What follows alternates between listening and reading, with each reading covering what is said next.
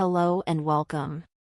Today, my ex's dad will take you into a world of forbidden love, deep passion, and dark secrets. Sit back, put on your headphones, and let yourself get lost in this story. Don't forget to like, comment, and subscribe for more audiobooks. Let's begin. Chapter 1. Beth. Whoa, easy. A flash of horsetail accompanied by a piercing whinny nearly knocked me off my damn feet. Margot, my palomino, did not want to go outside.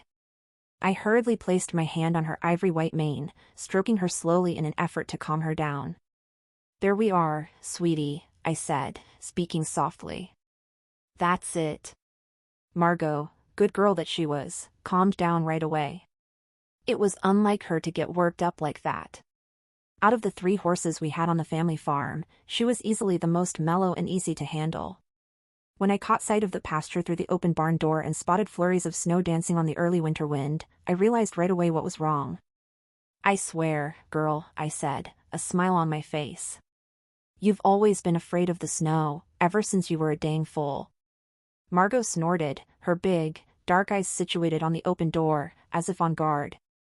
With her white mane, golden coat and powerful muscles, Margot was about as gorgeous as horses came. "Well, let me tell you about a concept I learned back in college. It's called exposure therapy. You ever heard of that?" Margot kept her eyes on the snow as I hopped up on a nearby work table, clapping my hands onto my knees. "It means that if you're afraid of something, like spiders or the dark, or in your case my fine-coated friend, a little snow, the best way to get over it is to expose yourself to it a little at a time." Another snort, timed perfectly to appear as if she were dismissing the concept altogether. Now, I said, holding up my gloved hands. "I know it sounds a little crazy on the surface. But trust me, I think it could do you wonders." I hopped off the workstation and headed over to the barn door. I looked out to the huge stretch of pasture of our Colorado farm, the Rockies rising in the distance. The grass was dusted with snow, the air chilly enough to make me pull my shearling coat a little tighter. "See? Nothing to be worried about. Just a little fresh winter powder to invigorate." I couldn't speak for Margot, but I was eager as hell to get out there. I'd spent the last few hours holed up in my room going over legal documents, trying to make heads or tails of the convoluted legalese within. Some fresh air sounded like just the thing to get my mind right. Margot, on the other hand, didn't want to budge. I turned, putting my hands on my hips. "All right, girl. Lucky for you, I'm not above a little bribery now and then. So, how about this? We go out there for a little while and when we get back, I might let you have a few of those apple oatmeal treats you can't get enough of." Margot let out another snort and stamped her hoof. She was responding to my gentle tone more than anything, but sometimes talking to her felt like negotiating with a misbehaving toddler, a massive, furry toddler. I stroked her mane a few more times, making certain that she was calm and ready to be taken out. When I was confident Margot was good to go, I went to work strapping on her riding gear and leading her out of the barn. Another cold draft hit me as I stepped out, snow curling on the wind. I buttoned my coat the rest of the way, pulling the collar up against the back of my neck. "Kinda chilly out, huh?" I asked Margot. "Well, it'll be good to get out, stretch those legs of yours a bit. Don't want you getting fat on us, right?" I gave her haunches a pat before shutting the barn door. I turned my attention back to the trail. The sky had darkened in the short amount of time I'd been in the barn, the western distance over the mountains having grown a few shades dimmer. It was enough to give me pause and wonder whether or not it was a good idea to take Margot out after all. "Don't tell me you're going for a ride, B?" I didn't need to turn to recognize the English-accented voice as my dad's. He approached out of the corner of my eye, leading one of the younger horses back to the barn. "Why, don't you think I'm up to it?" I flashed Dad a smile. Dad approached, dressed in his usual outfit of rugged jeans with an equally rugged fur-lined denim jacket, a gray page cap on his head and light brown boots. Dad was tall and strapping, with the same sable hair and light green eyes as mine. Most of my other features, like my lean, dancer's physique, were from Mom. His face was weathered but handsome. I watched as his eyes narrowed as they often did in an expression of intelligent scanning. Dad was an interesting man, a perfect blend of the English sophistication of his place of birth and the outdoorsy ruggedness of his chosen home in the States. Dad allowed himself a small smile. You wouldn't ever catch me saying something so ludicrous, love. He adjusted his hat and turned his attention toward the horizon. Only that the weather's looking a bit rough. Phone says that we're due for a bit of a snowfall here in a short while, as if those mean-looking clouds aren't all the indication one needs. They're still a ways off, I said. Besides, I wasn't planning on going out for all that long, just a quick trot around Wheeler Hill then back down. Shouldn't take any longer than 30 minutes. My father regarded me with a bit of skepticism before turning his attention to the clouds once more, as if they might have eased up in the last minute. I know better than to try and talk you down once you've set your mind to something, B. I winked. That's right. And it's what you love about me. He laughed. That may be the case. But it's also the trait of yours responsible for these gray hairs I've sprouted over the years. That and the fact that you're not getting any younger. I smiled and nudged him with my elbow as I spoke, letting the old man know I was only messing around. I nodded and smiled at the horse Dad had been leading. How's the new girl? Oh, butterscotch here, he chuckled, giving the horse a pat. As sweet as they come. Already have a prospective buyer in mind. As long as her training continues as it has, she should be ready for her new home in a month or so. Training horses was the bread and butter of business at Wheeler Ranch. He smiled back, shaking his head. Well, get on with it. We'll discuss dinner when you're back. I believe your mother was keen on going into town tonight, though I suppose that all depends on what the weather has in store for us. I tipped my hat before climbing up on Margot and settling in. Be back before you know it. With that, I nudged Margot with my heels, watching as Dad gave me a final wave before leading the horse into the barn. I glanced downward, holding on to the brim of my hat against another hard gust of wind.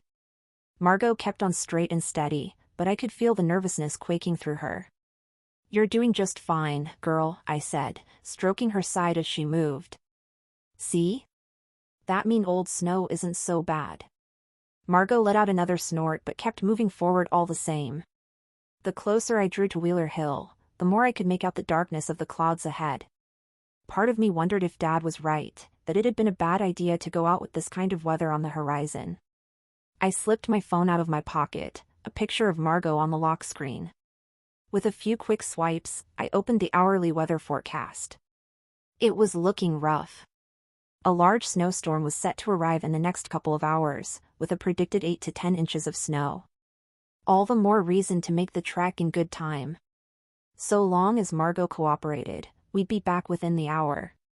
I spent the time it took to reach Wheeler's Hill going over my plans for the next few months, specifically those relating to the wedding planning business I'd been putting together, although it wasn't yet much to speak of. I'd spent all of last year learning everything I could about both running a small business and the wedding planning industry. So far, all I'd had to show for it was exactly 2 clients, one of them a family friend. I'd set aside a little money that I'd earned from each event, but I hadn't been able to land my next wedding. The ranch occupied a ton of my time, and as much as I loved living with Mom and Dad, it was hard as hell to keep my up-and-coming business separate from life on the ranch. In short, I needed an office. With an office, I'd finally be able to get my business off the ground. An office would be a place I could go to and focus, to have meetings, to give Beth's dream weddings, my business name, the feeling of being, well, a business. Denver was only a 40-minute drive from the ranch, which meant the commute wouldn't be much at all. Mom and Dad had offered to pay for the deposit and the first year's rent of the office. They didn't like to make a big show about it in terms of what clothes they wore or cars they drove or anything like that, but my parents had money. Dad had been an investment banker who'd long since sold his firm for a huge payout, and Mom had been an executive project manager back in England. None of that mattered to me. England was a lifetime ago. So long ago, in fact, that I didn't even have an accent anymore. Besides, I wanted my business to be my thing, something I built with my own 2 hands. Having my parents simply cut me a check to rent an office seemed hollow. Writing my own check, however, I couldn't imagine anything more satisfying. A cold rush of wind pulled me back into reality. I looked around, realizing that I'd become so lost in my own thoughts that I hadn't even realized I was nearly at the peak of Wheeler Hill. The name Wheeler Hill was something of a misnomer. It was tall, 1,000 or so feet high, and afforded a sweeping view of the valley where the ranch was located. A well-worn path weaved upward, aspen and pine trees dusted with snow towering overhead. It was my favorite place to come when I needed some fresh air, or just to clear my head. Not to mention, the view was killer. When I reached the clearing at the top, a smile spread on my face. The Rockies loomed large to the west, white peaks rising and falling across the length of the horizon. The ranch was to the east, the gorgeous 55-acre stretch of land nestled down in the valley. The property consisted of a handful of buildings, 2 barns, one for horses, the other for cows, a guest house, a supply shed, and a 3-story home built in classic Colorado chalet style with a pointed roof and wood exterior. The interior of the house had been completely remodeled with just about every modern amenity one could want. Sometimes I wondered why Mom and Dad had made the decision to leave their old lives behind and start fresh in Colorado. All it took for that question to be answered was a trip to the top of Wheeler Hill, to take in the gorgeous panoramic view of the ranch and Rockies, the sky vast and huge and endless up above. Off to the west, the other side of the valley was covered in a thick blanket of trees, the endless green reaching all the way to the Rockies in the distance. A few plumes of gray smoke rose here and there from the woods, sure signs, and a reminder that people lived out there. I imagined burly men in red flannel, axes slung over their shoulders, a metal mug of whiskey and coffee in hand. Tough, independent sorts of guys that you'd never see in downtown Denver. I smiled, closing my eyes and letting the fresh, mountain air fill my lungs. Only the cold pinprick of snowfall on my face and the shudder of Margot underneath me brought me back into reality. I patted Margot's side. "All right, girl, you've done good. Let's get on back home, all right?" Margot didn't waste a second before turning, pointing us both in the direction of the path leading back down the hill. I pulled the reins, starting her off into a slow trot down. The path was covered in about a half-inch or so of snow. The precipitation picked up on the way down, swirling through the air, the cold making my cheeks burn. The sun had begun to dip lower, the sky behind the clouds aglow with a soft, dull light. Darkness was growing by the second. Margot picked up her pace, in spite of what I instructed. "Easy, girl. Easy." Between the snow and the cold and the dark, she was getting nervous. I needed to get her back to the barn soon. Her pace seemed to pick up in direct proportion to the increase in snowfall. We headed down the path, my heart beating faster. I slipped my phone out of my pocket and checked the reception. It was spotty as it always was out there, but I had a couple of bars. Margot let out a whinny while my eyes were on my phone. I looked up just in time to shove my phone back into my pocket and bring my attention to what she was upset about. I gasped, spotting 2 black figures crossing the path ahead. "Whoa, girl." Margot did as I asked. At first, the 2 creatures looked like big, shaggy dogs, but it didn't take me long to realize they weren't dogs, they were bears.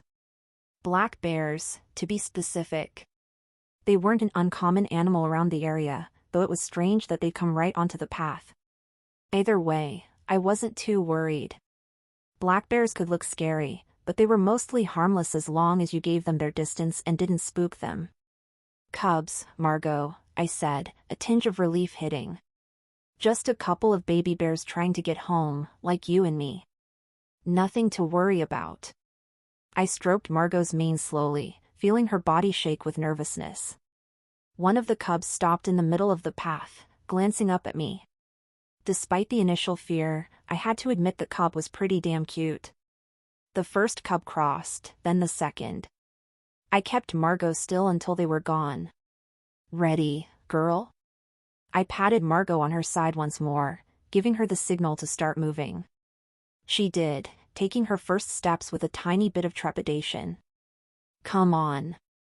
Margot took some more steps forward, quickening her pace to the kind of trot that would bring us home in due time. Just as we hit the next bend, I turned to my right just in time to watch as a huge, black form appeared in the woods, dark eyes staring back at me. I'd been so wrapped up in keeping Margot calm that I'd forgotten one of the first rules of bears: where there's cubs, you can guarantee that Mama Bear isn't far behind. She rose up on her back paws, making herself bigger and letting out a deep growl that Margot didn't care for one bit. Margot rose too, a fright-filled whinny sounding. Easy, girl. Easy. Just. I didn't have a chance to finish before I tumbled backward, slipping off the horse. For several long seconds the world was a swirling blur as I fell. Pain blasted from my head and hip as I landed on both. Another bray from Margot filled the air, and through bleary eyes I sat up just in time to watch as Margot began tearing down the path without me. I turned slowly to see the big, hulking mama as dark as a chunk of night itself. I stayed still, my heart beating hard as hell in my chest. Every instinct in my body told me to get up and run for it, but I knew enough to understand that running was the worst move to make when a bear was sizing you up. Finally, after several moments that stretched out into their own mini eternities, the mama let out a snort as she returned to all fours and began across the path in the direction her cubs had gone. She tossed one more glance in my direction, as if confirming once more that I wasn't a threat, before shuffling off into the woods. I was alone. The danger having passed, the pain occupied my mind in full force. I'd crashed hard onto my hip, the momentum bouncing my head off the ground. Margot was long gone. Knowing her, she'd bolted straight home to the ranch. If she hadn't, however, my parents wouldn't be happy if I came home without her. Speaking of home, I needed to get moving. The pain was intense, and as I pushed myself up to standing, a dizziness overcame me that made it hard to stay that way. I staggered to the nearest tree and leaned against it. The dizziness lingered, and the longer I stood, the more I realized I was going to need to call my dad and have him come and get me. My hand shot to my hip pocket, and I pulled out my phone and quickly brought it to my face. My heart sank down to the soles of my boots as I looked upon the totally smashed screen. When I'd fallen, I'd landed with all my weight on the phone, crushing it to the point of uselessness. I tried in vain to turn the screen back on, but it remained black. I felt weak. The phone fell from my hand and onto the snowy ground. I stepped back against the tree and slumped down into a sitting position. An incredible fatigue came over me like a heavy blanket, my eyelids drooping more and more. I needed to get home, and I needed to do it before nightfall and the snowstorm were in full force. First, I just needed to close my eyes. Chapter 2. Jack. So much for a quiet walk in the woods. Last thing I wanted to deal with was a pissed-off mama bear. Buddy, my Australian Shepherd/Border Collie mix, stood at my side, his perked up ears letting me know he was on high alert, his multicolored coat dusted with fresh snow. Stay right there, big guy, I said as I crouched down, holding my palm out a bit in front of me. Leave it. Well-trained dog that he was, Buddy stayed right at my side. My other hand hovered near the Magnum revolver I kept at my back hip for the possibility of such an occasion. During my years living in the woods, I'd only ever needed it for the rare warning shot. Truth be told, the idea of having to shoot a bear didn't sit right with me in the slightest. A man needed to be prepared all the same. The woods ahead shifted, branches moving. Slowly, I lifted my binoculars to my eyes. It was getting dark, and between the setting sun and the snow-filled clouds above, spotting anything in the woods wasn't easy, especially a black bear and her cubs. I groaned as I stood up. You're approaching the wrong side of 40, dumbass. About time you started realizing you're not 25 anymore. I chuckled, shaking my head at my internal monologue. I'd been told on more than a few occasions that I could be the cocky sort. To that end, I'd cultivated a mental discussion designed to keep my ass in check. It was true that I was a few years shy of 50. Maybe it was time I started acting like it. Maybe. For the time being, I was having too much damn fun. I held position for a bit longer, making sure that the bears had moved on. As I stood, I glanced up into the trees above. A few different types of birds were there and I passed the time by naming them off. I let my eyes linger on a goldfinch for a while, the beautiful golden color of its wings a striking contrast to the greens and whites around it. The bird hopped along the branch before finally taking off, flying into the distance. Buddy turned his head toward me, letting his tongue hang out as he panted. I reached down and scratched the top of his head. All right. You ready to get a MO? Before I could finish my sentence, another rustling sounded out, this time behind me. I turned in the direction of the path up Wheeler Hill, the border of Wheeler Ranch, and watched the trees. I'd expected to see the bear coming back. It didn't. What did race down the path was a horse. The beast was running too damn quickly to get a good look at it, but I could tell by the golden coat that it was likely a palomino. And the fact that it was loaded up with riding gear told me that it was a tamed and owned horse, not one of those wild Mustangs I'd seen around before. The sight brought questions to mind. Namely, what the hell had happened to the rider? It looked like the horse was headed in the direction of Wheeler Ranch, a good few miles away. Best guess if I wanted to find who'd been on top of that beast was to head the opposite way. I looked up at the darkening clouds and the storm on the horizon. "Let's go, bud," I said, following my words with a sharp whistle. "Let's get moving, see what we can find." I'd already been out for a few hours. My legs were aching in that good sort of way, the kind where you knew the relief would be instant the moment you plopped your butt down. I'd been looking forward to getting back to the cabin, putting on a fire and spending the rest of the night reading, with some whiskey close at hand while the snow came down outside, Buddy curled up on the rug in front of the fireplace. Nights like those were about as close to heaven as I could imagine. Eager as I was to get to it, there wasn't a chance I'd be heading home without checking the trail to make sure no one was there. With what I'd seen of the horse, the odds were good I'd find some poor SOB lying hurt and cold. Buddy and I made our way through the woods in the direction of the trail, and it didn't take long before we were on the path and heading up. The snow came down harder, the intensity greater than I'd expected. I pulled my coat tight, glancing down to make sure Buddy was close as we continued up the trail. Good boy that he was, Buddy remained right at my side. The snow had accumulated enough that it began to crunch under my boots, my breath puffing in the air in front of me. It was getting cold enough that staying out in the open would quickly become a real danger. I kept my eyes fixed forward on the trail, following its winding path up the hill. Right in the middle of my trek, Buddy let out a sudden and sharp bark before tearing off ahead. "Bud," I shouted, watching him disappear over the horizon. "Where the hell are you going?" I picked up the pace, moving into a jog as I hurried after my dog. He wasn't the sort to get distracted by a rabbit or some such nonsense, he was too well trained for that. Another bark cut through the air as I continued on as fast as I could. "I'm coming," I called out. I reached the top of the slope, my lungs burning from the run and the cold air. That's when I spotted her. She was curled up on the forest floor, her body covered in a fine layer of snow. She was still, her legs flopped over to one side and her arm draped over her chest. "Aw, shit." I hurried over and dropped down to my knees, slipping my hand slowly and carefully behind her head. As I turned her toward me, it was impossible not to notice right away how damned beautiful she was. Her beauty was striking, in fact. It was enough to make the windy, snowy and cold world around me vanish. Her face was heart-shaped, with delicate cheekbones, a pert chin, and a small nose. Her lips were so damn full and ripe that all I could think about was kissing them, as insane as that might have been to think about in a situation like that. I shook my head, coming back to the moment and focused on the important matter before me. It was hard to tell her age for certain, but I guessed that she was somewhere in her mid-20s. She was slender and slight, her jeans clinging to her curves and pulling my attention back to things that I shouldn't have been thinking about. But damn if she wasn't a beauty. A bit of blood seeped from the back of her head, the scalp red and raised. I only knew basic first aid, but it didn't take a damn doctor to put together what might have happened. The horse was probably hers and got spooked somehow, tossing her off and giving her head a nasty knock. She was still alive, her chest rising and falling at a steady, slow pace. In her gloved hand was a phone, the screen cracked beyond use or repair. All the same, I took it and tucked it into my back pocket. I stood and glanced to the right at Wheeler Ranch down below in the valley.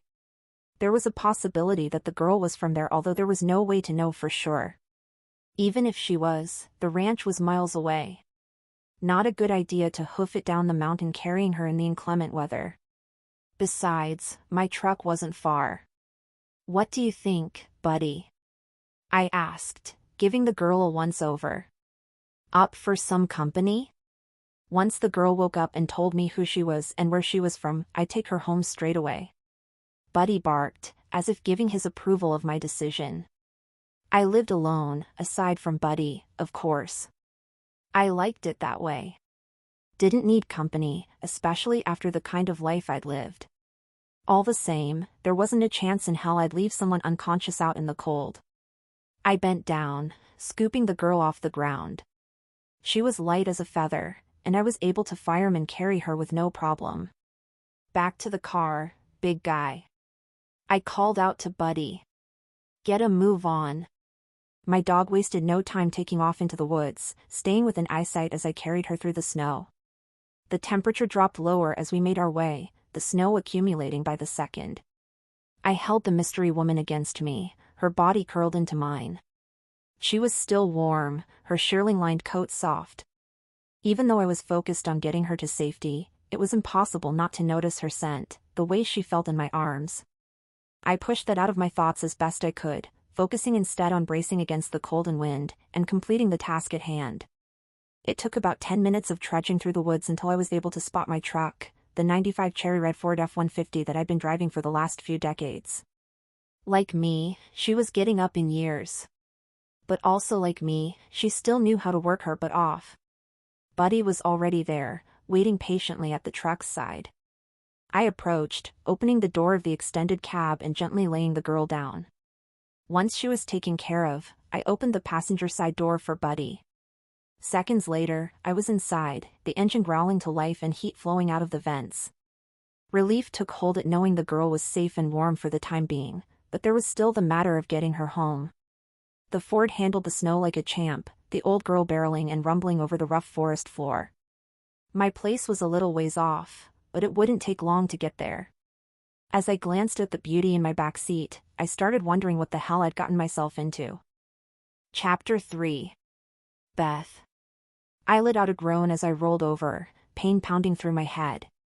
As I came back to the world of the living, the repetitive, wet press of what I knew right away was a tongue caused my eyes to snap open. I groaned and rolled again, this time to the other side. The licking stopped for a moment, then started again. A warm, toasty fire crackled in the big, wooden fireplace in front of me, the heat heaven on my skin. But the licking was what really captured my attention. I sat halfway up, another blast of pain coursing through my head as I looked around. What the hell?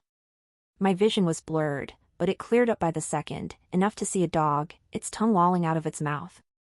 The dog backed up, as if it had done something wrong. It was beautiful, a big, strong animal with a gorgeous coat of black, white, and yellow fur. The poor pup appeared so chastened by my outburst that I couldn't help but feel a little bad. Sorry, boy. Or, girl. The dog responded by cocking its head to the side, partially in confusion, partially as if trying to size me up. Although the animal was big and powerful looking, it didn't strike me as dangerous. Danger. The word stuck in my head, the situation I was in suddenly dawning on me. I bolted up into a full sitting position, the shock at my surroundings enough to make me ignore the pain thumping in my head. I wasn't at home, that was for damn sure. I was on a couch in the living room of a small but cozy cabin. Before me was a roaring fire, a kitchen off to my left. A Dutch oven was on the stove, a small fire lit beneath it, delicious smells flowing into the room. A small hallway led to 2 more rooms, one of which I guessed was the bedroom of whoever owned the place.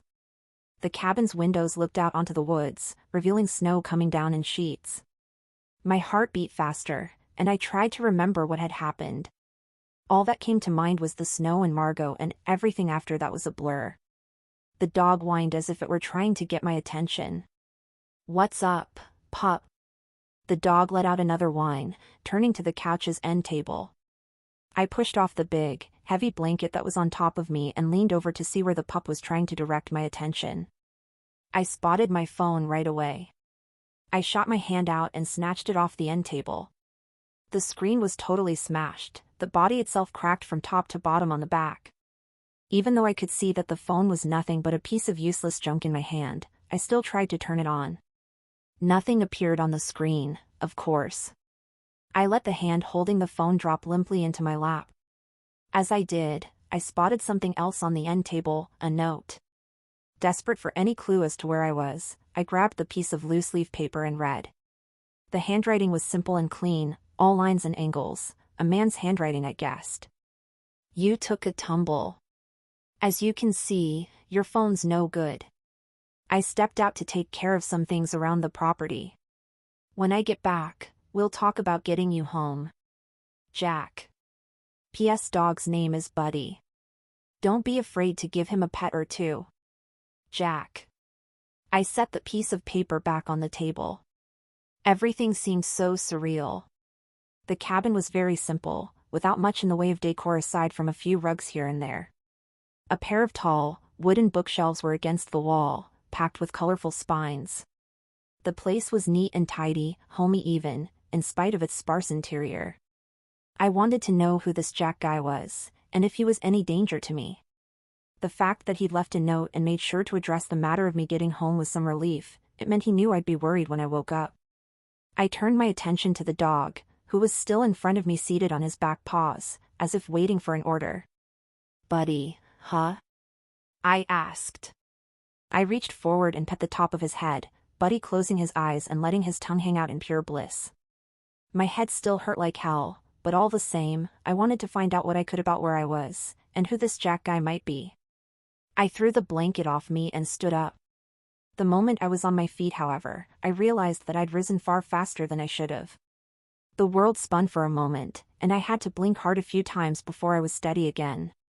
Buddy hurried to my side, looking up at me with eyes that seemed full of concern. Wow. I placed my hand on my head. I really did a number on my noggin. More memories of the fall came back, the sighting of the bear, Margot's sprint down the path. My heart skipped a beat at the thought of Margot being alone out in the cold. But I knew the girl well enough to know that there was a good chance she'd bolted right back down the trail and toward the ranch. Mom and Dad. God, they were probably worried sick about me if Margot showed up without me. I looked around for a clock, spotting an old-fashioned, analog one over the fireplace. It was a little after 2, which meant that I'd been out for about 2 hours. My parents were probably frantic. I needed to get a hold of them soon and let them know I was all right. Okay, buddy, I said. Guess the next step is figuring out where the hell your owner is. Buddy barked as I stood there trying to figure out my next move, then hurried over to one of the nearby windows and put his paws up on the sill. He let out another bark as he looked out of the window, his eyes on something, or someone. I went over to join him. When I reached the window, I noticed that the pain in my head had subsided a little. The grogginess I'd been dealing with since waking up faded by the moment, and I was slowly but surely beginning to feel normal again. Once at the window, I looked out to see more of my surroundings, trying to get my bearings of where I was. The cabin was situated in the middle of a small clearing, a steep incline covered in trees just beyond. The pines and aspens towered high over the cabin, the greens of their branches now heavy with snow. It wasn't the foliage that I was focused on, however. Emerging from the thickness of the trees was a massive, broad-shouldered man, his powerful form reminding me of the stature of the trees he walked among. Between the snow and his bundled clothes, I couldn't make much out as far as his features were concerned, other than that he was tall and bearded, an axe slung over his shoulder. I would have thought that the sight of a strange man approaching me in the middle of the woods with a freaking axe might cause some distress. However, there was something about the way he carried himself that put me at ease. I watched as he made his way over toward what appeared to be a storage shed. He pulled open the door, a small cascade of snow falling from the structure's roof. He entered, emerging without the axe. It was impossible to take my eyes off of him. His movements were confident and powerful, fluid and effortless. As he made his way around the property, he seemed a man in his element. Jack, I said softly, repeating the name I'd read on the note. After a few more minutes of handling odds and ends, he entered the shed once more, coming out with a big bundle of firewood tucked underneath his arm. This time, he approached the cabin. I gasped, realizing that he was about to come in and see me staring at him like some kind of creeper. I sprang from where I was near the window, making my way back over to the couch. Buddy came with me, curling up at my feet as if doing his part to create the illusion that I'd been there the whole time. Once I was seated on the couch, the big, comfy blanket wrapped around me, the door opened. Tension tied my stomach in knots as cold air rushed into the house, a few curls of snow whipping around the man's huge, hulking figure. I'd noticed his stature when I'd first seen him outside, but up close and personal, his sheer size struck me. He had to have been around 6 feet, 6 inches tall, nearly needing to duck his head to enter the cabin. I tried to take in as many details as I could without staring. He pulled off his black beanie, uncovering a head of dark, wavy hair with gray threaded throughout, his thick beard the same color. His eyes were a striking bright blue. He took off his coat, revealing a dark blue flannel shirt and rugged jeans, a pair of well-worn work boots on his feet. Even in his warm, loose-fitting clothing, I could see that his body was big and powerful, with broad shoulders and strong hands. He set the cord of firewood down, rolling his shoulders once his arms were free. He cleared his throat as he shook off the light dusting of snow, hanging up his hat and coat and stomping his boots on the mat to clear off whatever might have been sticking to them. "Buddy," his voice was deep and booming, so much so I could practically feel it in my bones. He looked up, his ice blue eyes flashing. As he scanned the cabin for his dog, I noticed something else about him. He was much older than me. It was hard to guess his age exactly, but I figured somewhere in his mid-40s, maybe even closer to 50. Even so, he was insanely attractive. Jack pulled off his gloves and I found myself staring at his big, rough hands, my pussy clenching as I imagined them touching my body. Jack put his eyes on me, and being pinned by his piercing blues made me feel like I was in the spotlight. "You're up." It wasn't a question but more of a statement. All the same, I couldn't help but respond. "Yeah. Sort of." He raised one of his thick, dark eyebrows. "Sort of?" I smiled weakly. "Just still feels like I'm in a fog." Jack nodded, understanding what I was getting at. "After a fall like that, I'm sure it does." He craned his head, spotting Buddy over on the floor near my feet. "What's the story, big guy? Too lazy to come say hi?"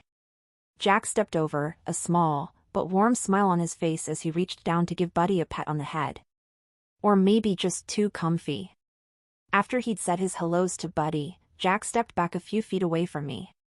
Between his note and his body language, there was no doubt that he was conscious of how disorienting and potentially even scary the situation could be for me. He rolled up his sleeves and crossed his arms, his forearms beautifully thick and toned and covered in just the right amount of hair. The fire crackled behind him. Even though all he was doing was standing there, I couldn't ignore how strangely attracted to him I was. Nor could I ignore the way he looked at me. It was as if he were annoyed by the dumb, clueless girl who he'd had to take care of. "So, let's get you caught up." He held up his palm. "You're about 5 miles from Wheeler Hill, where I found you after you took a nasty spill and knocked your head." "Margot." The name shot out of my mouth. "Margot." He was confused at first, then nodded in understanding. "Your horse. Is she okay? Was she hurt?" I looked around the cabin, realizing how silly it was for me to be scanning the place as if I might spot Margot hiding behind a bookshelf. Only saw traces of her. "Margot's how I knew to look for you." I spotted her running down the path with a saddle but no rider. Unfortunately, I can only guess where she might have gone after that. Home. She knows where to go. And where might home be? Right after he asked the question, he held up his palm, as if he'd remembered something. "You want some tea?" He gestured toward the kitchen where a stainless steel tea kettle sat on the stove next to the Dutch oven that contained whatever smelled so damn good. He didn't wait for me to respond before heading over and grabbing a couple of mugs from the cupboard. Already I was getting the impression that this Jack was someone who did whatever he wanted, and everyone else was just along for the ride. Sure." I kept my eyes on him as he prepared the tea, placing a bag in each mug and turning on the gas burner under the kettle. Maybe it was a little silly to think that this guy might slip me something, but hell, I had no idea who he was, what he might want with me. "Before I tell you where home is, I need to know if you've got any way of communicating outside of this place." Once more, an annoyed expression flashed on his face. It didn't last long, however, as if he sensed that my request was more than reasonable. "Your phone's wrecked, as I'm sure you saw. But you can use mine." Once the fire was going under the kettle, he stepped over to his coat and pulled his phone out, tossing it over to me. I caught it, noticing right away that it wasn't exactly the latest phone model. In fact, I'd never seen a phone like it in my life. It flipped open and didn't have a touchscreen. Moreover, it looked like it had seen far, far better days. How the hell do you use this thing? He chuckled. Open it up and type. I know you kids halfway expect your phones these days to chew your food for you, but I'm sure you'll figure it out. There was that condescension again. Part of me wanted to roll my eyes at his comment, but a greater part wanted to simply get in touch with my parents and let them know I was all right. You're not going to get any reception worth a damn on that phone. Nothing good enough for a call, that is. Stick to texting. I nodded. It took me a minute to figure out how to use the phone keypad to navigate the simple, black and white menu. Once I got the hang of it, I opened up the text message window and sent one to Mom's number, telling her that I was fine, that I was in a cabin a few miles west of the ranch, that I'd get home as soon as I could, and to text, not call. Relief washed over me as I hit send, an old-school animation of a letter growing wings and shooting off into the distance appearing on the screen. Where'd you get this thing anyway? I asked. The Natural History Museum? He let out a wry chuckle as he eased down into the chair across from the couch. You live out here in the woods for a time and let me know how that $1,100 piece of glass works out for you. Hell, you've got proof on the table right there. He nodded to my ruined phone. I took one more look at his phone, noting how worn and beat up it was. I didn't want to pry, but it appeared to be at least a decade old. Dropped that more times than I can count, he said as he reached over for the phone. Built like a tank. You live the life that I do out here in the woods, you might want something like that for your next phone. There was once more a trace of condescension in his voice, that explaining things to a dumb kid tinge to his words. His eyes said something different, however. There was heat to his gaze that I couldn't quite read. He let out an amused snort, glancing down at his phone and breaking eye contact between us. It's your lucky day, reception's good enough for a response. Half the time I need to go into town to use this thing. He tossed the phone back over and I neatly caught it, checking the screen to see that there was a message from Mom. She wanted to know exactly where I was, who I was with, and if I was hurt. And she let me know that Margot had come back fine, though a tad shaken up. I need to get back, I said, lifting my eyes from the phone. My parents are probably worried out of their minds. Well, they're going to have to wait. There's not a chance in hell I'm driving out in this mess. He nodded toward the snow coming down in big, fat flakes and whipping around in the gusty wind. Don't you have, I don't know, chains you could put on your tires or something? Another dismissive snort. That might work when you want to drive from that fancy-ass ranch of yours into town to grab some pizza, but not when you're out in the hinterlands like I am. He leaned forward, clasping his hands. You are from Wheeler Ranch, right? I felt a touch defensive, as if it might not be a good idea to come forward with such information. What makes you think that? Well, first the fact that you were near it. Second, he looked me up and down. The fact that you look the type to live at a place like that. What's that supposed to mean? Another chuckle, as if he were more amused by my outburst than anything else. I'm no fashion expert, but I've seen the kind of boots you've got on, they're not cheap. Not to mention that fine horse you were riding. I crossed my arms. What difference does it make if my family comes from money? The whistle of the tea kettle cut me off. Keep talking, he said as he rose and started in the direction of the kitchen. I waited for him to take the screaming thing off the burner before starting again. What difference does it make if my family comes from money? He said nothing at first, instead focusing on pouring the hot water over the tea bags, as if we were on his time when it came to answering questions. Jack came back over, handing me a steaming mug. When he was settled back in his chair, all nice and comfy, he answered my question.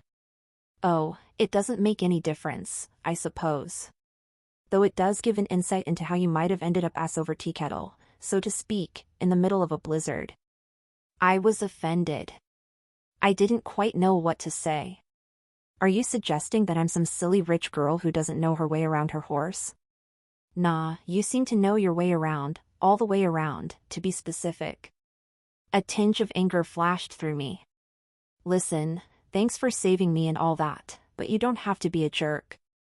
He offered a small, wry smirk in response. I'd only known Jack for a short time, but he was already confusing me. He was gruff, but there was a bit of sardonic humor to his personality. I didn't know what to make of him, and the fact that it was impossible to ignore how hot he was only complicated matters. Jack reached forward, grabbing the firewood poker and giving the burning wood a prod. Embers flew up, whooshing and rushing into the air. Gotta throw some more on. Gimme a sec. He stood, making his way over to the pile of chopped wood he brought in. As he stoked the fire, I found myself thinking about the strange man with whom I was snowed in. Namely, what the hell was his story? If I had to guess on the type of man who'd choose to live alone out in the middle of the woods, I'd assume that there was something wrong with him, that he was weird or strange. Jack, kinda dickish though he might have been, didn't seem that way at all. Then again, it wasn't as though I'd known him for very long. Well, you and I are going to be here for at least the night.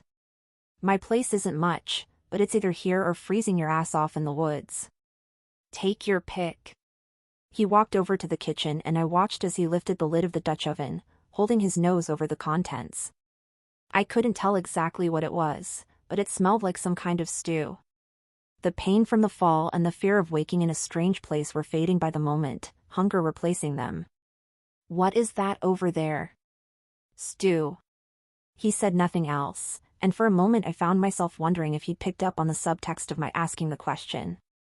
Don't worry, he said. You can have some. My mouth watered. I watched as he lifted the lid of a nearby breadbasket, taking out a half loaf of dark bread. With fluid movements, he placed the bread onto a sheet and put it into the oven. I mean, you don't have to give me any. Part of me didn't want to impose, while another part of me didn't want him to think he was doing me any favors. He chuckled, shaking his head as if he saw right through me. Didn't plan on you being here tonight, but you're a guest all the same. You want food, you've got it. There's beer too if you're in the mood. My mouth watered all over again. After the kind of day I'd had, a beer sounded like heaven. Another glance over at Jack, however, made me reconsider. Last thing I wanted was to lose my inhibitions and give in to something I ought not to. It didn't take long before he stepped over to the small, round table by the window, setting 2 places for us, putting down bowls, silverware, and bread and butter. We're ready. Come on over.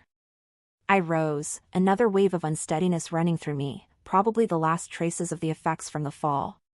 I was fine, but all the same Jack bolted over with surprising speed for a man his size. He placed one hand on my shoulder, the other on the small of my back. You all right? The unsteadiness was replaced by something else, a rush of feelings at his nearness. His touch, his smell, the flash of his ice-blue eyes, they were damn near irresistible. My heart raced faster, my pussy clenching once again. I'm fine. Just a little dizzy. He gave me a quick look up and down to make sure that I really was fine before taking his huge hand from my shoulder and stepping back. Careful now. Got a feeling you're tougher than you look, but all the same, you took a hell of a tumble. Tougher than I look? What's that supposed to mean? I smiled slightly at his words. You went out in the middle of a snowstorm, he said, going over to the table and nodding for me to join him. That takes some nerve. I went over to the table and he pulled out a chair for me. I normally wasn't one to go for old-school chivalry, but there was something about Jack that made me not mind. I sat down, the rich, thick stew making me even hungrier than I was before. There was hot bread and fresh butter, and Jack brought over a can of cold beer that he poured evenly into both of our glasses. I sipped my tea as I watched him finish, the warm liquid settling in my belly. So, he said, sliding into his seat. You've got me at a disadvantage. My name's Jack, but I don't know yours. Elizabeth, I said. But everyone calls me Beth. He raised his cup of beer. Well, cheers, Beth. Cheers. We tapped our glasses, Jack glancing down at his food. All right, dig in. My stomach rumbled. Instead of eating, however, I found myself staring at Jack as he readied to take a bite. I was feeling very hungry, in more ways than one. Chapter 4. Jack. Goddamn, was it hard to keep myself in check. Put yourself in her shoes. She's in some stranger's house in the middle of the woods. You're lucky she didn't mace you the second you greeted her. Doesn't help matters that you're as grouchy as they come. My inner monologue tempered the heat I felt for her, but only a little. Truth was that it had been hard as hell not pouncing on Beth like one of the wild animals that roamed the woods outside my cabin. Maybe it was my imagination, but I could have sworn by the way she glanced at me out of the corner of her eye that she felt the same way. I watched as she took one bite of stew, then another, then another. No doubt her apprehension was fading and her appetite returning. Easy now, I said. Eat too much of that too fast and you'll be paying for it with a bellyache. Beth flicked her eyes up at me, as if her first instinct might have been to tell me to mind my own damn business, but she'd eat how she wanted to. I could already sense in the little bit of time we'd known each other that she was a strong-willed woman who didn't appreciate anyone telling her what to do. She didn't sass me back, however. Instead, she slowly set down her spoon and washed her bite down with a slow sip of beer. It's good, she said. What's the meat? I lifted the wooden spoon, a huge chunk of rich meat pooled in gravy on the end. That right there's venison. She offered a small, wry smile in response. Let me guess, you shot it, cut it, cleaned it, and cooked it yourself. Nope, I said. Actually, got it at Trader Joe's. Beth cocked her head to the side, as if not sure what to make of my comment. When she realized I was messing around, she allowed herself a small laugh. For a guy who lives alone in the woods, you have a surprising sense of humor. Well, I can cover myself in dirt and speak in grunts if that'd be more what you're expecting. I didn't mean anything by it, she said.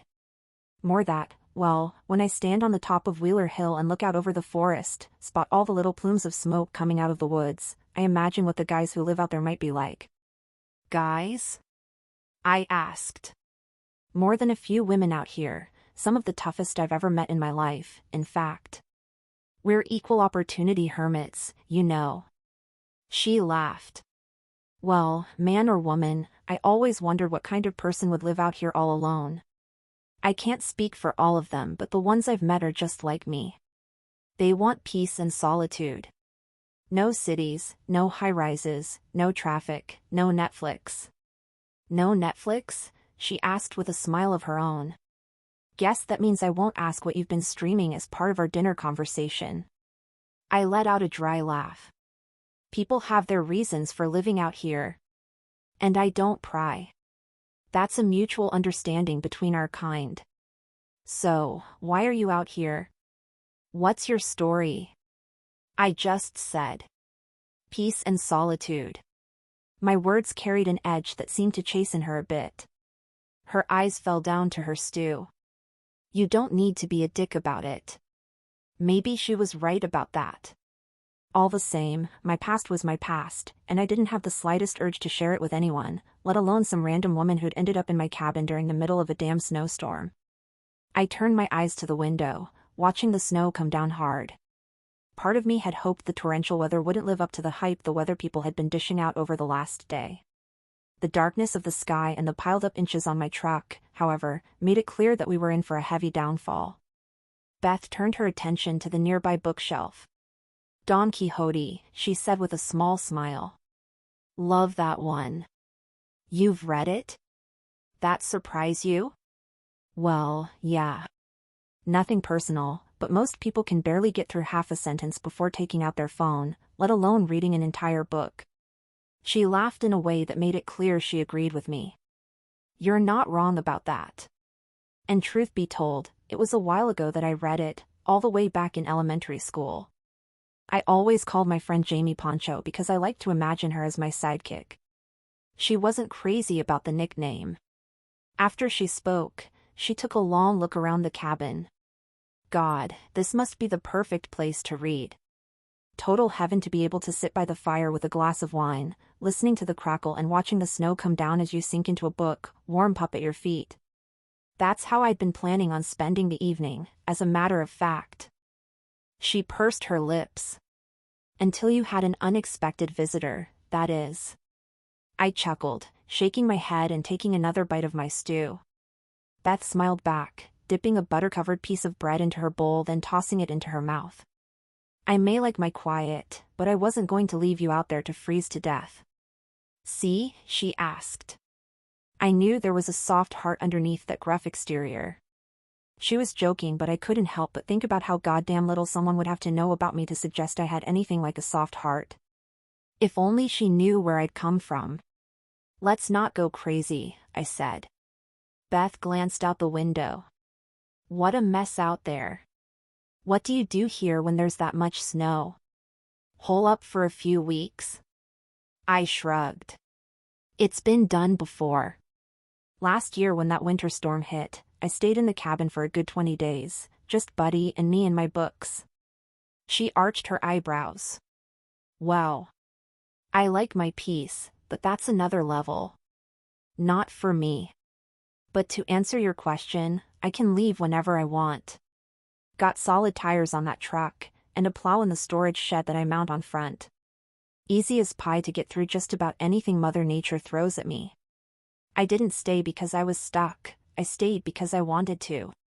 She took another bite, washing it down with a small sip of beer. I could tell she was being careful about how much she drank, trying to stay in control. Sounds kind of fun. Beth glanced away, giving the matter more thought.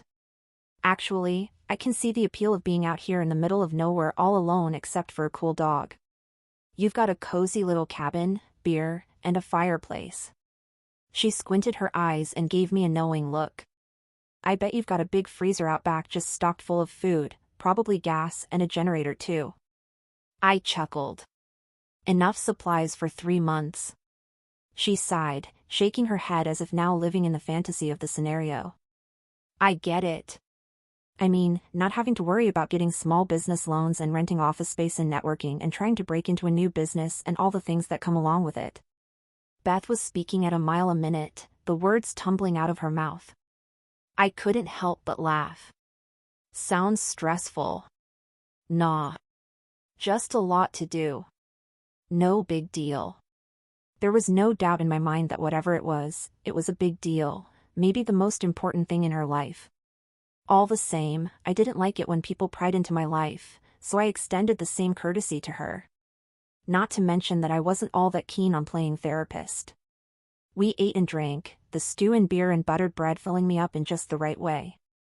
When I was done, I leaned back and put my hands on my belly. That enough for you?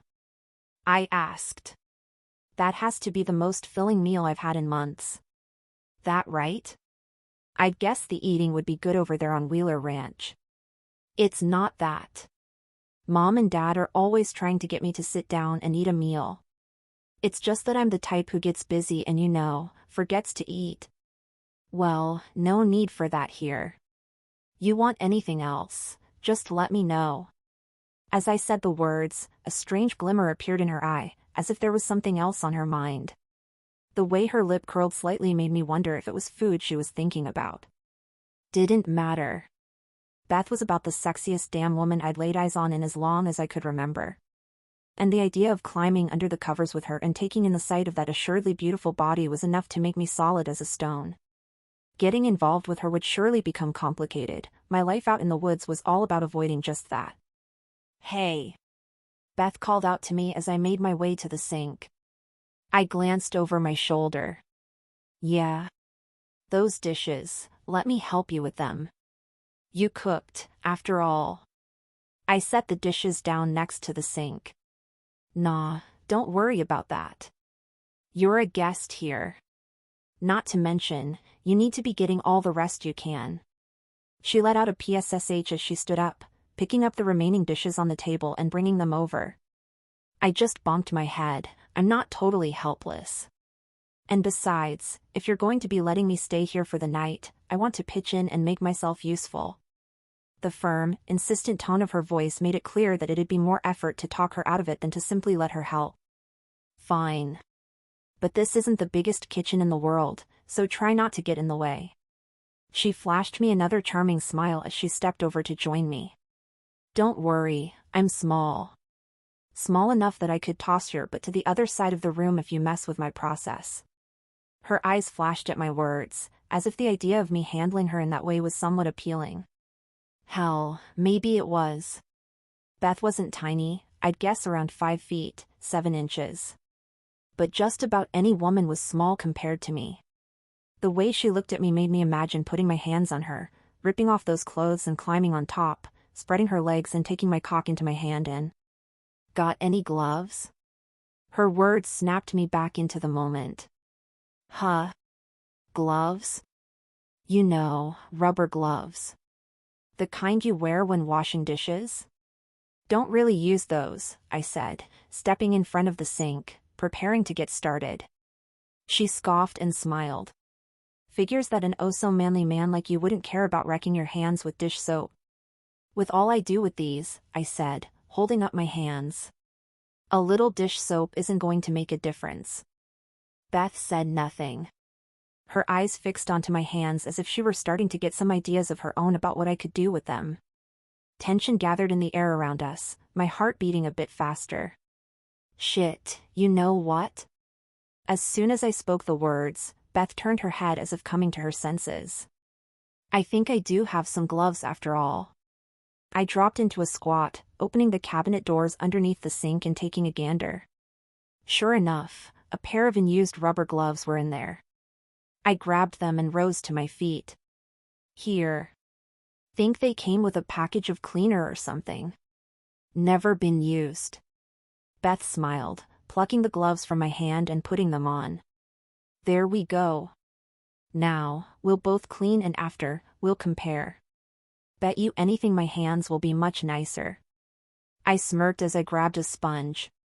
That's because you've got the hands of a Denver girl. Those tend to be nice and dainty. Take a lot of Denver girls' hands? She asked. I laughed. Pleading the fifth on that one. With that, we went to work. Took a little getting used to someone cleaning next to me. Like everything else around the cabin, doing dishes was typically a one-man operation. To my surprise, it didn't take long before we had a well-oiled routine going. In fact, the whole process took a lot less time than me doing it on my own. We were very near each other as we worked, our elbows bumping and her scent drifting up to me, Beth allowing the occasional smile as we cracked jokes with one another. It was hard not to notice how nice it was to have her there. Strange, because never in a million years did I think some random woman intruding on my solitude during a snowstorm would brighten my mood in the slightest. When we were done, the dishes set on the drying rack, Beth turned and leaned against the counter, letting out a sigh of relief. You know what? I think we deserve a little reward after all that hard work. What did you have in mind? She narrowed her eyes and pursed her lips, giving the matter some serious consideration. You ask me, I think a little something sweet would do the trick. She turned her head toward me. But something tells me you're not a sweet tooth sort of guy. You'd be right about that. But, I stepped over to the fridge and opened it. I spotted one ingredient and then another, a small smile forming on my face as the plan came together. You in the mood for a little Irish? I asked, pulling a bottle of Bailey's down from my liquor shelf. Not a lot, just enough to make it interesting. She grinned. Depends on what it is, I suppose. Dessert. But I don't want to ruin the surprise. Her grin grew wider. Sure. I love a good surprise. I watched as she bounded over to the couch, her fluid movements both appealing to the eye and giving me an indication that her injuries weren't too serious. Beth plopped onto the couch, pulling the blanket over as Buddy curled up at her feet, her eyes on the crackling fire. I went to it, taking out milk, heavy cream and cocoa powder, pouring what I needed into a medium-sized bowl and whisking it. Didn't take long before I had some good-looking whipped cream going. I heated the milk and cocoa powder, and a small splash of Bailey's, of course, on the stove, pouring the concoction into 2 ceramic mugs and topping it with whipped cream.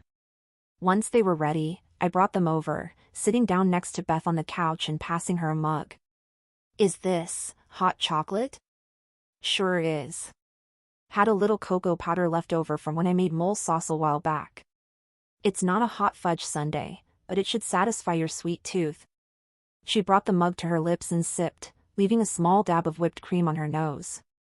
Beth giggled, dabbing it off and popping her finger into her mouth, wrapping her lips around it. It took all the restraint I had to push the dirty thoughts out of my head.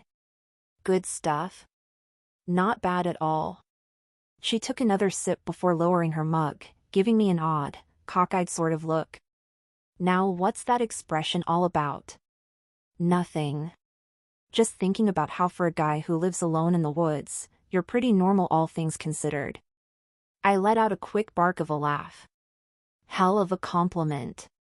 I do believe they refer to those as the backhanded kind. She smiled. Not how I meant it.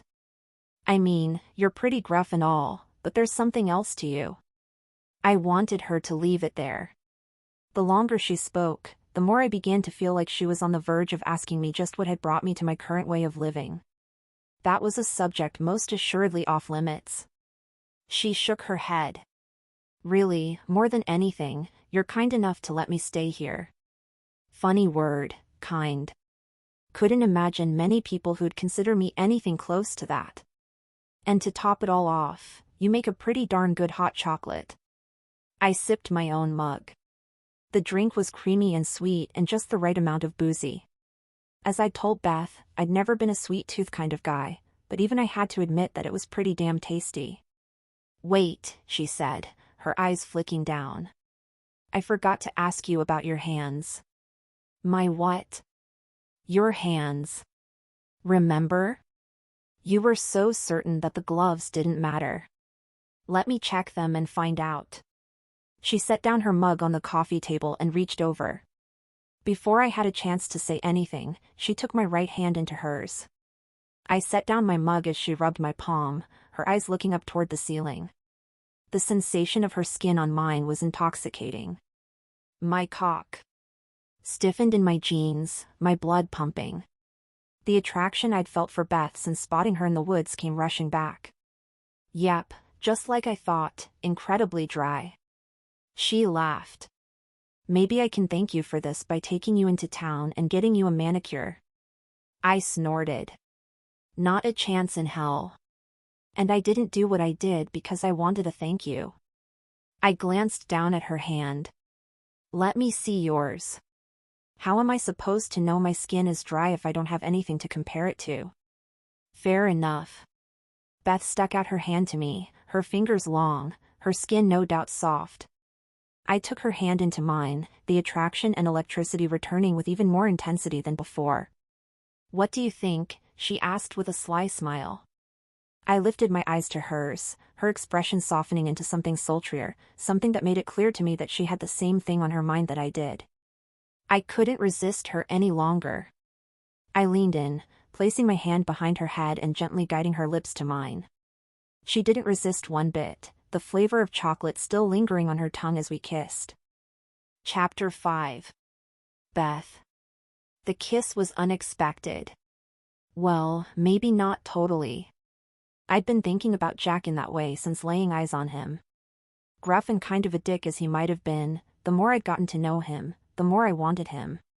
His musk was the first thing I noticed as he kissed me, that inviting, warm scent that reminded me of nature itself wrapping around me as surely as his big arms were wrapped around my waist. I let out a soft moan as we kissed, my lips parting and his tongue finding mine, the fire crackling in the background. Between the man, the fire, the snow, and the cozy cabin setting, it was perfect. His taste washed over me, the sweetness of the Baileys lingering on his lips. The more I kissed him, the more I wanted, and as his hand moved up my thigh between my legs, all I could do was squirm in anticipation. A low growl sounded out as he kissed me hard, putting his hand on the small of my back and guiding me to lay down.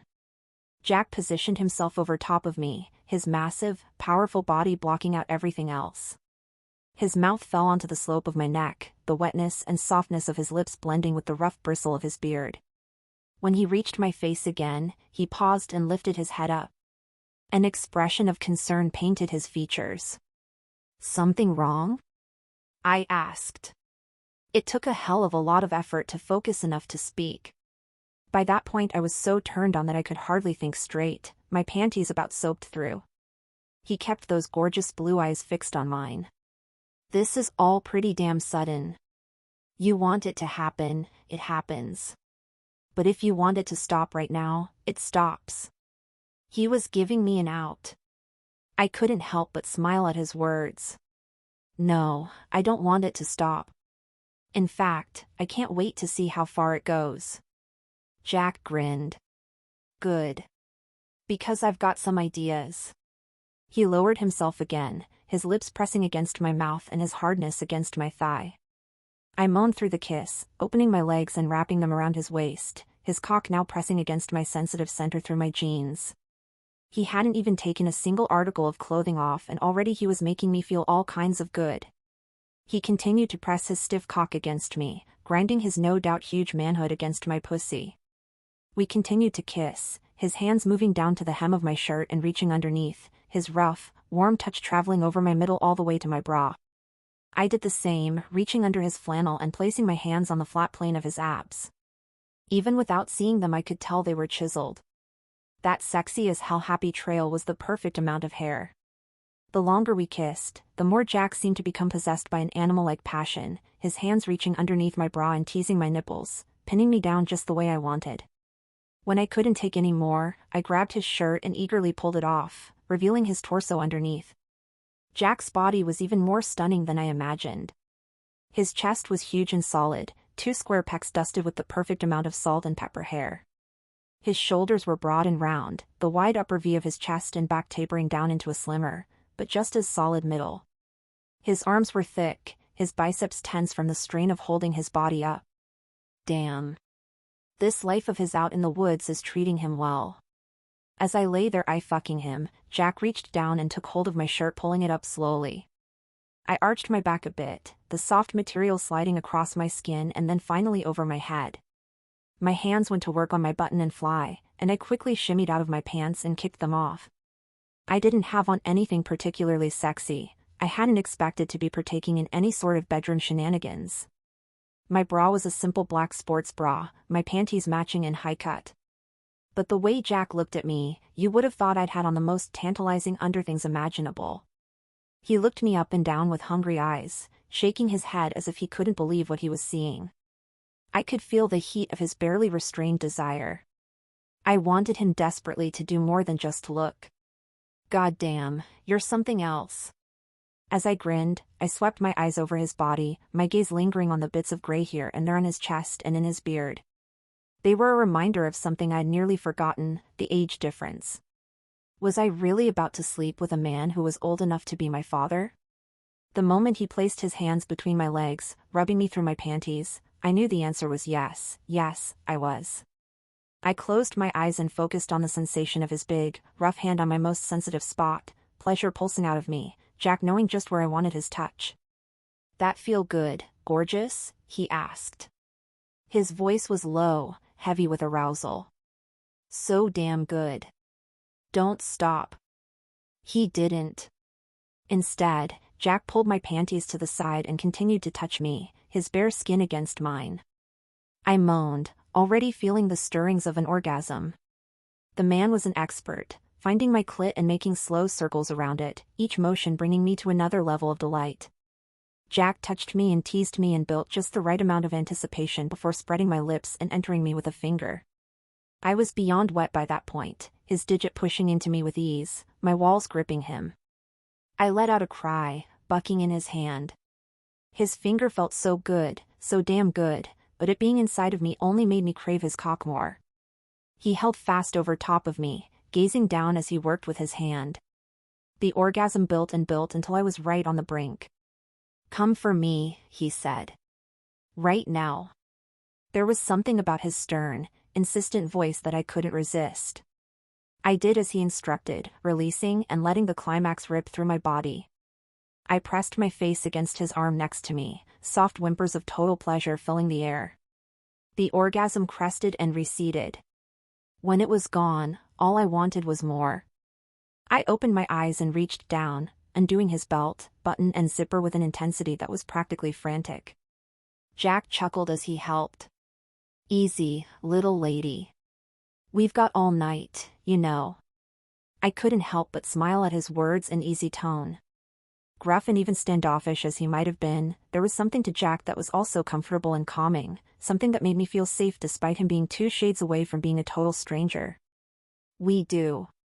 But that doesn't mean I can wait even another second. He chuckled again as he did the rest of the work of opening his jeans. I grabbed onto them and his boxer briefs, yanking both down. His cock sprang out, his length and thickness so much that my eyes went wide at the sight of it.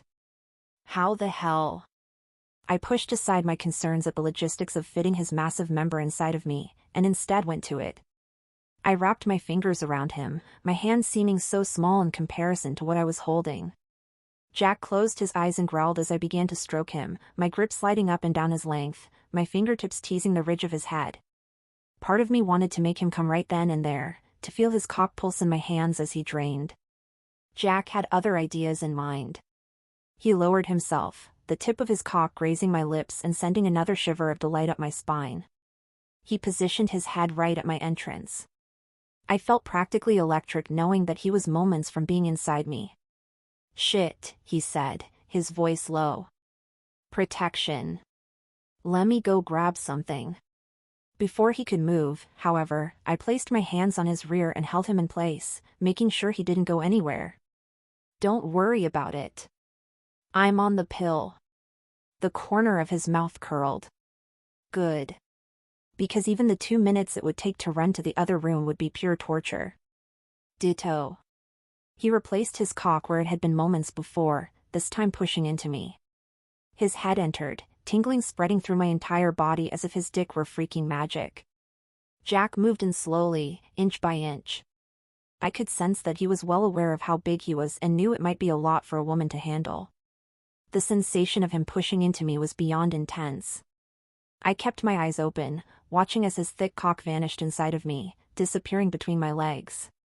The feeling of him moving inside was unlike anything I'd ever felt, his thickness stretching me as the wetness of my arousal helped him to glide right in. Wow, I moaned. He grinned as he pushed the rest of the way inside, filling me completely. I take it that feels good. Why yeah. The sensation of him completely inside of me was so intense that I couldn't say a single word other than that. Jack reached up, peeling off my sports bra, my breasts tumbling out. He leaned down and took one into his hands, his mouth wrapping around my nipple and his tongue lashing it, making it hard. I arched my back, his cock unmoving inside of me as he gave my breasts attention. When he was good and ready, he lifted his hips and withdrew, pushing into me hard. I took him much more easily and Jack repeated his thrust again and again, pleasure building inside of me. I wrapped my legs around his hips and my arms around his back, my hands falling onto his powerful muscles.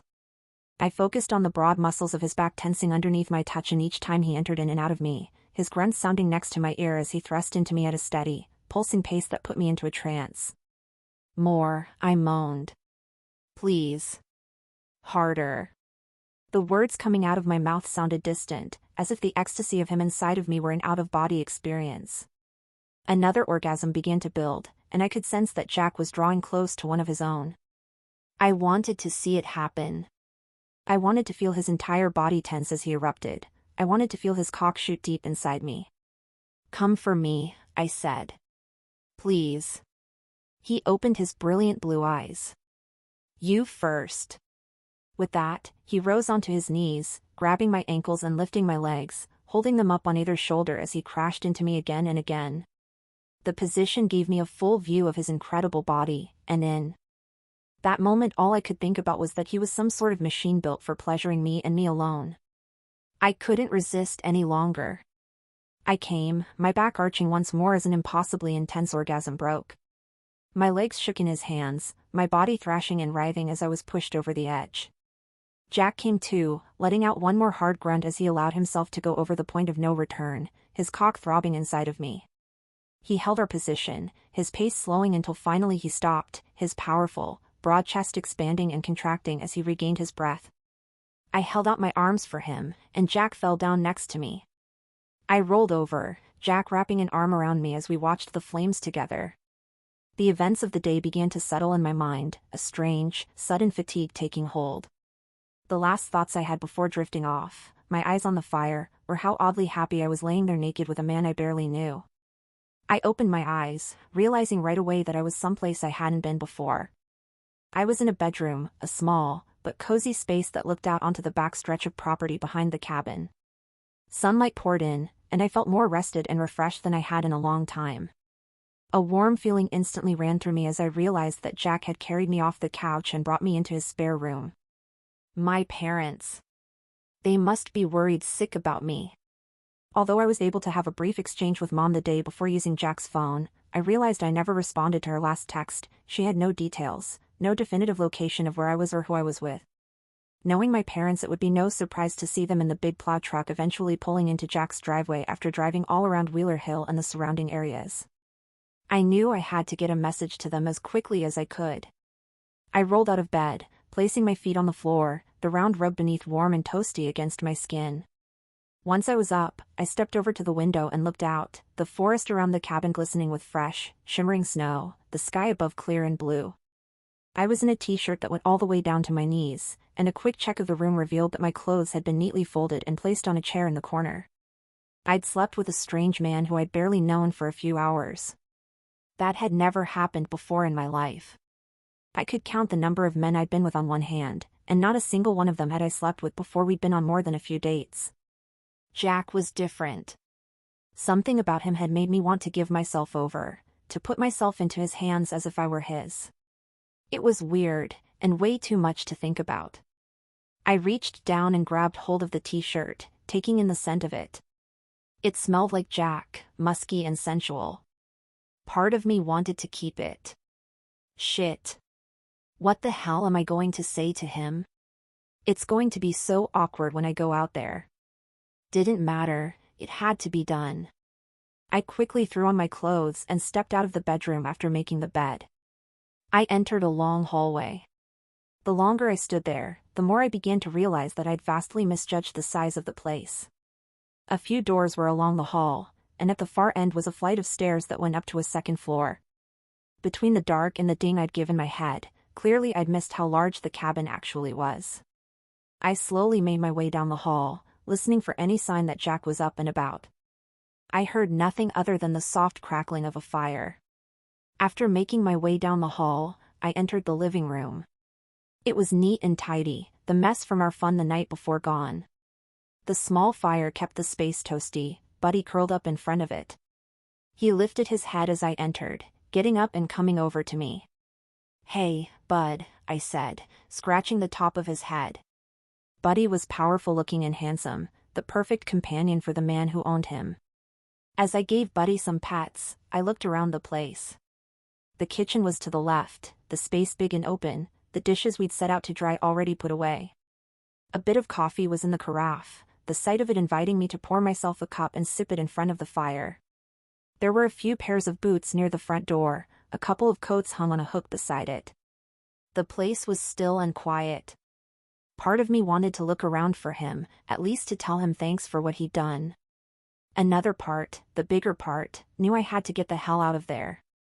Would I be able to resist running into his arms and letting him take me over and over? I knew I needed to contact Mom to let her know I was okay. I would need to borrow Jack's phone again to do that. I let out a sigh, knowing that I was going to have to find Jack as quickly as possible. I gave Buddy one more pet before heading outside. As I began toward the door, however, I spotted Jack's phone on the end table. I picked it up and shot off a quick text message to Mom, letting her know that I was okay and asking if they could come and pick me up. She answered immediately with an enthusiastic yes, and asked me to send her a pin of my location. 15 minutes later, I spotted my parents' big plow truck entering the long driveway. I gave Buddy one last scratch and tried to ignore the sad look on his face. I stepped outside into the bright, sunny day, the sparkling snow infusing with the sunlight making me wish I had a pair of shades.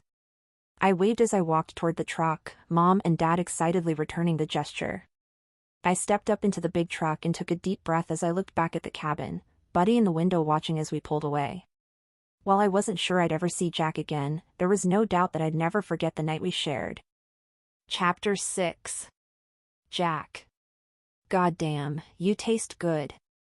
A groan slipped out of me as I watched Beth work. She was between my knees, wearing nothing but a skimpy set of black bra and panties, a smile on her face as she licked my cock up and down. "Talk is cheap, gorgeous," I said. "Show me how much you like the taste of it." I watched as she opened her mouth, wrapping her lips around my head and forming a tight seal. While I couldn't see her tongue, I sure as hell could feel it flick against me. I reached down, sweeping her hair away from her face. I wanted to see every detail of what she was doing. Beth sucked and licked, opening her mouth for long enough to kiss up and down my length before returning to the top and taking me inside again. Soft, wet sounds filled the air, and I could feel the orgasm building. "You know what I want," she said, her voice heavy and sultry. "You're going to have to earn it." She made a faux sad face as she continued to stroke me. "What, you don't think I am?" "You most definitely are. But don't you dare stop." Beth grinned. "I won't. And in return, you've got to give me every last drop." "Deal." She returned to her work, bringing her tongue down my length and looking up at me with those shimmering eyes. The sight of Beth on her knees with a mouthful of me was about the sexiest goddamn thing I could imagine. And the more she sucked, the closer I came. The sharp sound of a dog barking snapped me out of my fantasy. I rolled over in bed, draping my arm over where someone else would be if I were sleeping next to them. My arm fell onto nothing. Of course, no one had shared my bed in years. Well, other than Buddy when I was in the mood to let him sleep at the foot. I sat up, wiping the sleep from my eyes. Buddy was still barking, which was strange. A well-trained hound like him knew better than to bark obnoxiously like some rich lady's purse puppy. I knew that something was up. "Easy, Bud," I called out. "You're gonna wake up our guest." I checked my watch, seeing that it was a little after 8. It was later than I normally liked to sleep in, but after the night I'd had, I figured I'd earned it. I was in nothing but boxer briefs, my usual sleepwear. As I made my way around the foot of the bed, I took a quick glance at myself in the mirror. My body still looked fine and strong, but the cold weather had made me slack when it came to working out. Sure, I had a home gym, but there was something about freezing temps that made me have a hard time hitting the iron. As I threw on some jeans and a gray t-shirt, I made a mental note to get in a good, long lift when I came back from dropping Beth off back home. I stepped into the hallway. Right away I noticed that the door to the guest room was open. I headed over and peeked inside. She was gone. The bed was made and her clothes were absent from the chair. I shut the door and headed into the living room, half expecting to find her there. But there was no sign of her.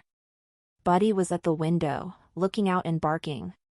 "What's the story, Bud?" I asked, stepping over to the window and patting his haunches. "There a reason you're barking like a damn madman?" The moment I looked out of the window, however, I realized right away what he was so damn upset about. Tire tracks cut through the snow on the drive in front of the house, fresh ones, by the look of it. "Come on. Let's go check it out." I threw on a coat and stepped into my boots before opening the front door, a blast of frigid air greeting me.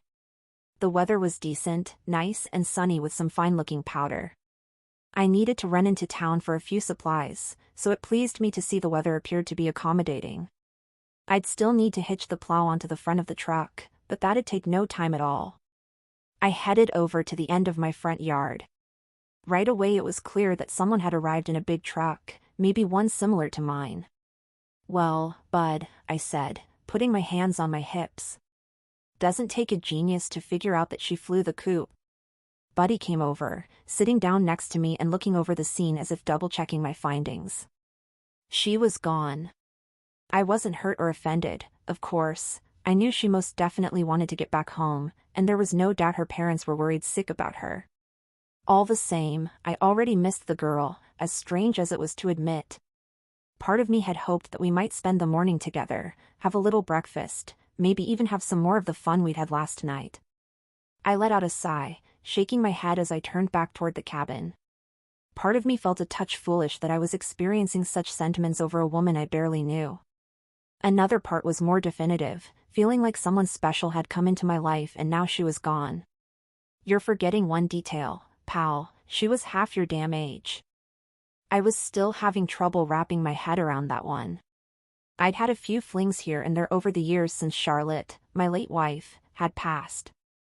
They'd all been closer to my age and not one of them had made the impression on me that Beth had. She was beautiful and brilliant and full of life. I wanted to know more about the plans she'd hinted at, the life she lived back in civilization. It was odd for me to have that thought, yet there it was. As I trudged through the snow back to the cabin, it occurred to me that Beth might very well be dangerous to the barrier I'd built around my heart. I might not have been happy about the way she'd left, but maybe it was for the best that she did. I opened the cabin door and stepped inside, Buddy following in close behind. I pulled off my coat and tossed it onto the rack before grabbing some fresh wood and bringing it over to the fireplace. I set it into the flames and watched it crackle, my mind once more drifting to Beth.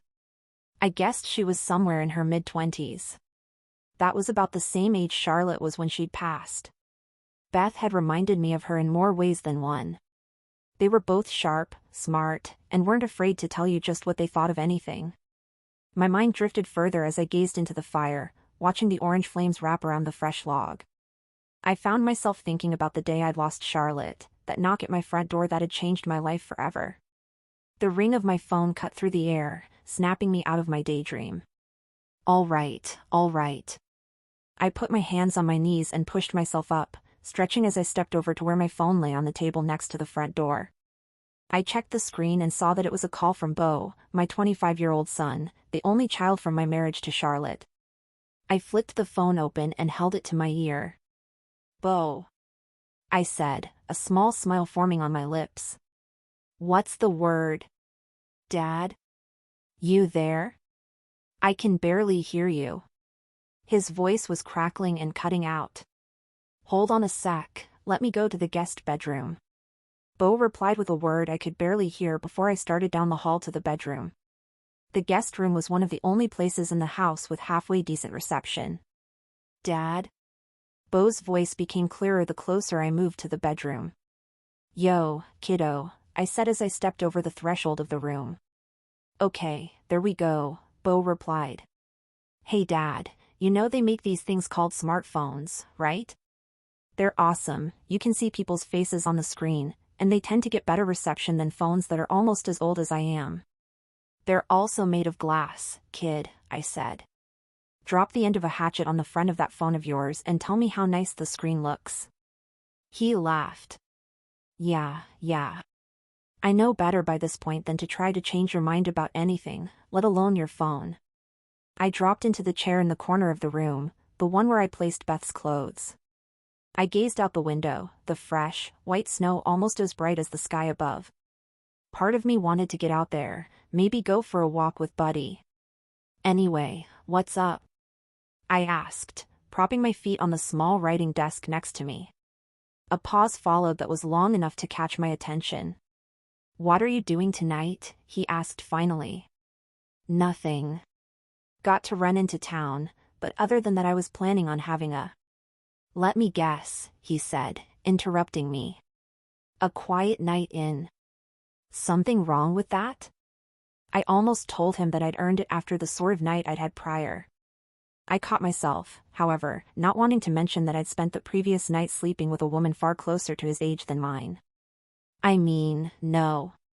But when every single night of yours is a quiet night in, it kind of starts to raise the question of if that life of yours up there in the woods is doing you any favors." I let out a sarcastic laugh. Is my own son telling me how to live my life? Again? No. You do you, Dad. Just saying that sometimes I wish you lived closer. A 30-minute drive isn't close enough for you? It's about more than the time it takes to drive to your place. You're just so isolated up there. I'm not alone, I've got Buddy. And it's not like I'm here puttering around in my cabin all day. I've got my work, and I've got plenty of shit to do around the property. I took my feet off the desk, sitting up. And what the hell am I doing explaining myself to my own damn kid? All right, Dad, easy. I didn't call to give you the third degree about how you spend your time. Starting to feel that way. Well, I'm sorry. The reason I called is that I wanted to see if you felt like doing dinner over here with Megan and me. Dinner at your place? What's the occasion? He chuckled. Does there have to be an occasion? Can't a son want to spend time with his own dad? I suppose so. But you have to admit that it's not often you're inviting me over to your place. It's enough to make a man wonder if there's something more going on than just dinner. Maybe there is. He left it at that. Well, you going to tell me? You know I hate surprises. And Megan loves them. Tell him it'll be fun. The voice of Megan, Beau's girlfriend, sounded in the background. And Buddy can come too. You heard it, Dad, Beau said. It'll be fun. Come on. We're doing the cooking. All you have to do is show up. Then again, I wouldn't complain if you brought a bottle of good whiskey over. There wasn't much to think about. What time? Come around 6. We'll have drinks while Megan and I finish cooking. That's doable. I'll see you then, kid. Looking forward to it. The call ended and Buddy came into the room, sitting down on the floor in front of me. Well, Bud, looks like we're heading into town tonight. He whimpered, letting me know it was time for a walk. All right, all right. I put my hands on my knees and prepared to stand. As I did, I spotted something black underneath the end of the bed. I rose from my seat and went over, snatching it from the ground and holding it up in front of me. It was the black panties that Beth had been wearing last night. I let out a snort of a laugh, tossing them onto the bed. Come on, Bud. Buddy and I headed out of the room, but the damage had been done. The sight of the panties had put Beth back into my head, and once she was there I didn't want to let her out. Between her, and whatever the hell was going on with Beau, it seemed my life had suddenly become full of surprises. Chapter 7. Jack. Snow crunched under my boots as I trudged from my car to the condo where my son Beau and his girlfriend Megan lived. It was a nice enough place, one of those newer buildings that were like big squares with steel bottoms and accent walls of orange and blue. I carried a bottle of good whiskey in one hand, a neatly wrapped package of venison in the other. All the same, I felt strange whenever I came into town and had to be around people. Beau and Megan didn't exactly live in the beating heart of Denver, but when you lived out in the woods like I did, even a suburb had a way of feeling like a megalopolis. Still, I loved having my son close. I stepped up to the front door of the condo and prepared to knock. Don't need to do that, Dad. Remember? Beau's voice came from the small TV screen to the left of the door. Beau's face was there, and I remembered that he had one of those fancy-ass security systems you could access from an app. Right. Well, I'm here. I can see that. Be down in a sec. The screen went black. A moment later I heard the thud-thud of someone approaching, then the door opened and there he was. Dad. Beau exclaimed. Good to see you. My son Beau was 25 years old, tall and strapping with a handsome face and head of dark hair. It was always damn surreal to look at the kid, though he was hardly a kid anymore. He had my features, my powerful jaw and deep-set eyes. But he was clean-shaven, his clothes neat, the boots he wore more for fashion than utility. He was me if I lived in town and worked in tech rather than living on a mountain. His eyes were the same deep, forest green with flecks of gold as his mother's. It was hard not to feel the bite of her loss all over again when I looked into them. Likewise, kiddo. We gave one another a big hug, Beau giving me a slap on my back, nearly knocking the bottle of whiskey from my hand. Easy, big man, I said with a slight chuckle. Unless you want to be cleaning this fine whiskey off the floor. He stepped back, flashing me a smile and glancing down at the goods in my hands. Well, what we got here? Hello, Jack. Stepping around the corner was Megan Goodjohn, Beau's girlfriend of a couple years. I was on the fence about Megan. She was smart and successful, already high in the ranks of one Denver nonprofit or another. Her attitude and the way she carried herself a reflection of the reasons for her success. She was polished and pretty and well put together, the type of woman who had her life planned out to the minute in her day planner with different colored highlighters. It was no secret that she wasn't too crazy about my lifestyle. Made no difference to me, I'd never been the kind of man to wait around for permission to do anything. But it did result in a bit of tension now and then. Megan, I said. Always a pleasure. She flashed me one of her usual prim smiles, the kind where you couldn't tell if she was being polite or snooty.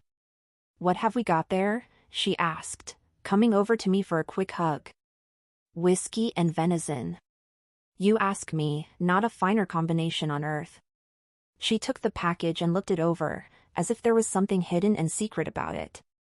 "Did you kill and dress this one yourself?" Megan was the type who was more than a little squeamish about where food came from, and she'd never been big on meat. No doubt she was imagining me standing in front of a deer carcass with a big knife in my hand, blood and guts everywhere. "Only way to do it," I said. "Right from the source." "Well, I'm doing a vegan diet for the time being, but I'm sure Bo will enjoy it." She passed the package back to me. "Anyway, come on into the kitchen, we've got guests." She flicked her eyes down to my feet.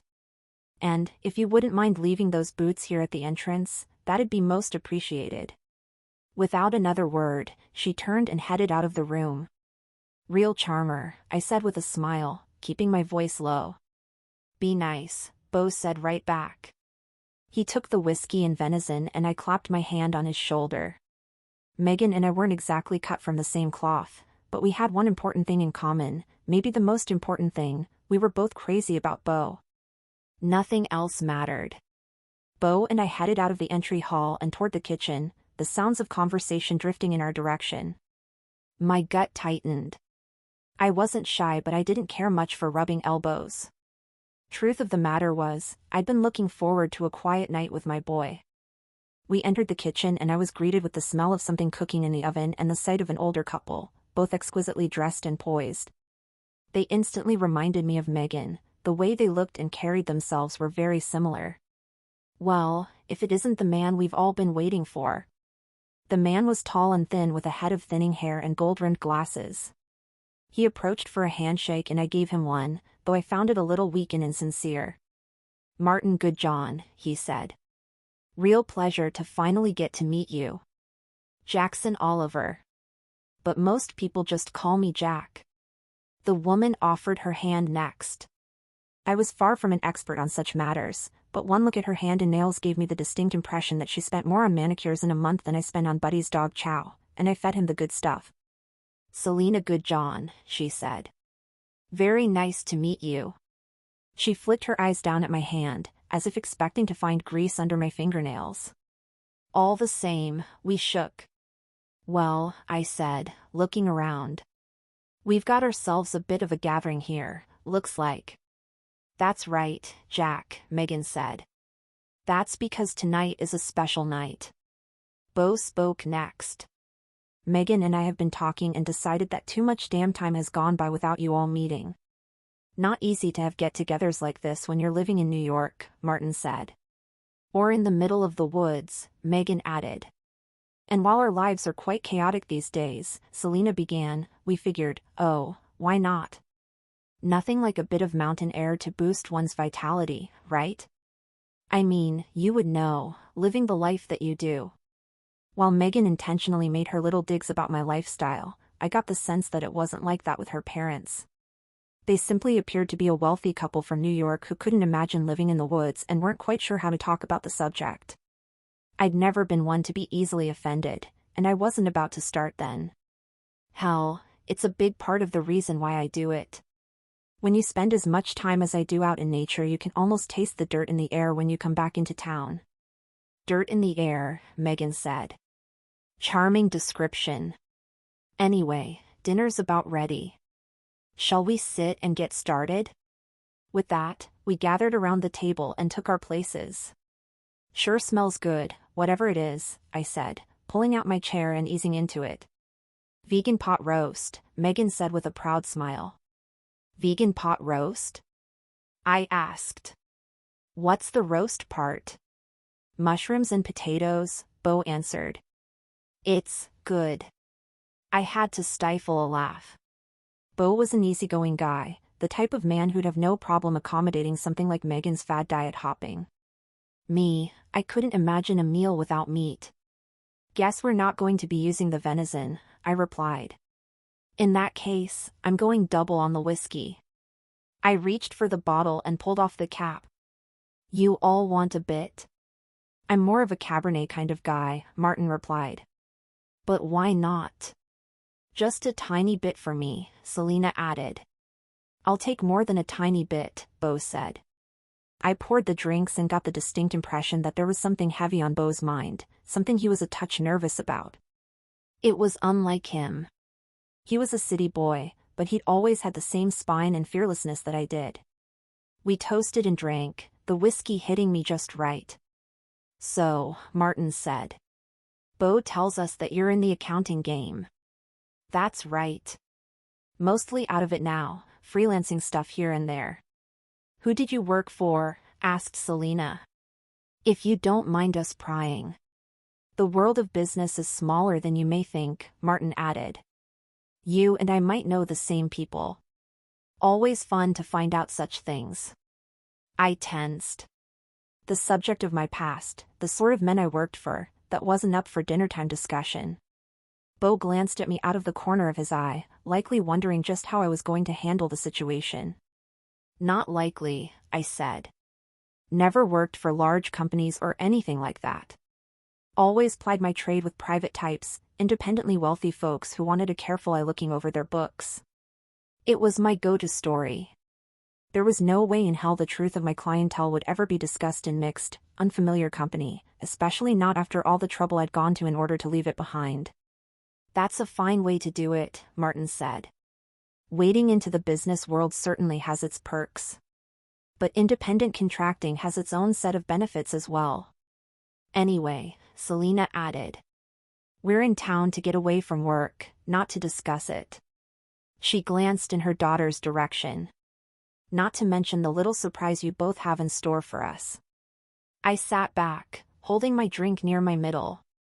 Yeah, what's this surprise, kid? Bo and Megan shared one of those glances couples gave one another when they'd reached the point in their relationship where they didn't need words to communicate. I could sense they were trying to figure out the best way to go about telling us. Why not?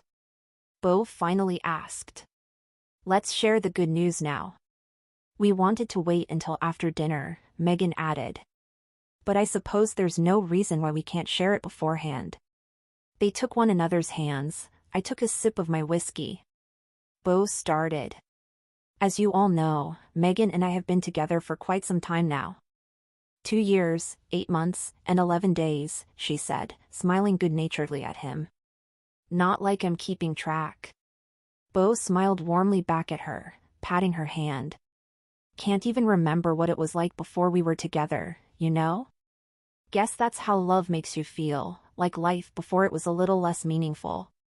So, that's why we're finally taking the next step, we're getting married. Megan exclaimed the words, her eyes lighting up with total happiness as she spoke. Oh, my goodness. Martin said. That's wonderful. Megan let out a scream of excitement, her mother doing the same. Bo shrugged, and I got the sense that he'd had a whole speech planned that had just been cut off halfway through. Married? I asked. Kiddo, that's amazing. I reached over and patted his shoulder. When is this happening? Selena asked. Summer, I'm guessing? Megan shook her head. Nope. When Bo proposed, we decided that we didn't want to waste a second making it happen. We called the venue we wanted and told them that we would like to make a reservation for the soonest day possible. Selena cocked her head to the side, a tinge of apprehension on her face. And when was that? May 6th. Megan exclaimed. Selena had been thrilled moments ago. This revelation, however, took the smile right off her face. You're not serious, are you? She asked. Megan, it's January. The middle of January at that.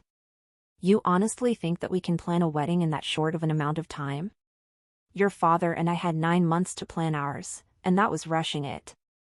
Mom, it's going to be fine. We've already done some research, and... Selena interrupted her, the two of them descending into a back and forth about the logistics of the upcoming wedding. Congrats, son, I said, raising my glass. Thanks, Dad. He raised his, too. Martin slipped his phone out of his pocket, his eyes flashing as he took in whatever was on the screen. Shoot, I need to take this. Congrats. He sprang out of his seat and was gone. Dinner came and went, most of it occupied by Megan and her mother going back and forth over wedding details. Martin returned to the table only to get right back up out of his chair when another call came in. I poked at my pot roast, which didn't taste all that bad, really. It also didn't even come close to filling me up. Toward the end of dinner, Martin on another call, Megan having busted out her laptop right at the table to research some wedding stuff with her mother, I nodded to Beau, gesturing for him to come outside with me. He smiled and nodded, grabbing the bottle of whiskey. A few moments later we were out on the balcony, the space heater going and the lights of Denver visible off in the distance. Beau opened the bottle of whiskey and poured me a stiff measure. "Thank you kindly, son," I said. "Don't want to speak out of turn here, but if I had to listen to another minute of that bickering." I know. You were good in there. People like her parents aren't exactly your preferred company, and I appreciate you making the effort." "They were fine," I said. "Standard rich folks." I stopped myself before saying more, not wanting to speak out of turn. Beau smiled, seeming to understand what I'd been about to say but not upset about the subject matter. "Go on, spit it out." I sighed, shaking my head and taking another sip of my drink. I had a good buzz going by that point, and while I'd never had a problem speaking my mind ever in my life, the whiskey had me even more eager than I normally would be. "You're sure about Megan?" He nodded, his smile fading as he turned his gaze back to the city off in the distance. I had the immediate impression that I'd asked something he'd anticipated me asking him but hoped I wouldn't. "Yeah, I know you don't like her." "Now, that's not it at all." "Is that right?" Because if a parent's not happy about their kid marrying someone, it's a pretty solid assumption that he doesn't like them. "It's not a matter of liking her. She's a nice enough woman, comes from a good family, well-educated, all the important stuff. It's just, she's a little high-strung, you know? Men in our family, we're independent down to the last. A woman like Megan, she's gonna be plotting out your days down to the second, dragging you from trips to charity events to dinners and all that shit. Can't imagine a guy like you being happy in a relationship like that." "I get what you're saying. But the way I look at it is, well, we balance each other out, you know? She's got her work and her schedule and her day planner, and my job's the total opposite. I can work whenever, wherever. I'm easygoing, fine with whatever, and that rubs off on her, too." His expression turned tense, letting me know he had something else on his mind. "There's something else, too." "What is it?" "As I've already told you, Megan's moving up in her company. And a few weeks ago, well, she got an offer." "What kind of offer?" "One that would take her to New York." And there it was. I sighed, shaking my head as I looked out onto the city. His words hit me like a punch in the gut, and I wasn't quite sure how I felt. That's part of the reason we wanted to rush the wedding a little. Megan was dead set on us being married before we moved, said she wanted us to start our new journey together as an actual married couple. Cute. Not to mention that she said it wouldn't look professional to be an unmarried couple shacking up. We'll make our big arrival to the city as Mr. and Mrs. Oliver. Well, good John Oliver in her case. Ah, hell, she's going with the hyphen thing? Dad. I know, times are changing. Don't forget that I'm an old man. I don't, he said with a small grin. I turned my attention back to the horizon, sipping my drink and not saying a word. Too much was on my mind to try and speak. What are you thinking, Dad? I know this is a hell of a lot to take in. Not thinking about anything. Well, actually, I'm thinking about the venison I'm gonna be cooking up when I get home. Vegan pot roast. I swear to God, Beau. You know what I mean. You never like to talk about what's on your mind or in your heart, and that's fine, I get it. But I want to hear you at least say you're happy, even if you aren't. Of course, I'm happy. My boy's getting married to a woman he loves. How the hell else could I feel? Sure, I have my misgivings about Megan, but at the end of the day you love one another, and that's all that matters. I guess. I'm just thinking about how much I'm gonna hate it when my boy's no longer a 30-minute drive away. I like having you here, Beau. And I don't know if you two have talked about having kids, but damned if I haven't dreamt about grandkids, my son bringing his little tykes over to the cabin and showing them how their granddaddy lives. He pursed his lips and nodded. I get it. This isn't going to be easy. And I know you don't want to hear it, but I'm not crazy about the idea of you living by yourself in that cabin. I'm fine out there. You're fine for now. But don't act like you're going to be coming into civilization as much as you do with me being here. Last thing I want is to come visit and see you with a giant gray beard and a wild look in your eyes talking to squirrels or some such nonsense. This beard ain't gray just yet. And why the hell would I talk to squirrels? I've got Buddy. He laughed for a moment, another pensive expression taking hold. Dad, have you ever thought about, finding someone? No. Yeah, that's what you always say. You honestly want me to disrespect your mother's memory by finding someone else? It's not disrespecting Mom's memory. You deserve to have someone, Dad. And do you really think Mom would be happy that you're planning on spending the rest of your life alone out in the woods? He pressed his lips into a thin line, and I could tell that something else was on his mind. Go for it, I said.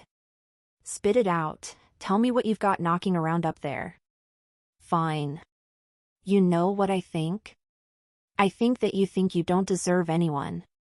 I think you feel like you did things you shouldn't have when I was little, and because of that you believe you deserve to be alone until you die. No matter how much you've changed. I said nothing, slowly sipping my whiskey. Did the kid have a point? Maybe.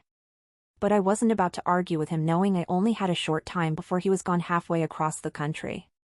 I'll think about it. Not a chance in hell I would be doing that, but it was my way of ending the argument. Good. I just want you to be happy, Dad. Maybe it's because of the way I feel about Megan, but damn if it wouldn't go a long way knowing you had someone, too. Silence fell, another one of my ways to let the subject pass. I'm gonna miss you, kid. I'm proud as hell of you, and I'm thrilled you're about to get hitched. Don't let my cranky-ass nature make you think I feel anything but total happiness for you. Got it? He smiled. Got it. I should get back in there. You coming? Yeah, after I finish my drink I'll head in. He nodded, pushing off the balcony to step inside. And Beau? Yeah. I love you. I know I don't say it enough, but all the same I don't ever want you to doubt it. I love you too, Dad. With that, he went back inside. I sipped my drink, alone with my thoughts and the endless city sprawled out before me. Part of me worried he was right. Maybe I was on the verge of spending my life puttering around in my cabin alone until I finally croaked. What if it didn't have to be that way? As soon as the thought occurred to me, Beth appeared in my mind. I had no business thinking about a young woman I'd had a one-off with. All the same, I couldn't shake her from my thoughts. And it scared the hell out of me. Chapter 8. Beth. 2 months later. No way. No freaking way. Janie Hoffman, my best friend since high school and now roommate, had a huge grin on her face. Yes way. Yes freaking way. I wanted to say something in response, to at least shoot her a hard look. But all I could do was stare at the pregnancy test in front of me. Positive. It was positive. Granted, it was the same result I'd had with the 2 others that I'd taken, but there was something about this test that really made it sink in. I was pregnant. I blinked hard, dropping back onto the couch and resumed staring off into space. You okay over there? Janie, petite and curly-haired with big dark eyes and a full mouth that always seemed to be smiling, waved her hand in front of me. You there, B? It took me a moment to attempt a response. The world felt like an old war movie I'd seen my dad watching when I was a kid, where the battle scene was slowed down with spacey audio to give it a surreal vibe. Surreal. That's how it all felt. The idea that there was a tiny person inside of me growing bigger and bigger with each passing moment. I didn't even know where to begin to wrap my head around it. Yeah, I'm here. Let me get you some water. Hold on. She zipped out of my field of vision, hurrying over to the adjoining kitchen. Our Denver condo wasn't huge or all that impressive, but it was home. Most importantly, it was my first real adult place outside of the dorms and lower-end apartments where I'd lived during college. Janie returned, pushing the glass of water into my hand. Sip. Take a drink. You just got the shock of a lifetime, lady. Thanks, I said, taking a sip of water. You okay? Janie asked. I can't believe what I'm looking at. I lifted my eyes from the pregnancy test and brought them to my best friend. How the hell is this even possible? Well, when a man and a woman love each other very much. That got a laugh out of me. Okay, shush. There was no love involved when this happened. I sighed. But what I mean is, how could this happen when I was on the freaking pill?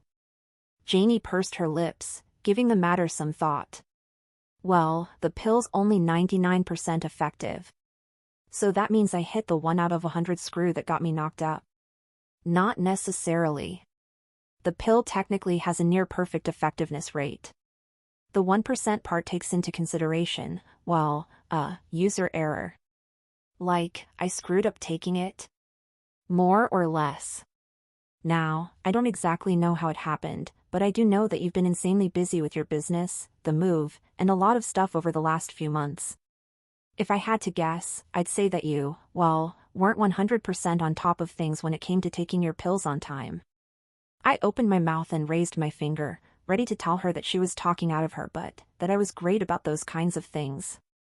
The more I thought about it, however, the more I began to realize that she was probably right, that I'd gotten so wrapped up with everything crazy in my life that I'd slipped up. I lowered my finger and sat back, letting out a sigh. I guess when you're not having sex it doesn't matter if you slip up and forget the pill every now and then, I said. I still can't believe I got pregnant from having it just one time. But you did. With, your mountain-dwelling friend. I laughed in spite of the worry running through me.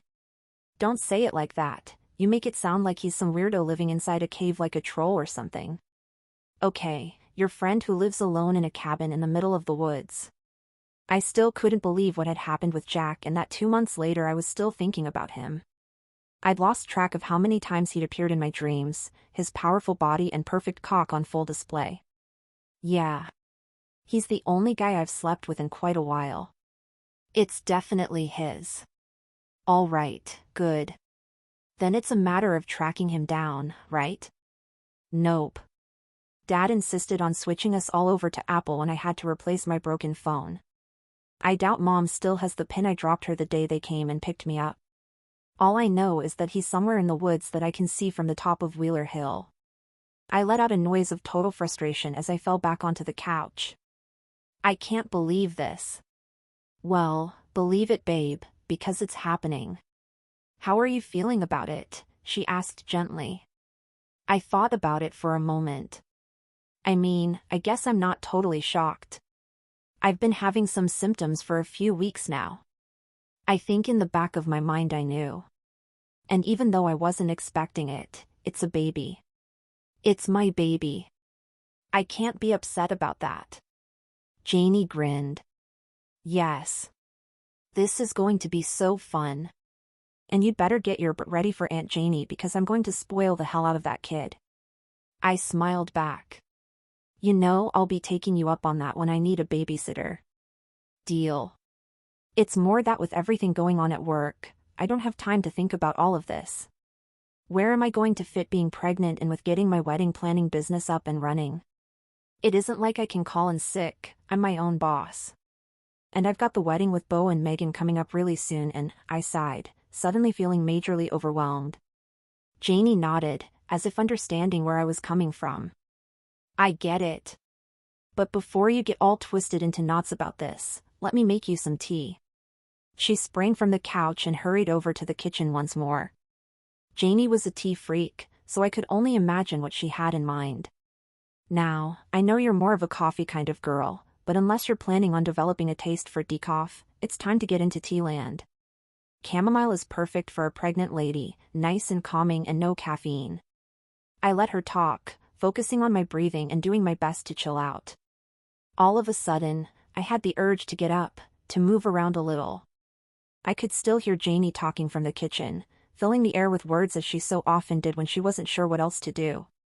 I stepped over to the sliding glass doors to our balcony and looked out onto the courtyard, a little bit of snow dusting the ground.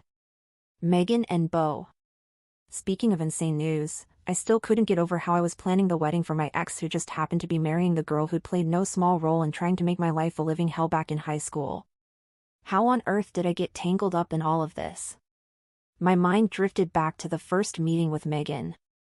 Okay, the main thing is this needs to happen fast. Got it? She pushed open the doors of the ski lodge events room, stepping into the big space, her heels clicking on the wood floor. The Crested Butte Lodge was one of the most sought-after wedding venues in the Denver metro area, the interior done in classic winter chalet style with wood everywhere and tall fireplaces in each room, the sort of space where you dream about curling up in front of a fire with a mug of cocoa or glass of red wine as the snow fell outside. Megan entered the room, stopping in the middle and putting her hands on her hips, shaking her head. God, what a nightmare. Nightmare? I asked, shutting the doors behind us. Most people would consider having a wedding here to be a dream come true. She flashed me an annoyed expression. Well, when you're putting a wedding together and you find out 2 weeks before the freaking thing that your wedding planner totally fucked up and booked you at the same time another wedding was set to happen, you'll get what I mean. Megan sighed, shaking her head in total frustration. We were supposed to have our wedding at the Skylight, you know, the best venue in the city. This was all we could get. She swept her hand toward the grand space around her. So corny. I mean, a ski lodge in Denver? I can't imagine anything more predictable. Her expensive jewelry jangled as she moved, looking the place over. Just like back in high school, Megan was dressed to make sure everyone around her knew she came from money. It's going to be great, I said. This place is hardly corny to me. She shot a hard look in my direction. Of course you would think that. Megan gave my outfit another once-over, as if sizing it up for how tacky and cheap it was according to her. It was more of the same mean girl shit that she'd subjected me to in high school. Not to mention that when I naturally fired the wedding planner for making such a huge mistake, I had to go with someone far less experienced. But didn't it turn out well that the only wedding planner I could find on such short notice was my good friend from high school? Something I could never figure out about mean girls was how they were always convinced that you and they were good friends despite them seemingly going out of their way at every turn to make your life miserable. Was she really that delusional? That's right, I replied, staying as chipper as possible. I needed the money and the spot on my resume. And besides, a lack of experience doesn't matter, results do. So far, I'm 2 for 2 with planning some seriously kick-ass weddings. I've no doubt that we'll be able to make this one the same. She turned back to me, as if annoyed by my cheeriness. Truth be told, I wasn't crazy about the idea of working for Megan. The money was too good to turn down, however.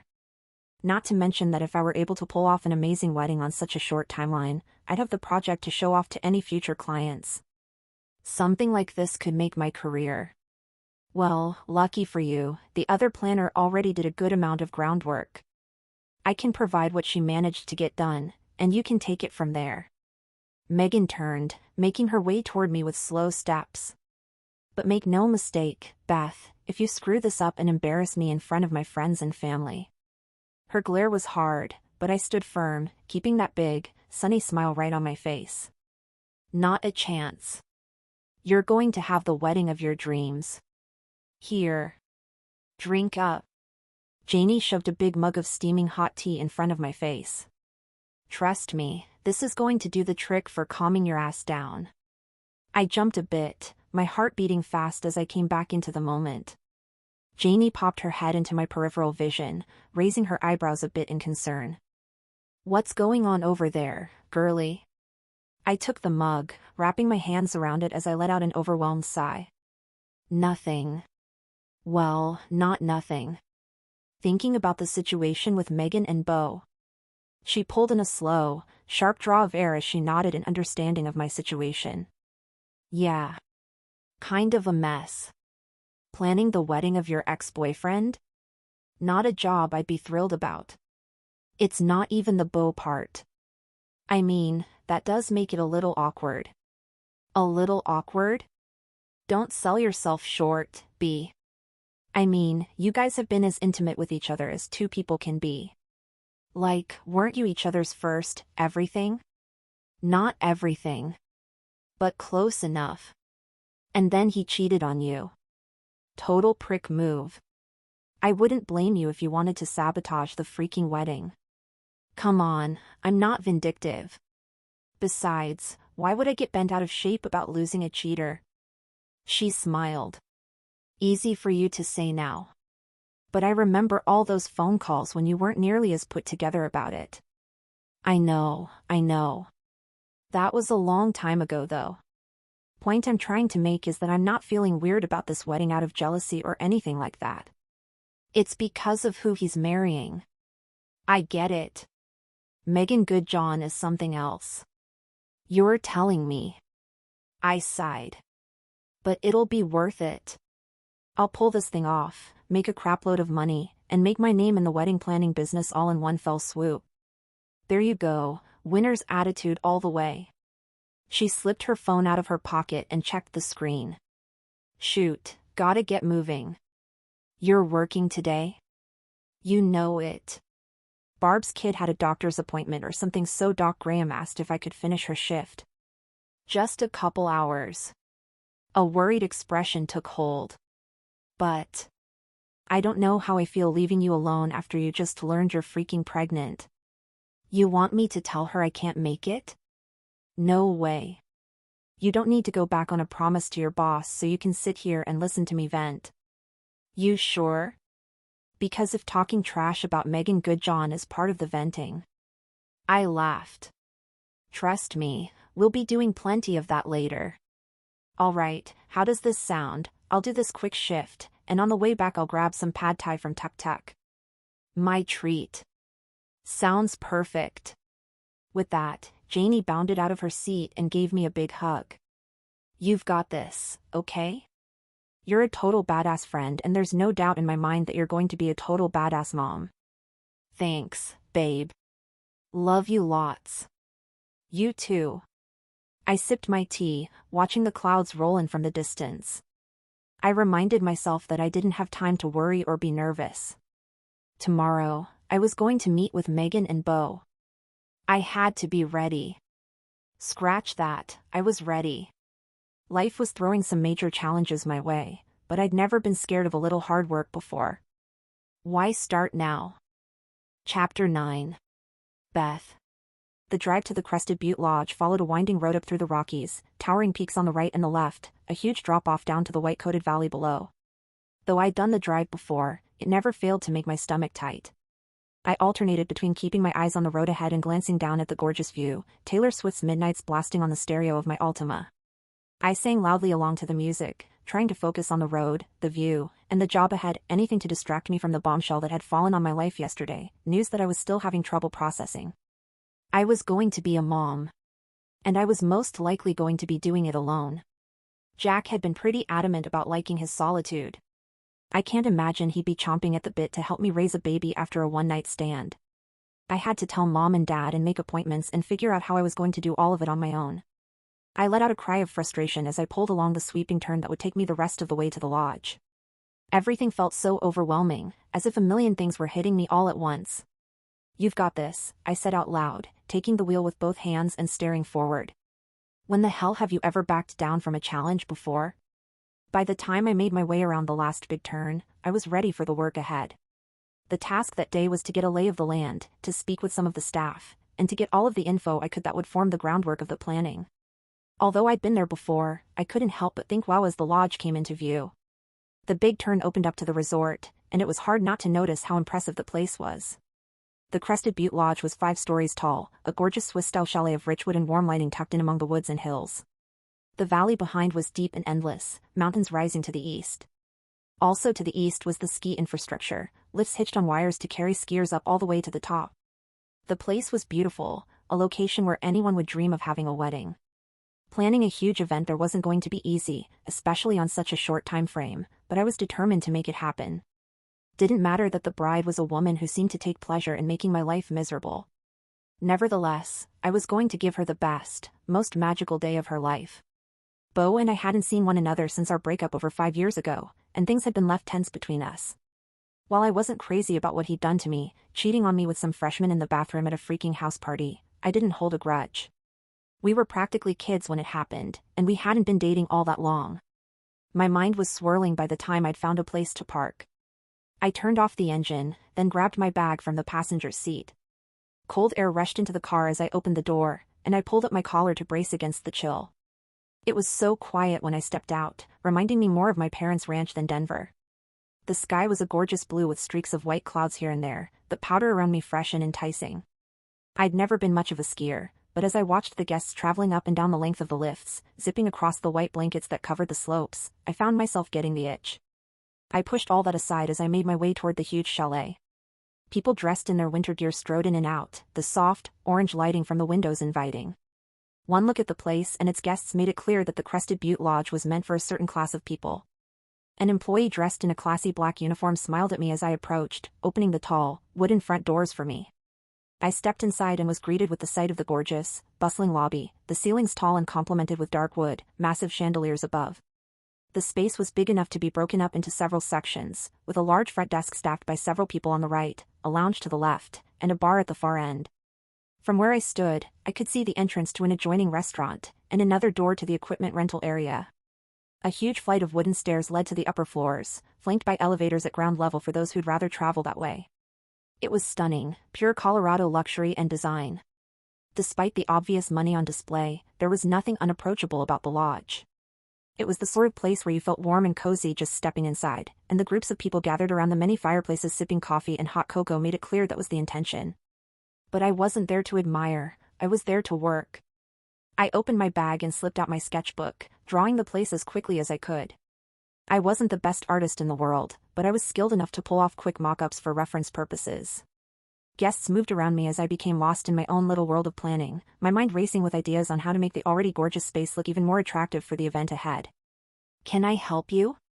The words delivered in a professional tone snapped me out of my work trance. I blinked hard, looking around and trying to find the source of the voice. It didn't take long. To my right was a tall, well-dressed woman in her mid-40s, the expression on her face conveying both warmth and curiosity at who I was and why I was standing in the middle of the entrance area drawing like a madwoman. A gold name tag on her chest read Tiffany. While she greeted me in a friendly manner, I could definitely sense that she was wondering whether or not she was going to have to politely ask me to leave. "Oh, hi." I shot out my hand in introduction. "My name's Beth Wheeler. I'm the wedding planner in charge of the Gudjon Oliver wedding." Her eyes lit up with relief at my revelation that I was indeed supposed to be there. "Oh, right," she replied. "Miss Wheeler." She took my hand and shook it. "So glad you're here. Come along, let me give you a bit of a tour before I take you to the ballroom." Tiffany proved to be a helpful and knowledgeable guide, informing me about all of the finer points of design in the building. She talked, I sketched. The place was a wedding planner's dream, with tons of potential for decoration. "So," she said, taking on a slightly less formal tone as we made our way down the carpeted hallway that led to the ballroom. "This wedding's a pretty big deal, right? I mean, everyone knows the name Gudjon. Even before they moved their business to New York, they were legendary around here. Oh, it's going to be a big deal. That's why I'm super excited to plan it. Even though the timing's a little tight." With that, Tiffany opened the doors into the gorgeous ballroom. "God, this is something else. Isn't it?" Tiffany asked. "It doesn't matter how many times I come into this room, it never fails to blow me away. The ballroom here at Crested Butte is 11,500 square feet, with 25-foot tall ceilings and 10 fireplaces." I went wild sketching as she spoke, my eyes on the windows on either side of the room. The ones to the right looked out over the property, the ones on the left to the mountains. And the 3 huge, triangular windows at the back gave a stunning, sweeping view of the valley. It was heaven imagining what kind of altar I'd put there, and how I'd design it. Tiffany went on, and I couldn't stop smiling as I sketched, totally lost in the fun of designing. It was moments like those that reminded me why I'd gotten into the wedding planning business, to create beautiful spaces where the most wonderful moments of people's lives took place. What could be more satisfying than that? Have you seen the view? Tiffany asked, her eyebrows arched once again. I tucked my sketchbook under my arm, turning my attention to the big windows at the far end of the room. How could I miss it? It's amazing. Tiffany shook her head. No, I mean, have you seen the view? I'm talking up close and personal. I was confused. How do you mean? She flashed me a sly smile. Come here, I'll show you. Tiffany nodded toward a small door that I hadn't noticed, a bit to the left of the main back area where the altar would be. She opened it, revealing that it led outside. I went over and stepped out, seeing that there was a huge, gorgeous terrace out there big enough for a large crowd of people. Nice, huh? She asked. Early May can still be a little chilly, but the large space heaters will keep it nice and warm. This is so cool, I said. Totally missed this part when I was here before. And like I said, the view is amazing. But you need to go all the way to the edge to really get a sense of it. She was right about the view. Being outdoors and not looking through a window afforded a sweeping panoramic of the valley. It was so quiet and peaceful out there, no signs of civilization other than the few luxury cabins dotted here and there. It really was hard to believe that we were still pretty close to Denver. I did as Tiffany suggested, stepping over to the railing and looking down. Wow. Standing that close to the edge, I could see that we weren't just near the valley, we were over it. The drop down was hundreds, if not thousands of feet. I was spinning just looking. This part of the lodge was built into the side of the mountain. Pretty impressive from an architectural standpoint. No kidding. I'll have to warn people not to look down after they've had a few, they might toss their cookies into the valley. She chuckled. Anyway, I'm sure you've got a lot you want to see on your own. Let me give you my card. If you have any questions, just send me a text and I'll get back to you ASAP. Tiffany handed me her card, and I thanked her as she left, turning my attention back to the view. I'd never been crazy about heights, and even though the railing was as secure as it could be, I wanted to get away as quickly as I could. When I finally stepped away from the ledge, I had to place my hands on the side of one of the many outdoor tables just to give myself a chance to catch my breath. A tall figure moving around inside the ballroom caught my attention out of the corner of my eye. I looked up to see who it was, but the figure had passed the window as soon as I did. Probably Beau. Well, better get the reunion over with now, rip that band-aid right off. After one more breath, I strode toward the door and pulled it open. Beau, you know you're running a little here. I lifted my eyes, stopping mid-step as I realized just who the hell was there. It wasn't Beau, it was Jack. His eyes flashed at the sight of me, but other than that, he was calm and composed as always. A small smile formed on his impossibly, stupidly handsome face. Hey there, gorgeous, he said, his low, bassy voice filling the ballroom. Long time, no see. Chapter 10. Jack. Goddamn, did she look fine. Didn't matter that she was dressed in a pair of tight jeans and a loose-fitting sweater, her hair done up in a messy bun. It took all the self-control I had not to storm across the ballroom, rip her clothes off, and make her come over and over again right on top of one of the tables.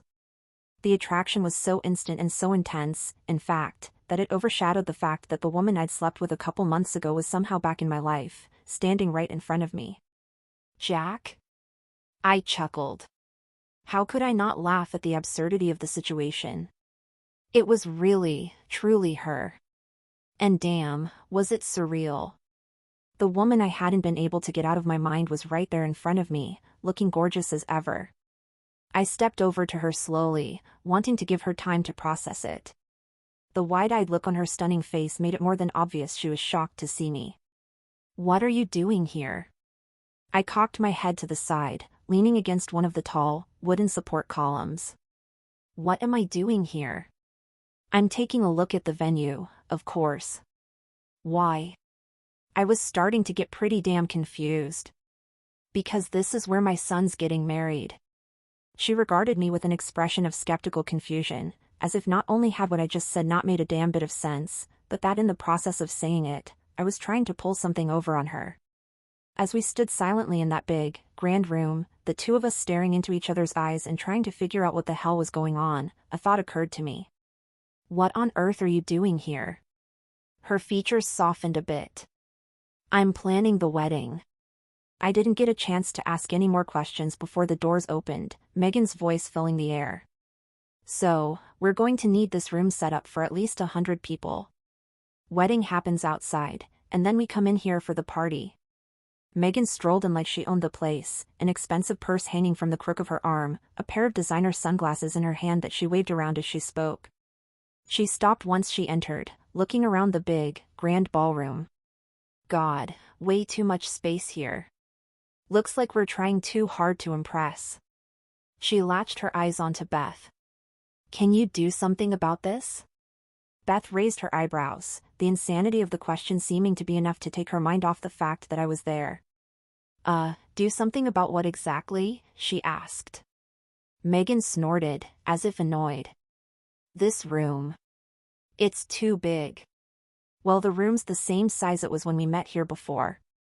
Megan scoffed. Yeah, I know. But now that I'm here again, it's too big.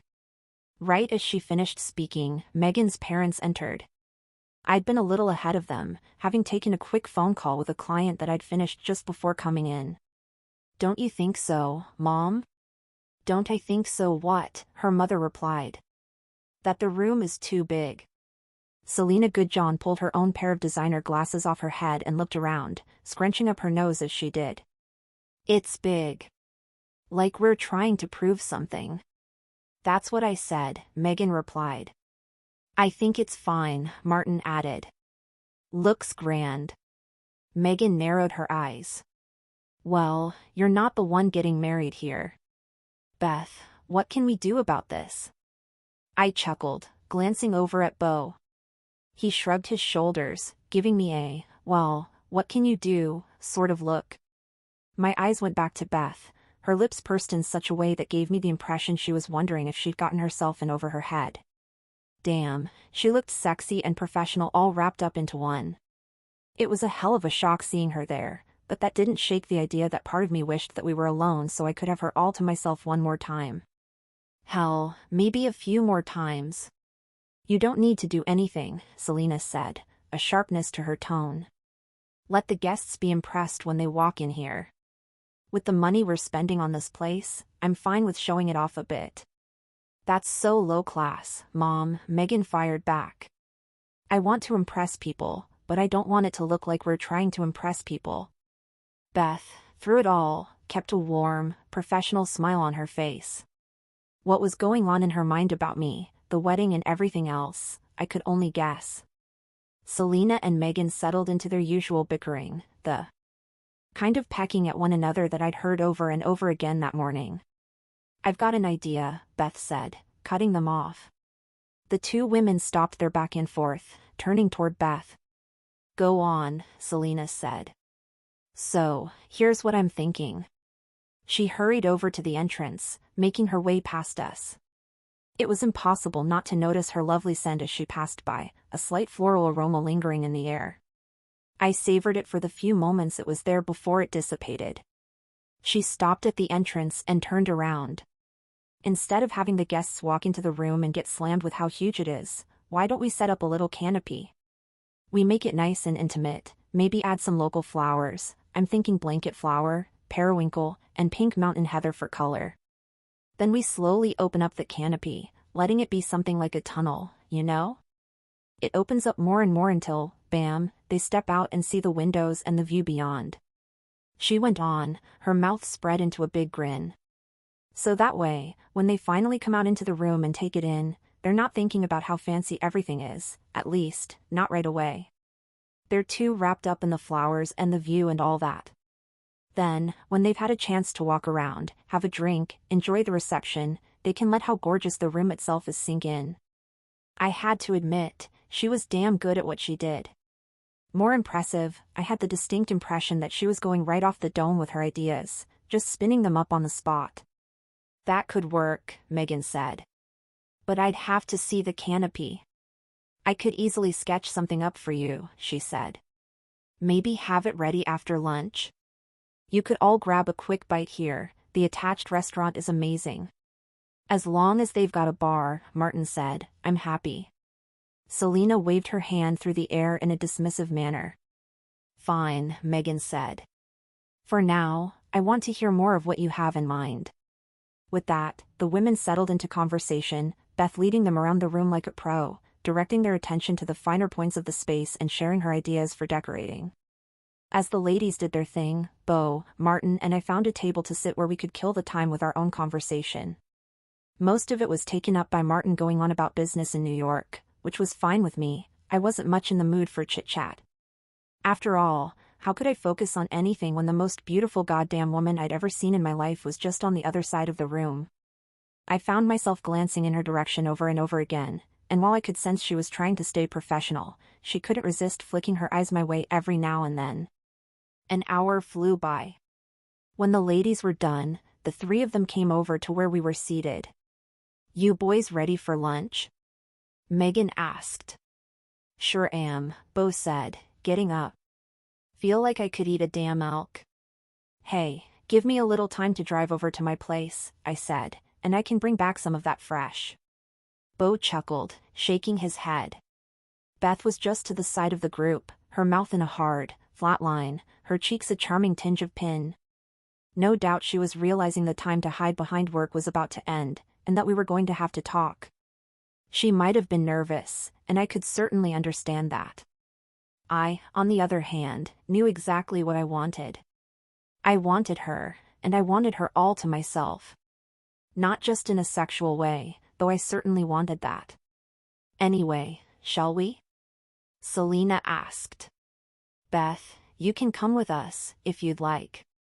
Her tone suggested that she was asking out of obligation more than anything else. I'm good, thanks, Beth replied.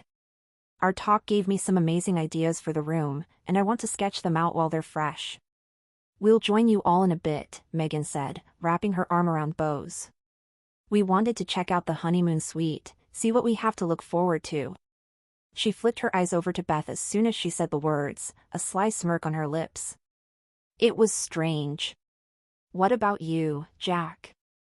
Martin asked. Care to knock back a few at the bar? Bet you anything the whiskey selection's as good as it gets.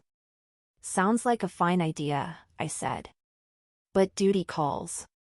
Client I spoke with wants to have a lunch meeting.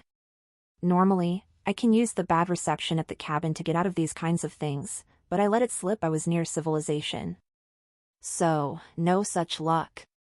Well, when business calls, you have to answer, Martin said. Next time. With that, the group made their way out of the room. I hung back, turning just in time to watch as Beth hurried out onto the balcony, sketchbook in hand. I was so eager to see her that I had to hold back from sprinting to the other side of the room. I opened the door and stepped out into the cool air, Beth sketching wildly at one of the tables, a tall patio heater warming up the area. Gimme a sec, she said, her attention totally focused. If you've got some more questions, we can talk in 1 minute. I chuckled, realizing that she'd assumed it was Megan or Selena that had stepped out onto the terrace. Just wanted to come and say hey. She froze mid-sketch when she realized it was me. Beth pursed her lips, her body tense. You all right? I asked. She came back into the moment, setting down her pencil and pushing away her book. Fine, she said, turning to me. Just fine. I swept my hand toward the table. Mind if I join you? Of course. As I walked over, I realized that I was going to have to be mellow for the both of us. That was impressive in there, I said. You really know your stuff. You surprised? She asked, letting the tension fade a bit from her face and replacing it with a slight smile. Not surprised at all, in fact. Anyone would know by talking to you for 2 seconds that you're an intelligent woman. Just a pleasure to see it in action. I craned my neck a bit, glancing over at her sketchbook. The drawings had obviously been done quickly but were no doubt dripping with talent. Good stuff. The pink tinged her cheeks again, and she closed the book. Thanks. Just that. I don't like anyone to see them before they're done. The look on her face was odd, to say the least. Sure, I'd expected her to be a little taken aback by seeing me, just as I was with her. But it was almost as if there were more to it than that. Anyway, she said. I thought you were meeting with a client. Nice thing about working for myself, I said. I've always got an excuse to get out of doing things I don't want to do. Not to mention, there's no way I'd let you get away without saying hi. Beth nodded. This was really unexpected, but it's good to see you. Likewise. In fact, that's part of the reason I came out here to talk to you. Oh. Yep. Things are about to get hectic with all the wedding planning, I'm sure. But all the same, I wanted to see if you'd be interested in grabbing some lunch together. You, like, on a date? Something like that. She pursed her lips again. Here's the thing. I've got a history with Beau. That was a surprise. You do? What kind of history? Well, we dated. You what? I couldn't keep the surprise out of my voice. When? I asked. I had never heard him mention Beth.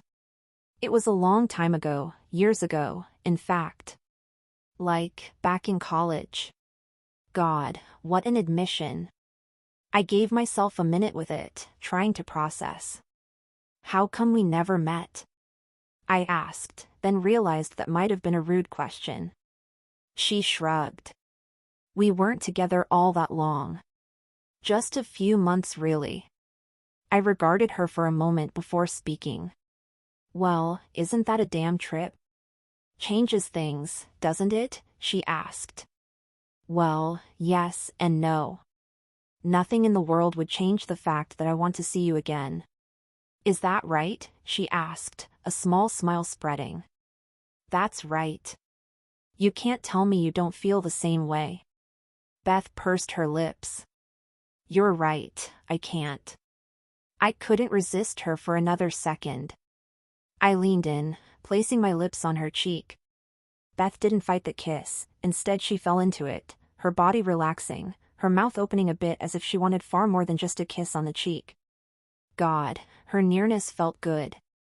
My cock twitched to life as I pulled my lips away, Beth staying still with a big, broad smile on her face. That was nice, she said. And it's not going to be the last, gorgeous. I rose, leaning in and kissing her beautiful face one more time. Bye, Jack, she said, smiling at me again before returning to her sketchbook. I glanced at her as I went back into the ballroom, burning the image of Beth in my mind's eye. I wasn't sure how to feel about the fact that she dated my son. Was I jealous? That didn't seem like the right reaction for a father to have toward his son. All the same, I needed to get my head right about the whole situation because one thing was for certain, I wasn't going to let anyone come between me and getting my hands on Beth again. Chapter 11. Beth. I was breathless as I watched him walk away. The truth of the matter was that it had taken all the restraint I'd had not to lean into the kiss and turn my head, letting it land on my lips. Part of me was bothered, sensing that he'd known just what he was doing by kissing me like that, flashing that annoying handsome smile and walking away like everything had gone according to plan. As I sat there, however, my eyes on the vista before me, I realized that things hadn't gone according to plan for him. After all, there was no faking the surprise on his face when I told him that I'd dated his son. I placed my hand on my belly. And if he liked that surprise, he's going to love the other one I've got in store for him. I sighed, sitting back. Regardless of any of it, I needed to get to work.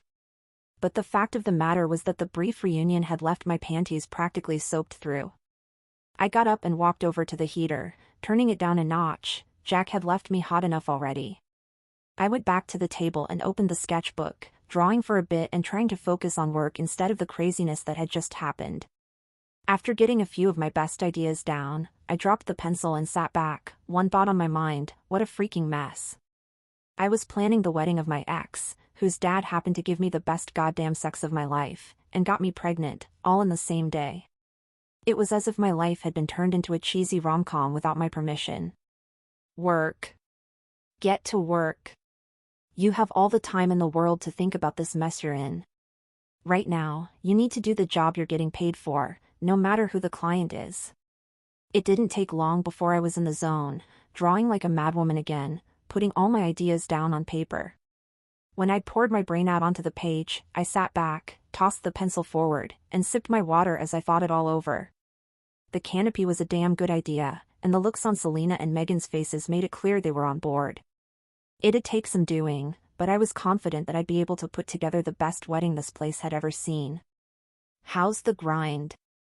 I turned to see Bo and Megan at the door. Megan's face was flushed, her hair a bit wild. Bo's shirt collar was a bit ruffled, and I was almost positive I could see lipstick underneath. Gross. Thankfully, the uneasy look on Bo's face suggested he wasn't entirely crazy about a stunt that he'd almost certainly been roped into by his oh-so-lovely fiancé. How's our favorite little wedding planner? Megan asked, Bo's arm draped over her shoulders, his single hand gripped with both of hers. Fine, I said, taking my eyes off the couple as quickly as I could and placing my gaze back onto the sketches. Just getting some ideas down. Megan must not have liked me looking away from her, since it didn't take any time at all before she re-entered my field of vision, pulling Bo by the arm. We had a wonderful time in the honeymoon suite, in case you were wondering. Didn't we, dear? Beaming, she wrapped Bo's arm around her once more. It was nice. Babe, why don't we freshen up before meeting your parents instead of bothering Beth? She's in the middle of stuff. Of course, we had to give the suite a test drive, if you get my meaning. Megan blew past Bo's request, clearly more focused on getting under my skin than anything else. I wasn't about to let that happen. Maybe high school Beth would have gotten bent out of shape by Megan pulling one of her stupid bits. Grown-ass woman Beth, on the other hand, was unbothered. Oh, aren't you naughty? I said, flicking my wrist at her. Boy, I hope you two didn't get caught in 4K by the security cameras in there. There were security cameras? Megan's expression tensed. She's just messing with you, Bo said. Now, why don't we drop the subject of our private life and leave our wedding planner alone to do the job that your parents are paying her a ton of money to do in a very short amount of time? Oh fine, Megan pouted. I swear, you can be such a buzzkill sometimes, Bo. Before they had a chance to leave, however, I perked up. A question formed in my mind. Maybe it was a little silly, but I had to ask it, nonetheless. Hey, Bo. The pair turned. What's up? He asked. I'm trying to get a sense of what the ceremony itself will look like. What are we thinking about the number of bridesmaids and groomsmen? Bo opened his mouth to speak, but Megan beat him to it. For each, she said. And are you still thinking about who you want for groomsmen? I asked Bo. He's not thinking about anything, Megan said. Not a single person is going to participate in this wedding unless I approve. Bo shrugged, giving a sheepish little smile that suggested that she'd laid down the law. Okay, that works, I replied, pushing my thoughts on the budding bridezilla aside. Now, how about walking down the aisle? Your dad's going to walk you, Megan? Right. And we'll have to figure out who's going to walk your mom down the aisle. Remember, the bride's mother is the last to be seated before the ceremony begins, so that's something to think about. Got it. I paused for a moment as I approached the topic that was really on my mind. And how about your dad, Bo? I asked. Is there a certain someone in his life? Didn't see a ring, but maybe a girlfriend? Bo let out a sharp laugh at my words. What? I asked. Am I missing something? He shook his head. No, sorry, it's a totally reasonable question. Just that. Dad doesn't date. Huh. I wasn't sure what to make of this considering he'd asked me to lunch not 30 minutes earlier. He doesn't date? Dad, well, he lives something of an unusual lifestyle. I knew just what he meant, of course, but I had to play dumb. What do you mean? Megan leaned forward, her eyes flashing, a grin on her face. He lives in the freaking woods. Can you believe it? He's out there all by himself with his dog. Like, in a cabin? Yep, she said, evidently continuing to answer questions for her fiancé. I mean, don't get me wrong, it's a nice cabin, total luxury situation. In fact, I wouldn't mind having something like that in the mountains for weekend getaways, hint hint. She playfully nudged Beau, though no doubt she was laying the groundwork for expecting a mountain getaway as a gift in the coming years. He moved to the cabin when I started college, Beau said. He likes his solitude and he never really dated after my mom died. Megan's eyes lit up again. It's so sad that someone as handsome as your dad never got back out there. A guy like him? Sexy and rich and just the right amount of silver fox. God, even I wonder if I have a little crush on him sometimes. Megs, Beau said. That's my dad you're talking about. What? She asked, shrugging her shoulders. I'm just saying that if he put himself out on the market, he'd find someone like that. She snapped her fingers as she said the word. So, let me get this straight, I said. Not only is he not dating anyone, but he's also never dated anyone? I mean, since your mom? What does this have to do with the wedding again? Megan asked, clearly getting a little annoyed that she and her special day weren't the topic of conversation. Nope, Beau said, answering my question and not hers. Just him and Buddy. I was getting tenser by the minute, the topic of Jack tying me in knots. How the hell would these two react if they were to learn that I was pregnant with his freaking kid?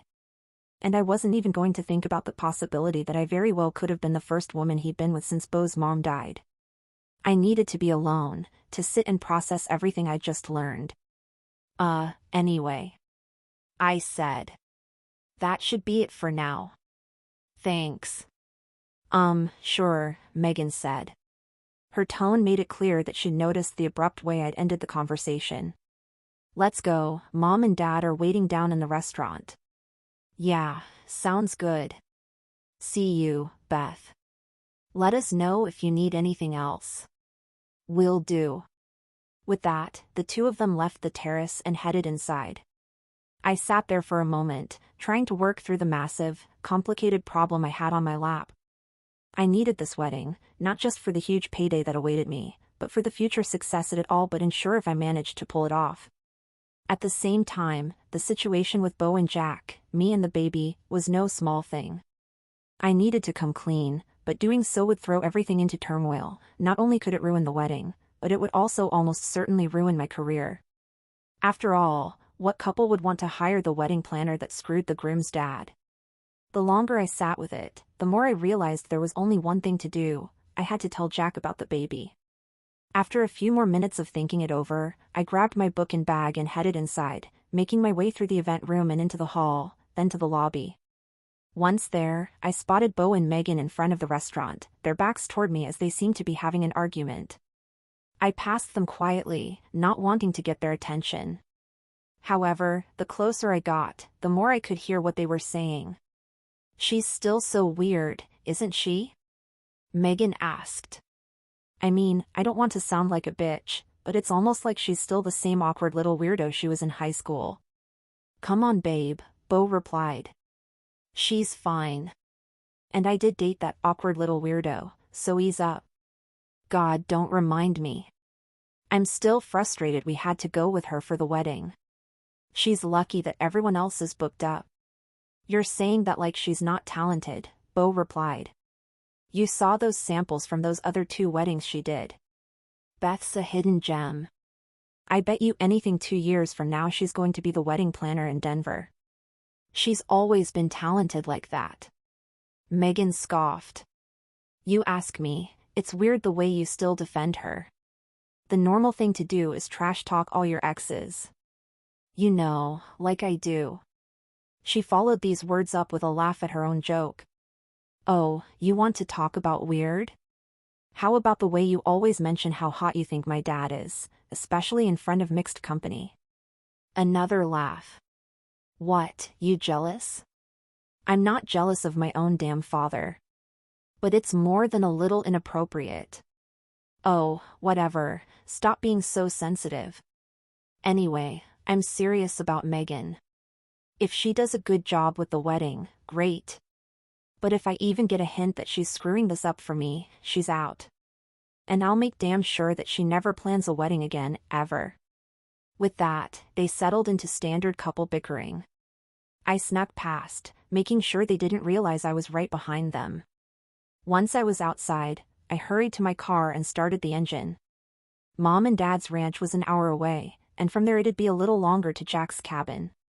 I didn't have the exact address, but I was sure with a little effort I could find it.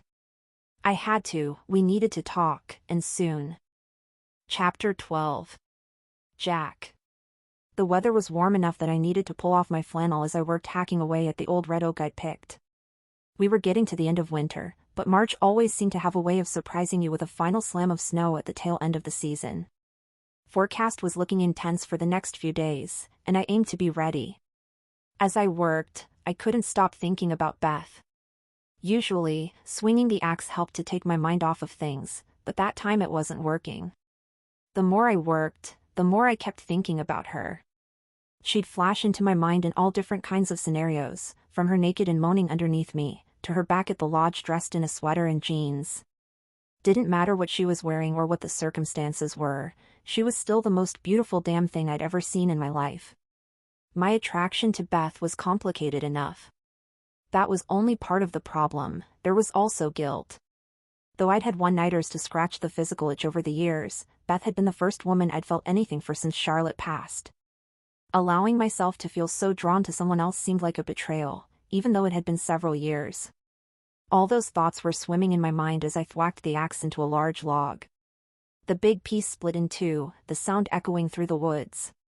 When I was done, I plunged my axe into the stump and took a deep breath, wiping my brow with the back of my hand as I looked out onto the woods. The sky was clear and crisp, the air tinged with that sort of alpine freshness you only seem to find in the Rockies. Buddy was sleeping at the base of a nearby tree, whimpering and kicking his leg as he dreamed of chasing birds. A beer sure as hell sounded good. I headed inside, opened up the fridge and pulled out a Coors, holding it to my head as I went out back. The view was killer on the other side of the property, a nice, sweeping vista of the forest and mountains. I cracked my beer and took a long sip, finding my mind drifting to memories long past. I remembered the day Charlotte passed like it was last week. I'd been in San Francisco for work. I was sitting in a tower office downtown across from my client at the time, this rich guy who'd inherited a shit ton of money from his parents and wanted to know how to spend it. More specifically, he'd wanted to know how to turn it into even more money. I'd been happy to oblige, wouldn't have been the first fortune I'd doubled or even tripled. Charlotte was back home in Denver with Beau, who was 3.5 months old. I was still adjusting to parenthood, still trying to wrap my head around this whole being responsible for another life thing. I'd hated to have to leave town, but Charlotte had her parents, and money was money. It had all started with my client receiving a phone call. He had been in the middle of talking about an idea to invest, and I'd been trying to talk him out of it. "Amanda, you know not to call me in the middle of a meeting. I'm serious," he went on, chewing out his secretary. As he did, I found myself looking out the window at the city and the bay in the distance, a small smile forming on my lips at the idea of seeing Charlotte and Beau again. I hated to be apart from them, even for a little while, but I knew the longing I felt would only make seeing them again all the sweeter. "Why didn't you say it was an emergency?" "For Jack?" "Yeah, he's right here." My client handed me the phone. Instantly I became filled with dread. I knew something was wrong. I took the phone and slowly brought it to my ear. The assistant told me that a hospital in Denver was on the line, and she'd patch me though. A nurse was on the line within seconds.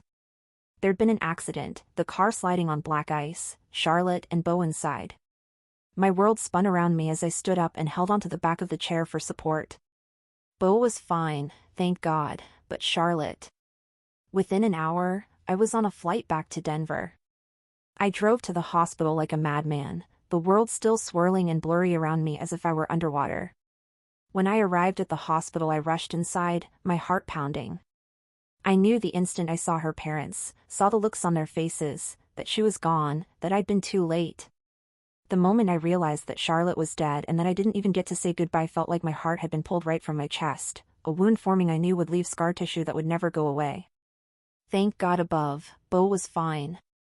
I dropped to my knees in relief and gratitude when I saw him in that hospital crib, my son crying, no clue that he'd never get to know his mother. The weeks following were a blur.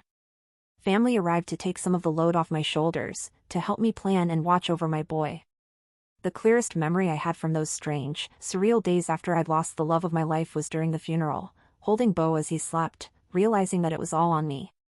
Despite the sadness I carried, despite my uncertainty in my abilities as a father, it was all on me. Buddy barked, bringing me back into the moment. I'd been so lost in my thoughts that my beer had gone warm in my hand. I sipped it, thinking about how I'd made the decision not to date at all after Charlotte passed, after I'd had some time to grow accustomed to my new life. It didn't seem right to see anyone else. Not to mention how confusing that'd be for poor Bo, and how I couldn't even imagine opening my heart for someone who wasn't my wife. Until Beth, that is. I'd laid eyes on her that first time and known there was something different about her, something special. I'd have to tell Bo that she and I had something, no matter how strange it might be for him to know I'd gone and fallen for his ex-girlfriend. Buddy let out another bark, alerting me to something. I took another swig of my beer, making my way around the house. Buddy. I called out. This better not be you yapping at shadows, big guy.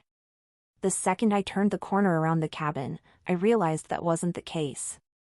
A man in a sharp suit stood in front of an expensive car, a sinister smile on his face. He was no stranger. No, this was a man from my past, a man I'd hoped to never see again. Afternoon, Jackie. Got a second to chat with an old pal? Chapter 13. Jack. Michael fucking Schaefer. If there was a man I never wanted to see again, it was him. Michael was dressed in his usual three-piece suit, with gaudy gold chains and 2 matching pinky rings coated with diamonds. The man was loaded, and liked to make sure everyone who was unlucky enough to meet him knew it. He was big, tall as he was wide, with slicked-back blonde hair thinning and going white. His face was fleshy, his eyes sunken and dark, his skin pale and wrinkled. Then there was that smile, that horrible, jagged smile that always reminded me of the grin of a jack-o'-lantern. I knew enough of his history to understand just how evil he was. I'd worked with the guy for years, after all. Jackie, he said, shaking his head. God, it's good to see you. Michael stood in front of his car, a late-model luxury ride as dark as midnight. A little dust had gathered around the tires, and there was no doubt that he'd have that cleaned off the moment he was back in town. A man in dark sunglasses sat in the driver's seat, no doubt armed. Gotta be honest, Michael, not happy to see you in the slightest. Michael made a put-on sad face, one that stretched his already unattractive features into something even worse. Oh, you're breaking my heart. I drive all the way up to the city to find you, not to mention go to the immense trouble of finding where you're hanging your happiest days, and this is how you greet me? It sure as hell is. And if your feelings are hurt because I'm not rolling out the welcome wagon for you, you're more than welcome to hop back in that overpriced ride of yours and have your little helper take you back to Denver. Michael ignored my words, putting his hands on his hips and looking over my place. Very nice, Jackie. Can't help but notice that, while you're so very rude to me, you've been more than happy to build yourself a charming little place with the money you no doubt earned working for me. Didn't earn it all working for you. The words felt hollow as I said them, he had me dead to rights. He laughed.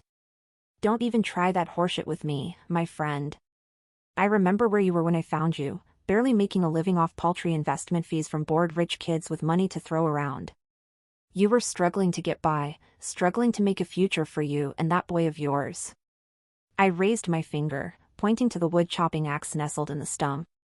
See that tool over there? I asked.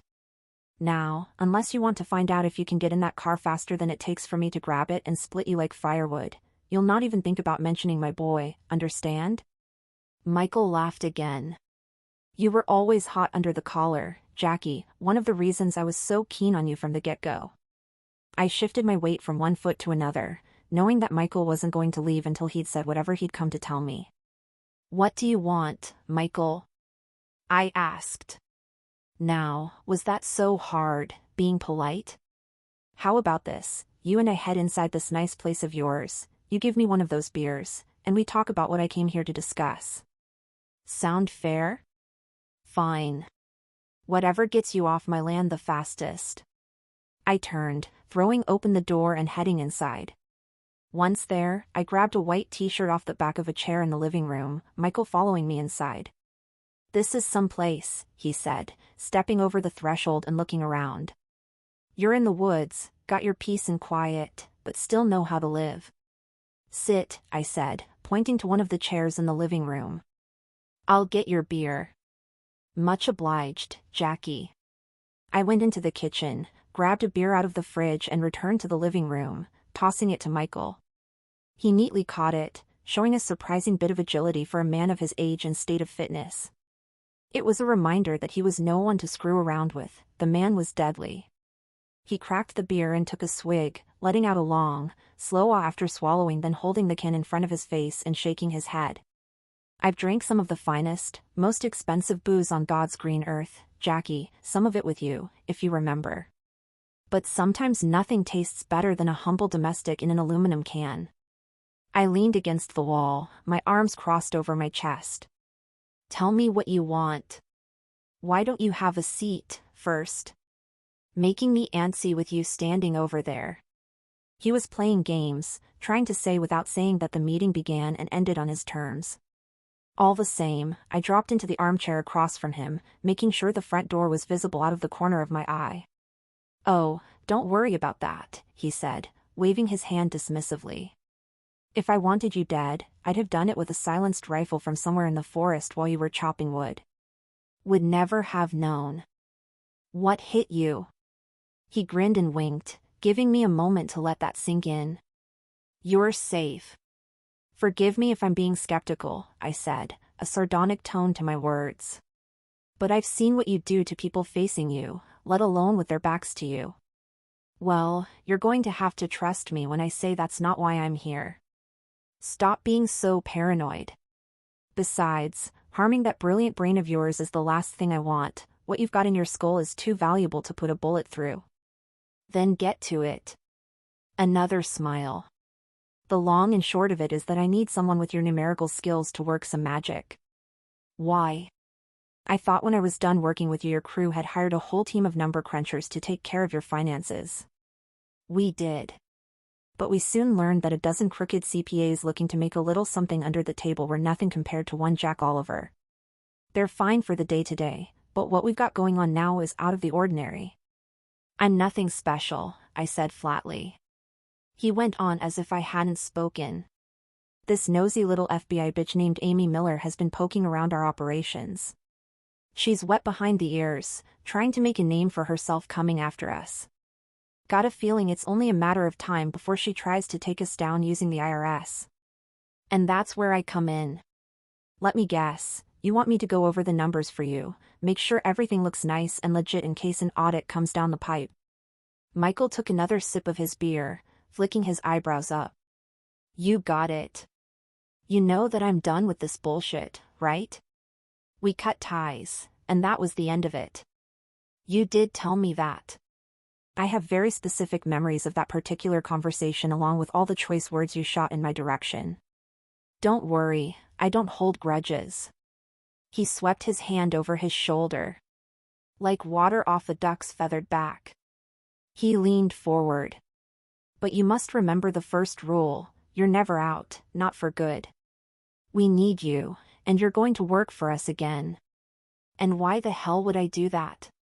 He let out a dismissive snort, shaking his head. "Come on now. You do this for me, for my organization, and there's a solid payday in it for you." "I don't need money." "Everyone needs money." He reached into his jacket pocket and took out a pen and piece of paper, jotting something down before ripping the piece off and handing it over.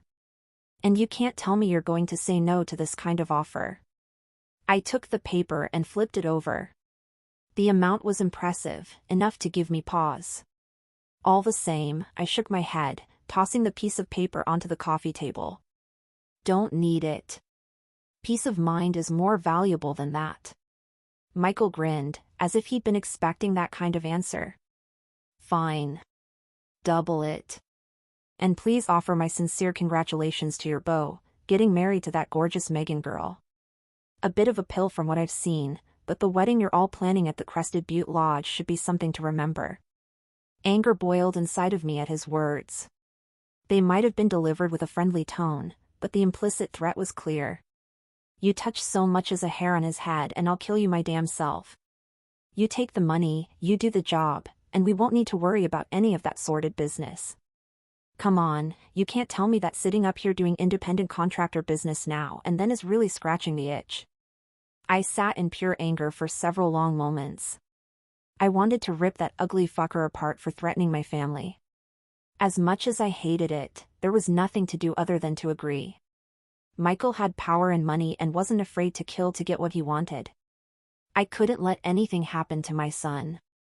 I know this is a risk, he went on. There's a good chance you'll be in the crosshairs of the FBI. But you being you, you'll get the job done staying under the radar and without raising any red flags. Just agree, Jackie. Say yes and the money's yours, and I'll be out of your hair, for the time being, at least. Right as he finished his sentence, I heard the sound of a car door shutting in front of the house. Expecting company? He asked. Nope. I got up and went over to the window. My stomach sank at what I saw. Beth stepped out of the car looking as gorgeous as she had earlier. Buddy ran up to her, happily jumping up on her legs. She laughed, petting him as she made her way to the front door. Michael rose, going over to one of the other windows. Now that's a good-looking woman. Does this mean you've finally gotten over her, Jackie? I swear, all those beautiful women I dangled in front of your face when we worked together, not a single one did anything for you. My heart beat quicker, my blood running hot. Leave now, I said, turning to Michael. Michael laughed. Of course, of course. I wouldn't dream of standing between you and your lady, Jackie. Here's the deal, you keep an eye out for an email that will have your instructions, should be arriving to your inbox very soon. And don't worry, it'll be encrypted. A knock sounded at the door, and Michael smiled. I'll see myself out. He stepped over to the door, but I beat him to it. Hey. Beth said. Sorry to drop in unannounced like this, especially since you have company. You want me to come back later? No, Michael said. I was just leaving. He took her hand, placing a kiss on top of it. I wanted to punch his ugly face right then and there. Hell, I wanted to do worse than that. Instinct took over and I put my hand on Beth's arm, pulling her away and wrapping my arm around her shoulders. Michael glanced at me, no doubt seeing the anger on my face at him touching Beth. I realized right away that I'd made a mistake by letting him see that she meant something to me. Keep an eye out for that email, he said. We'll be in touch soon. He stepped around Beth, making his way to his car and flashing me one more smile before getting in, a smile that made it clear beyond a shadow of a doubt that he wasn't done with me yet. Chapter 14. Beth. To say I was uncomfortable at the strange man's touch would have been the understatement of the decade. Everything about him screamed untrustworthy and threatening. Jack and I said nothing as we watched and waited for the man to leave. Fucking prick, Jack snarled. There was pure venom in his voice, an anger that nearly made me uneasy. Sorry, I said finally, once the man was gone. I shouldn't have come here unannounced. Jack shook his head, his eyes still on the horizon as if he wanted to make damn sure that the man was long gone. When he was satisfied, he turned to me and closed the door. You're fine, don't need to apologize for anything. Little by little, I began to feel better, as if whatever danger had been present was gone. The increased mental space gave me the chance to appreciate Jack in front of me, how goddamn good he looked in that thin, skin-tight, V-neck white t-shirt. The fabric clung to his body, the V of the collar drawing attention to his solid, square pecs. It didn't take much ogling before I felt myself clench, arousal building by the second. His physical presence was so overwhelming that I had to shake my head to come back to reality. You all right there? He asked. Jack put his big, strong hands on my shoulders, which didn't help matters. Fine. Just fine. He let out an amused chuckle as he took his hands away. I'm drinking a beer, he said, turning and making his way over to one of the 2 cans in the living room. You want one? He plucked both of the cans from where they were, tossing one in a nearby trash can and pulling a long sip of the other. Nah, just water. Suit yourself. He disappeared into the kitchen. Once he was gone, I took a moment to look around the cabin again. I loved it, the furniture and accoutrements a perfect blend of modern and handmade, the perfect bachelor pad for a man who enjoyed living on his own and keeping to himself. I even noticed a few pictures of Beau on the walls, and I couldn't help but shake my head at how much less complicated things could have been if I'd noticed those before. Jack returned a few moments later with a bottle of water. He tossed it to me and I caught it, opening the cap and taking a slow sip. As I drank, I thought about the anger that I'd heard in Jack's voice, the rage flashing in his eyes. I wanted to know what had gone down, but knew it wasn't my place to question. All the same, I had to ask. You okay? He took a sip of his beer, as if giving himself a few seconds to come up with an answer that wouldn't reveal too much. Oh. Yeah, I'm fine. Don't worry about me. I allowed myself a smile at this. What else could I have expected from a man like Jack? Come over and sit down. He nodded to the couch, the same one where we'd made love that first night. I sat down on it, the softness of the cushion and the view of the fireplace bringing all sorts of sexy memories back. When Jack sat next to me, his earthy, musky scent filling the air, I found it extremely hard to think about anything other than how much I wanted him to pin me down and make me come over and over again. Now, he said, draping his big, thick arm over the back of the couch behind me. As nice as it is for you to drop in, I gotta admit I'm curious what brings you to my neck of the woods. Sorry. I shook my head again, trying to come to my senses. I promise there is a legitimate reason for just showing up like this. He chuckled, taking one more sip of his beer before setting it down on the coffee table. Well, while you gather your thoughts, can I tell you what's on my mind? He flashed me a small smile, one that went a long way in putting my mind at ease. There was something about Jack that never failed to make me feel warm and safe and sexual all at the same time. Sure. He leaned toward me. I was just thinking that if you don't stop staring at me with that look in your eyes, I'm going to give you more of what you got the first time we met. My eyes flashed with total surprise, my heart skipping a beat. He continued to look at me, hunger in his gaze. Despite the entanglements between us, I was turned on like mad. I wanted exactly what he was offering, and I wanted it right then and there. Instead of saying anything at all, I stared at him with my mouth open slightly. My panties were soaked through, my body yearning for him. Jack reached over, putting his big hand on the back of my neck and gently guiding us closer together. Tell me, Beth, is this what you want? He spoke low, his eyes locked on mine. Just like our first night together, he was giving me an out. And just like our first night together, he knew exactly what I wanted. Yes. Yes, it is. He leaned in and kissed me, the sensation of his lips on mine so intense that I felt like I was having an out-of-body experience in the best way possible. I opened my mouth, his tongue passing my lips and finding mine. He tasted so damn good, the tang of beer on his tongue as his beard brushed against the softness of my cheeks. I decided to go for what had been on my mind since I'd first laid eyes on him. I grabbed onto the hem of his shirt and pulled it up over his head, exposing the powerful upper body underneath. His muscular physique was enough to make me feel like a dam had broken down below.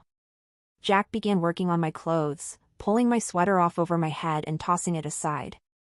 The bra I had on underneath was nothing special, just a simple black racerback that was my go-to bra whenever I didn't want to think about what to wear. The look in Jack's eyes, however, made me feel like it was the sexiest damn thing he could imagine.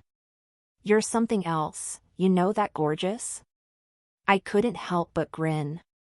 You're not so bad yourself. We went full force at one another's clothes. I opened his belt and zipper as he kicked off his work boots.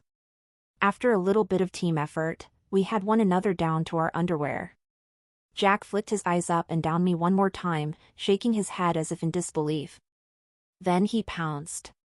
He pinned me down, kissing me hard before reaching around and pulling off my bra, my nipples going hard as soon as they were exposed to the air of the cabin and the anticipation of Jack's touch.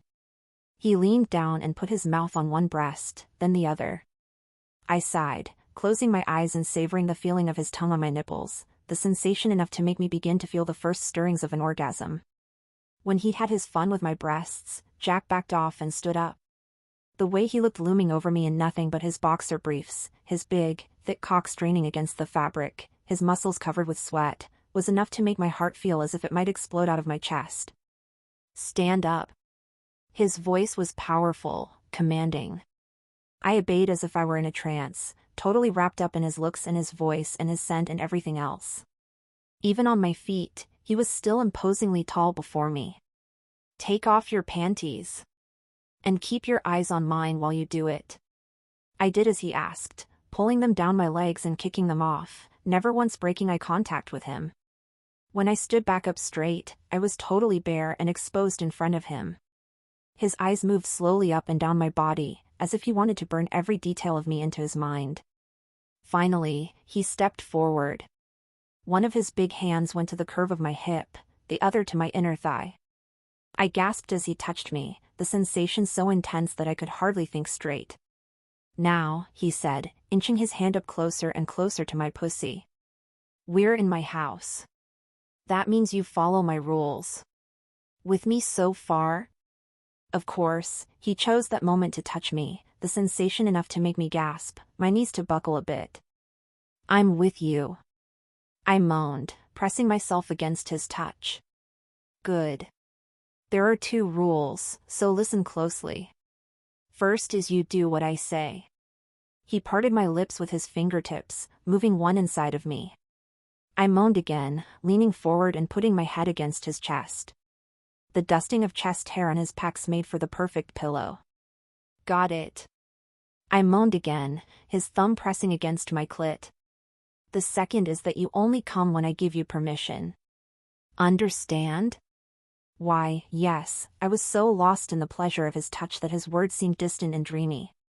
Pleasure built with surprising speed and intensity, an orgasm almost within reach. Jack placed his hand on my chin and tilted my face up. I opened my eyes to see his handsome face gazing down at me. "Say I understand."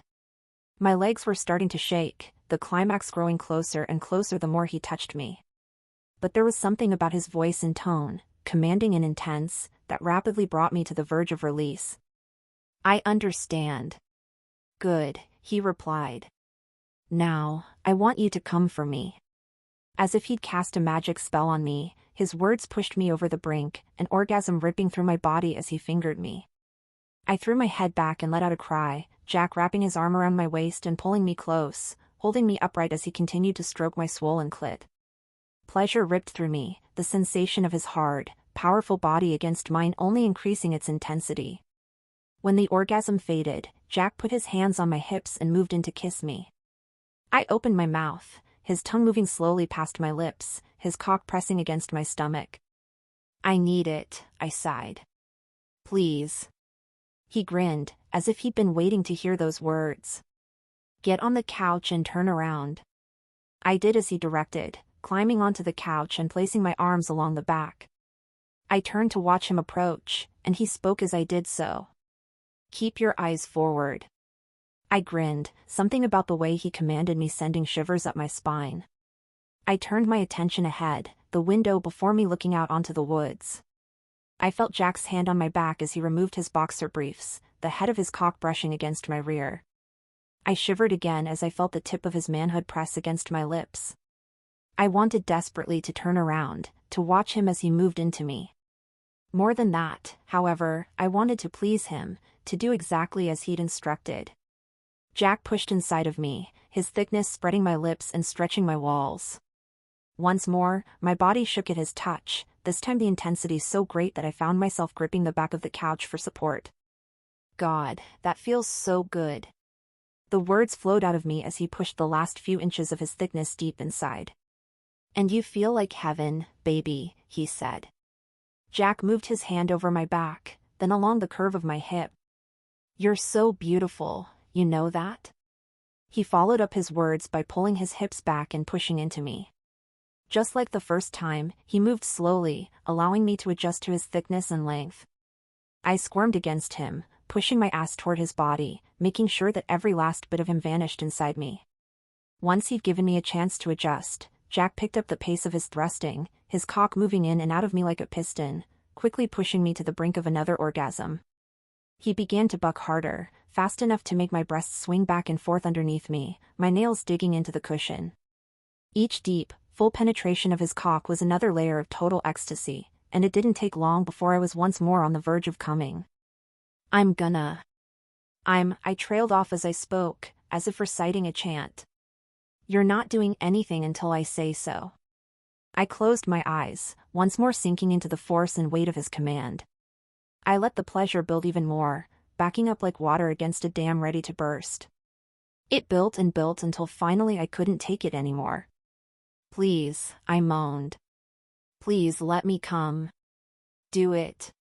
I let out a scream as I gave myself over to the climax, the second one so intense that it made the previous one seem like nothing at all. I gripped the back of the couch so hard that I worried I might tear the fabric. Jack kept pounding me all the while, the pace of his thrusts unrelenting in the best way possible. When my orgasm was over, I let my head hang down. Jack reached around me and scooped me up, carrying my body fireman style as if I weighed nothing at all. He carried me out of the living room and down the hall, into a huge master bedroom with a large wood-framed bed and a killer view of the valley behind the cabin. Once there, he laid me down on the bed on my back and moved over top of me. I was practically delirious from the pleasure, but even so, I took the chance to admire his gorgeous form, his long, thick cock pointing straight down. He wrapped one arm around me, using his other hand to guide his cock between my legs. The first two orgasms had nearly knocked me into another dimension, but all the same one more sounded like heaven. I opened my legs and wrapped them around his hips, Jack sliding his cock inside and filling me with his solid warmth. He moved in and out, and it didn't take much time at all before we were both on the brink of coming. The way his face tightened with pleasure, his grunts becoming deeper and harder, let me know he was on the verge of release. "Come with me," he commanded. "Now." I did, and he was right there with me. The final orgasm was like hot liquid moving through my body, the pleasure accompanied by Jack's release, his body tensing as his cock erupted deep inside. I savored it all, holding his body against mine, my breasts pressed against his chest. When we were done, he held me close, my head on his chest as it rose and fell. There was one thing on my mind, however, that I knew I had to tell him about sooner than later, our baby inside of me. Chapter 15. Beth. All I could do after was stare at the ceiling, bathing in the afterglow, amazed by what had just happened. Jack had stepped out to grab some water, leaving me alone with my thoughts for a few moments. I let my eyes trace over the wood ceiling above, the support clearly hand-carved. I wouldn't have been surprised if he built this whole damn place himself.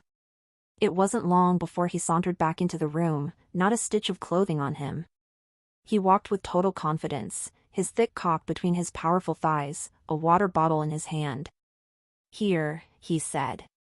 "You're probably thirsty as hell too." Looking at his gorgeous body on full display in front of me, thirsty was certainly the right word. He handed me the water and I drank, nearly draining the entire bottle. When I was done, I set it aside just in time for him to move in and greet me with another deep kiss. Just like that, I was ready to go again. I stopped myself, however, putting my hands on his big shoulders and gently pushing him away. He moved back, a slightly curious look on his face. "Something up?" "Kind of. I just have something I want to talk to you about." He nodded, seeming unbothered by my sudden change in attitude. It was something I really liked about Jack, how unflappable he was, how nothing seemed to get under his skin or make him lose his cool. That is, aside from a strange man in an expensive suit kissing my hand. He offered me his hand and together, we went back to the living room. I dressed, watching Jack slip into his jeans and that tight, white t-shirt. He plopped onto the couch, reaching for the beer he'd been drinking before our fun. "Listen, it's obvious you're worried. Am I really that readable? You're clearly tense. Are you worried about Beau, about what he'd think if he were to find out about what was going on between us? I mean, I guess a little. We weren't together all that long or super serious, but I just don't want anything to come between you two if he feels weird about it. Just like always, Jack didn't seem too concerned. Beau's got a lot going on these days. But he's a grown man, he can handle what life throws at him.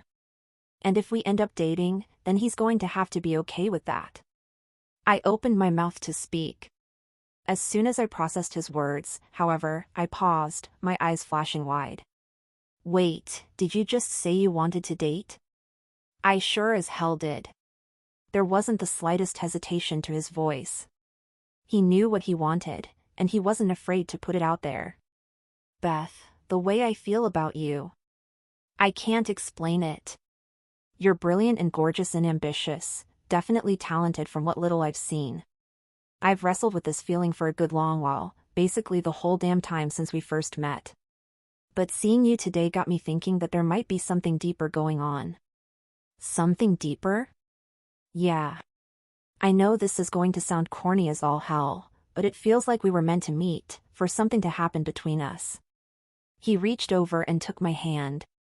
As Jack regarded me with those warm, sensual eyes, it became beyond clear to me that I had to tell him right then and there about the baby. I knew it was going to be the hardest thing I'd ever had to say. The wedding's going to be a huge production, and Megan isn't the easiest person in the world to deal with. Throwing the fact that we're dating into the mix might cause a fight or two, but I'm pregnant. It was far from the most elegant or diplomatic way to break the news. But I knew that if I danced around the issue for too long or tried to say it in the perfect way, it'd never get out. You're what? He cocked his head to the side. I'm pregnant. The second time was easier than the first, coming out with a little more confidence. I'm pregnant, and it's yours. The confused look stayed on his face. You're pregnant? I am. He formed his lips into a thin line, looking out the window. Jack was totally stupefied, as if part of his brain had suddenly been sucked out of his head. He stood up and made his way slowly over to the window. Once there, he put his hands on the windowsill and looked out over the back stretch of his property. After a time, he spoke. You're pregnant. Listen, Jack. I know this is a lot to process. Trust me, I totally get that. But the fact of the matter is that I'm pregnant and I need to know what you think about it. I am keeping the baby, and if you want to be in his or her life, that's great. If not, I'll deal with that too. But I need to know. Jack said nothing at first, his back still to me. For a moment, I was worried that he'd gone into shock or something. Finally, he turned around, the confusion gone, replaced by determination. He stepped over to me and took my hands into his. Listen here, you're out of your mind if you don't think I'm going to raise this kid with you. Now it was my turn to be stunned. Chapter 16. Jack. However stunned I was a few moments ago, Beth was that, times 10. You, what? She asked, her eyes wide. You heard me. If you're pregnant, if you want to have this baby, then I'm right here with you. Her hands still in mine, I brought her over to the couch and sat her down next to me. Look, you just knocked me on my ass. Here I've been going back and forth on the subject of you and I openly dating, and now you're telling me there's a baby in the picture. That's a hell of a thing you just put on my lap. I know. And I'm sorry. Sorry for what? I don't know. Throwing your life into a tizzy? I mean, I know how it feels. I only found out myself today. I laughed. Is that right? She smiled a wary, apprehensive smile. So, you're not mad? How the hell could I be mad? Beth, this is a baby we're talking about here. Now, I'm speaking from experience that you don't have, but there's nothing more incredible than holding your own child for the first time moments after he's come into the world, looking at that little face and knowing you created it. I couldn't help but smile, thinking back to the day that Beau came into the world. My happiness must have been contagious, as Beth was smiling right there with me. Anyway, I went on. I was telling you that I was feeling our paths might have been destined to cross. What you've just said only makes me feel more certain about that. Are you sure? She asked. It's just that I don't want you to feel like you've been pushed into a corner. Don't feel that way in the slightest. I'm saying what I'm saying under no duress. I mean every last word. I couldn't help but lean in and kiss her. Our lips lingered on one another's in a way that made it obvious that things were about to head back onto the bed unless one of us stopped it. As appealing as the idea of another tumble with Beth sounded, I had other ideas in mind. I took my lips from hers and sat back. You have any plans for today? Not really. I plan to come here and give you the news, then depending on how our conversation went, either spend the evening crying or celebrating. I chuckled. How about a date? A date? A date. I checked my watch. It was a little after 6. It's getting close to dinner time. How would you feel about making something together and spending the evening in? Something to eat and maybe a little, what do you guys call it, Netflix and chill? She let out a loud laugh at that. I haven't heard anyone say that since probably sometime in 2018, but yeah, that sounds good. I smiled and kissed her softly on the lips one more time. Good. Then it's a date. Chapter 17. Jack. The night was wonderful, like something out of a dream. Beth and I started the evening by putting together a little dinner. I'd been craving a venison roast, and she was more than happy to help with the process. We worked together, cutting veggies and meat and sneaking kisses now and then as we assembled the ingredients, music playing in the background. We talked while the roast was in the oven, Beth telling me about her family's journey from England to America, and me telling her about my life as a world-traveling accountant. I glided over the nature of my work and by whom I had been employed. How the hell was I supposed to tell her that I had worked for the damn mafia? All the same, it didn't feel good to lie by omission. I had to tell her soon, especially since we were about to share a child. The 2 hours it took to cook the roast flew by in conversation. I couldn't believe how damn easy it was to talk to her, how just sitting and talking required zero effort at all. The conversation continued right into dinner, the two of us preparing our plates and sitting down at the kitchen table to continue the discussion and eat. When dinner was done, we headed into the den for a movie. Once the fire was going, we cuddled together on the couch, Buddy curled up on the carpet near our feet. Of course, it didn't take long at all before our attention moved away from the movie and onto each other. She tasted like heaven as I kissed her. We moved to the bedroom, spending the next 2 hours in one another's embrace, making love well into the night. It had been a perfect evening. Snow began as we held one another, the two of us more than content to spend all the time in the world watching it fall while in each other's arms. She had to get up early and be home that next morning. We had a quick conversation over coffee on the subject of how and when we were going to drop the bomb on Beau. While we both had the urge to tell him right away, we eventually decided that we ought to take a little time for ourselves to process everything. After all, we weren't just planning a relationship, we were planning the process of raising a damn kid. We parted that morning with another kiss and an agreement to revisit the issue again soon, deciding how to proceed from there. One more kiss, and she was gone. Buddy and I watched her pull out over last night's dusting of snow and disappear into the woods. The strangest thing happened after I shut the door. I felt alone. I'd lived like I had for years, just Buddy and me, and never once had I experienced the feeling of being alone or the urge to be around people other than my son. I liked the way I lived, wouldn't change a damn thing. But there was something about Beth that made me want to rejoin the world, to see what I'd been missing over the years. I shut the front door, locking it tight before pouring myself another cup of coffee and starting a fire in the living room. I planned to take a quick trip into town to grab some supplies, get in a little exercise, then nothing but relaxation and reading later. Perfect. However, a phone call right as I lit the fire snapped me out of my trance. Hello? I stepped away from the fire, putting the phone to my ear. Jackie. So good to hear your voice. And just like that, my morning was ruined. Schaefer. What do you want? Ah, come on, is that really how you're going to start this conversation? I realize you were always at home working on the books in solitude, but that doesn't mean you can't try to be a little civil. Funny as hell listening to a guy like you talk about being civil. I've seen the kind of shit you get up to. He ignored the dig and kept talking. Just wanted to check in and let you know that my boys are putting that email together for you now. They're making sure that all the numbers are in order along with everything else. You'll have everything you need to check and make sure the money's clean. And if you spot anything that a certain 3-letter organization might find objectionable, all you have to do is flag it so my team here can have it laundered through the proper channels. This'll be the easiest money you make in your life, Jackie. And you can do it all from the comfort of that cabin of yours. Hell, you can do it with that sexy little thing I met at your place yesterday curled up next to you. I grit my teeth, hard.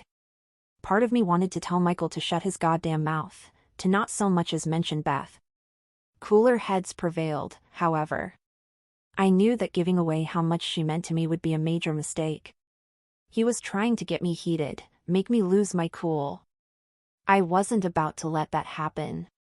I'm going to tell you this one time, and I'm going to give it to you straight, Michael. I'm not working for you. It's not happening. And why not? You saw the amount of money that's on the table. You'd have to be a damn fool to turn down that kind of payday. Then call me a damn fool because it's not happening. I told you when I quit that I was leaving that life for good. And I meant it. Here's the deal, Jackie. I'm going to send you the information ASAP. Is the email I have on file still the one you use? I opened my mouth, intending to reiterate that I wasn't going to be working for him. But instead, a different idea occurred to me, one that managed to make the corner of my mouth curl in a scheming sort of way. Actually, I've got another. I'll text it to you. Well then, does that mean you've finally come around, Jackie? That would just warm my cold, black heart if that were the case. Just giving you an email. Not saying anything one way or another. Fine. Give me the address. I'll text it to you, I said again. After we're done talking, which I hope is now. Sure. As long as you're playing ball, I don't need to waste any more of your time on the phone. It'll be just like old times. With that, he mercifully hung up. I wanted to rage, to track Michael down and rip him to shreds for even hinting that he'd do something to Beth. Instead, I calmed myself down and typed a text to him, sending him the email address. The email I'd given him was one I used for extremely private information, an address encrypted enough that no one but me would be able to get into it. Whatever Michael was planning on sending me would be safe for the time being, giving me a little breathing room to figure out what I was going to do next. I had too much to lose and couldn't risk getting caught up in illegal bullshit. More importantly, there was no way I'd let any danger come to Beth. Chapter 18. Beth. All right, work time's over. Janie marched into the apartment, pulling me out of my work days. Huh. I looked up from my laptop, totally oblivious to what time it was. A glance out the window revealed that it was dark, but it had been dark when I'd started, and there was no way I'd been working for more than a couple of hours. It hit me. Holy shit, is it nighttime? Janie dropped a white bag of takeout on the counter, the scent letting me know that it was Mexican. It's nighttime, and it's taco time, so grab a plate and tell me all about what happened last night. Oh, and as much as I'd love to go sober with you out of pregnant solidarity, it's impossible for me to eat tacos without a Corona. I laughed. Come on, I wouldn't dream of telling you to not drink a beer with your tacos on my account. She flashed me a wicked grin as she headed over to the fridge. Dig in. Got more than enough for both of us. But the price of tacos is sweet gossip, so be prepared to pay the price. By that point, the smell of the tacos had driven me into a frenzy. I opened the big bag, taking out chips, guac, and salsa along with a bunch of individually wrapped tacos.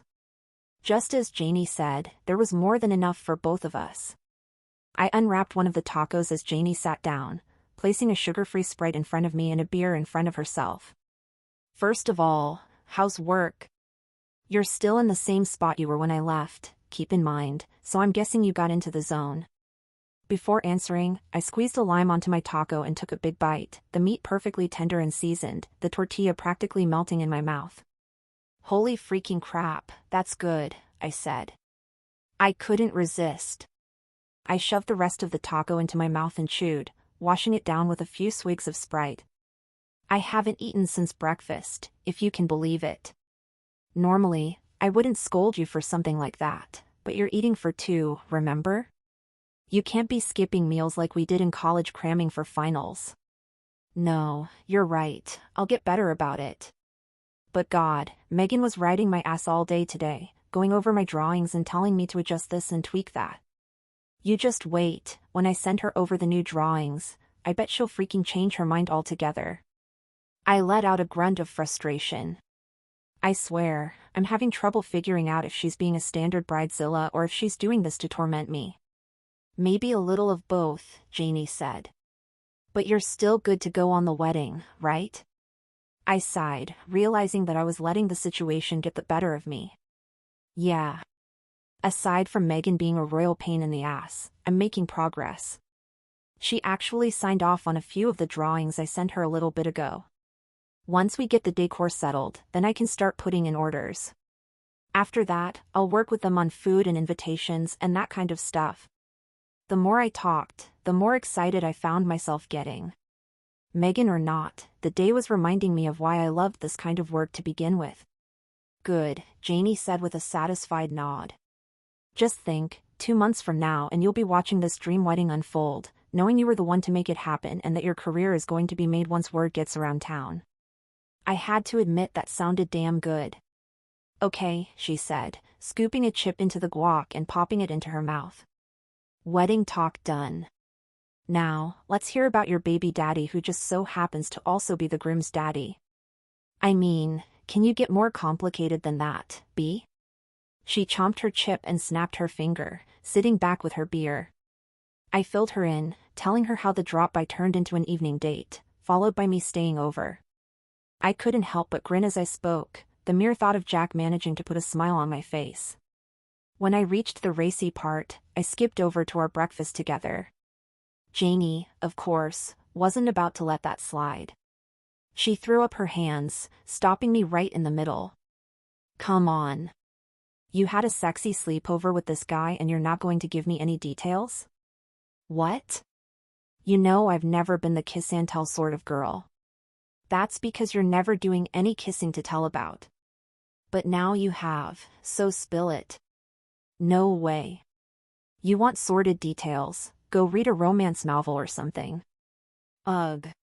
She let out a groan of frustration as she stamped her feet. You have to give me something. Like, one detail, at least. I sighed. Fine. He's got a lot of hair on his chest. She raised her eyebrows a bit as if surprised that was the detail I decided to go with. Chest hair? It's so hot. Just enough to highlight his chest muscles. And it's a little bit gray, so there's this salt and pepper thing going on that's just really sexy. Okay, I can get down with that. But you're not telling me the little detail that I really want to know. Her eyes tracked down between my legs. How is he, down there? I grinned. Some details, Janie dear, a lady keeps to herself. 1 week later Jack and I headed into town to go to my first doctor's appointment. We were in Jack's heavy-duty truck, the engine rumbling powerfully as we drove, the huge size and rugged looks of the truck in amusing contrast to the smaller, sleeker cars in downtown Denver. Buddy was in the back, his paws on the window as he took in the exciting sights. I was looking out the window too, but not out of excitement. For whatever reason, I was worried. Jack must have sensed this, as he turned down the music and reached over to take my hand. You all right over there? He asked, compassion in his voice. Yeah. Sorry, just up in my own head. Nothing to apologize for. First doctor appointment's always a little tense. I'm sure you've got a lot on your mind. He gave my hand a squeeze. There was something magical about Jack, his touch and voice was all it took to calm me down. It's just hormones. Last night I was cleaning up dinner with my roommate Janie and I started imagining buying tiny little baby socks, then started crying out of nowhere. He laughed. Sorry, not making fun. Just that it's kind of cute, is all. It's cute until I start crying in the middle of work.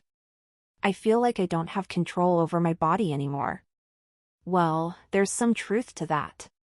Lots of changes are happening, and in a lot of ways, you're going to feel like you're just along for the ride. But you can get through this, I know it. You're tough as they come. There was a subtext to what he was telling me, that he'd seen this all before, knew what it was like. Thanks. I know this isn't your first rodeo.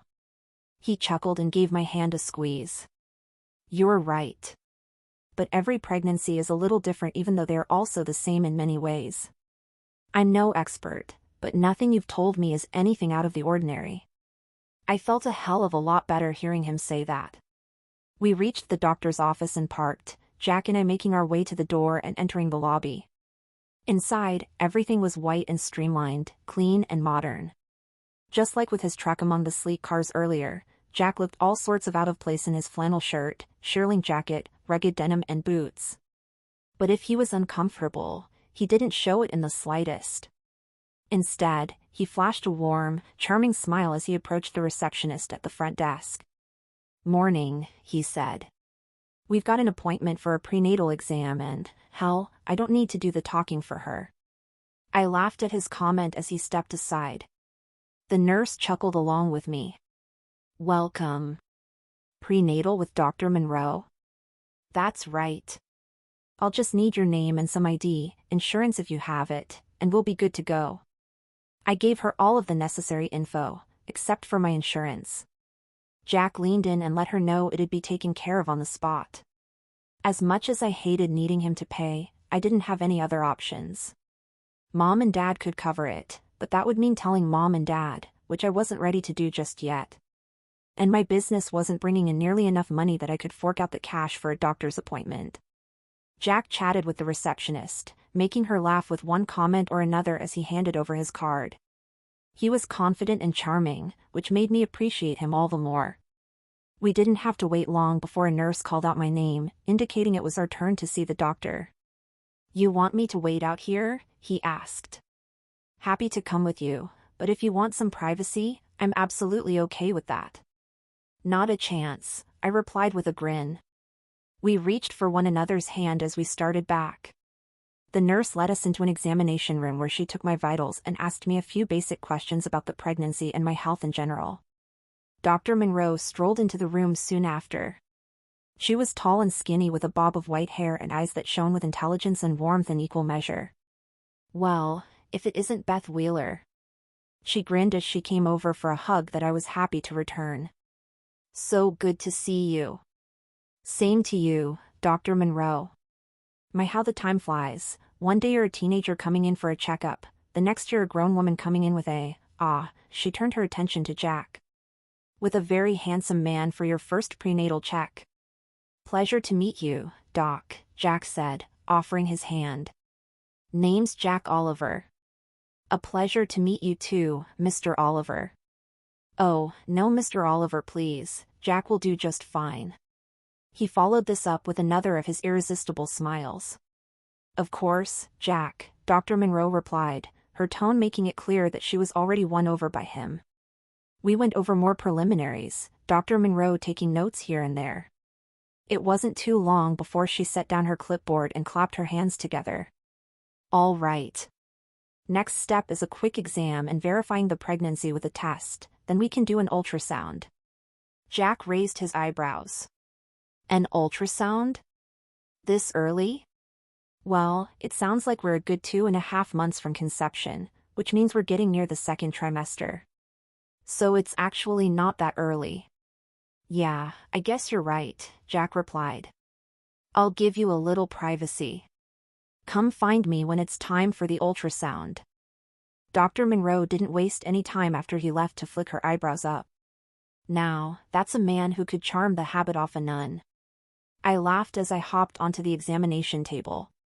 The test confirmed without a shadow of a doubt that I was pregnant, not that there had been any question.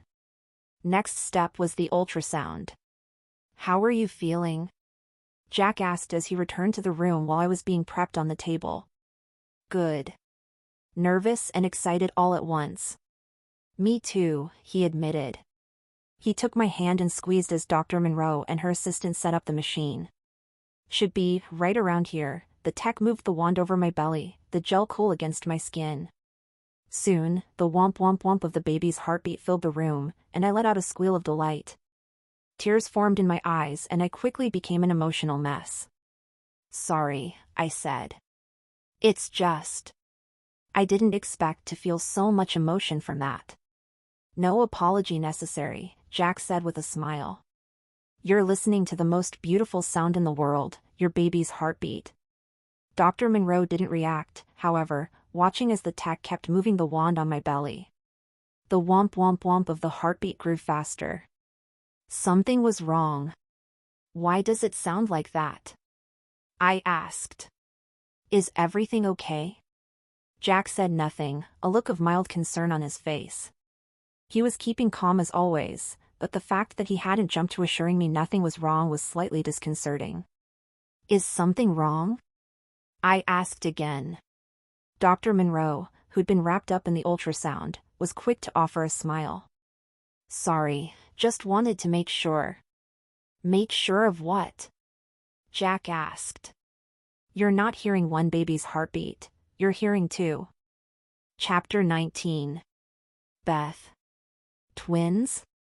Jack and I said the word at the same time, then looked at one another as if we were in a freaking sitcom. "That's right," Dr. Monroe said, the wand still on my belly. "Sorry for keeping you in suspense, but as you might imagine, this is something you want to make sure of before saying anything." She pointed to the screen. "There. See that fuzzy blob?" Uh-huh. My heart was racing. I could hardly think straight. "And see how there's another fuzzy blob right next to it?" "Sure do," Jack said. "That's two babies in there. The really fast heartbeat you're hearing is actually two heartbeats. And yes, they both sound healthy. Most importantly, the twins are separated, and there doesn't appear to be any sort of developmental issues. So far, so good." I stared at the screen, now able to see the two separate babies. "Do you know what they are?" I asked. "Little too early for that, unfortunately," Dr. Monroe said. "Not to mention that twins have a bit of a tendency to get in each other's way, blocking the view. Should have better luck at the next ultrasound." At first, I was a little disappointed that I wouldn't be finding out the gender of my twin babies, but the feeling only lasted for a moment before total happiness overtook me. My hands shot to my belly in excitement. "Twins," I said. "I can't believe it. I'm going to grab some info packs and other goodies for you. Be back in a few, okay? Try to think of any questions you might have while I'm gone." Dr. Monroe smiled warmly one more time before heading out of the room and leaving us alone. It became obvious right away that a big reason why she'd left was to give Jack and me a few minutes to process the freaking bombshell that had just been dropped on us. Jack rubbed a hand over his face and let out a wow, shaking his head. "You okay over there?" I asked. He'd been amazing so far, but there was a teensy tiny bit of fear in me that finding out he'd be having not just one baby with me but two, would push him over the line. When he turned back to me, his smile warm and his eyes soft, I realized right away that he was going to be just fine with it. "Not going to lie, Beth," he said, stepping over and sitting down next to the examination table. "I'm a little terrified." I laughed. "I can't imagine a guy like you being scared of anything." "Not scared, that's something different. It's more that, well, I'm not the young man I was when I had Beau. I'm getting up there." I took his hand, flashing a sly smile. "Trust me, I know firsthand how much energy you've got." He laughed. "I suppose you do. But the fact of the matter is I'm ready. I'm ready, and I'm going to do everything I can to make sure those babies are happy and safe."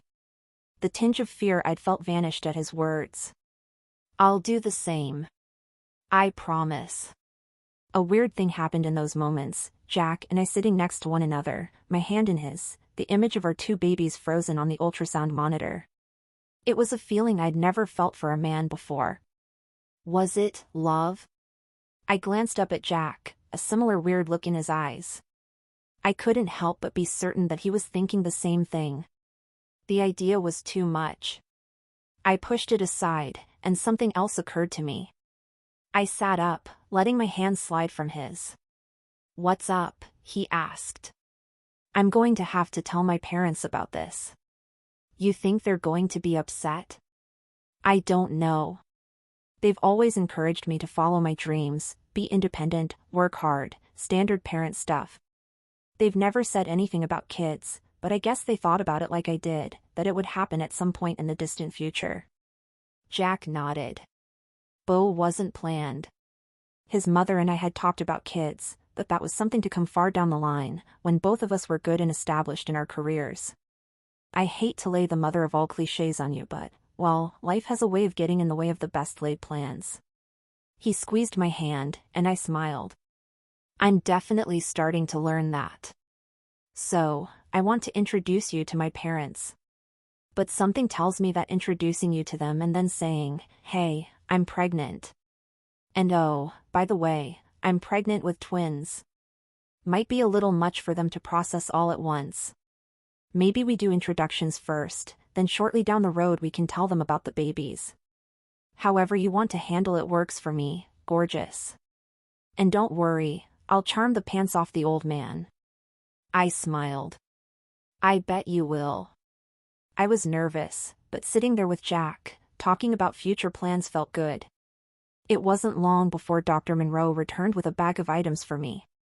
"All right, goodie bag time." One after another, she pulled out the contents. "We've got info packets, we've got vitamins, we've even got lotion for when that belly of yours starts getting bigger and stretching out." "Do I need to start taking it easy?" I asked. "I know I'll need to slow down for the twins, but I've got a ton of work to do." Dr. Monroe's expression turned a bit more serious. "Don't get me wrong, your body is going to be going through some major changes, and doubly so for, well, obvious reasons. For now, you should be alright working as usual, though you're going to really need to pay attention to your body and listen to what it tells you. No skipping meals, no missing out on sleep. And when it gets to be too much being on your feet for extended periods, take a rest." How soon will I start showing? A little earlier than single pregnancies, but not too much. For a single baby, the time frame is 16 to 20 weeks, but for twins you're looking at around 12 to 16. With the conception date being so precise, that gives you approximately a couple weeks before you can expect the little ones to start popping out. But keep in mind there's no one-size-fits-all answer with many pregnancy questions. They could end up being tucked in there in such a way you get another month before the baby bump. Best we can do is keep an eye on them. But for now, I say get excited.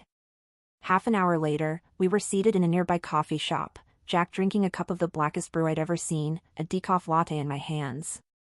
"Don't put any pressure on yourself to figure this all out right now," he said, his voice deep and clear even in the busy din of the cafe. "Two things to keep in mind: you only need to handle this one day at a time, and we're in this together. I'm here for you, no matter what you need." He reached over and took my hand, giving it another squeeze. Jack was right. There was a hell of a lot laid out ahead of us, but for now, we had each other. And that made all the difference. Chapter 20. Jack. My mind was so deep in thought that I barely appreciated the view on the way to the lodge. It had been a few days since the doctor appointment, and aside from texting to make sure she was doing okay and didn't need anything, Beth and I hadn't spoken much to one another. That was fine. She was staying busy as hell, her way of not getting wrapped up in worry, I was sure. Not to mention that Megan was hardly the easiest client to work for. Beth hadn't told me too much about what was going on, but it was clear from the little bit that she had shared that my future daughter-in-law had her running ragged. A text from Beau came as I pulled around one of the final bends on the way to the lodge. "You almost here?" "Megan's getting impatient." I checked the time, seeing that it was a bit before 11, which is what we'd agreed upon for the meeting. Beau was no pushover. All the same, I could tell that Megan was placing a tremendous amount of pressure on him, using him as a target for her wedding frustrations. I pulled over and responded to his text. Tell her to keep her overpriced shoes on. I'm nearly there. I hit send, shaking my head as I dropped the phone into the cup holder and pulled back onto the road. Last thing I wanted was for my boy to have the life drained out of him by some pain in the ass bride. Part of me wondered if I was going to need to have a talk with him about setting boundaries. Boundaries. I chuckled, shaking my head in disbelief as the word appeared in my mind. The idea of a man like me talking to Beau about boundaries when I'd gone and gotten his ex-girlfriend who was nearly 20 years younger than me pregnant. Yeah, Jack, your kind of boundaries are real admirable. Kid would have a good mind to tell me to screw off if I tried to lecture him on that score. What a mess. While there was no doubt in my mind that it would all end up for the better, getting there was the real issue. Beth and I would have to break the news, and there was no telling how Beau and Megan would take it. I had nightmare images in my mind of Megan firing Beth, trashing her reputation as a wedding planner, and snuffing out her business before it even had a chance to get off the ground. All those thoughts and more ran through my head as I pulled into the lot. As I scanned the area for a place to park, I spotted Beth. I waved to her and she waved back as I pulled into the spot next to hers. Hey, she called out as I hopped from my truck and onto the dusting of snow on the ground. Hey there. I made my way around the truck, using it as cover to lean in and sneak a kiss. She kissed me right back, and I gave myself a moment to get wrapped up in her scent, her taste, her touch. Thankfully, Beth ended up having some restraint, placing her hands on my chest and gently pushing me away. Now, she said. We don't want to start a scandal. Not yet anyway. I kept my eyes closed for a moment, enjoying the afterglow for just a little while longer. When I opened them, there she was looking just as beautiful as ever, like something out of a dream. Knowing she was carrying my children only made her glow even more. Good call, I said with a smile. Someone's got to be the brains of this operation. She laughed, the two of us forming up and heading toward the lodge. The place was as bustling as ever, dozens of guests moving about, entering and leaving, some lounging in the lobby, others geared up and going for the slopes. So, she said. Ready for some grub? You kidding? Man like me is always ready to eat. The plan for the meeting was to try some of the dishes that Beth and Megan had picked out for the reception dinner. Megan had given me strict instructions to not eat breakfast so my taste buds would be good and sharp. Maybe that was a good idea, but all I knew for sure was that I was starving. We stepped into the lobby, the light din of the place inviting. Staff sipped here and there, and most of the sitting areas were occupied by guests sipping drinks or enjoying conversation by the fire. As much as I enjoyed my solitude, I had to admit that I could see the appeal of the place. Beth and I made our way to the ballroom, chatting and joking around with one another. When we arrived, I held the door for her and the two of us entered. There you are. Beau was at one of the tables near the entrance, a trio of plates in front of him and one of the lodge's cooks standing at his side. Food's getting cold. He smiled as we approached, making it clear he wasn't too bent out of shape. I stepped in front of the plates, looking them over. Let me see here. I put my hands on my hips. We've got beef, that's easy enough to recognize. And there we've got. I didn't get a chance to finish before one of the side doors opened, Megan strolling through.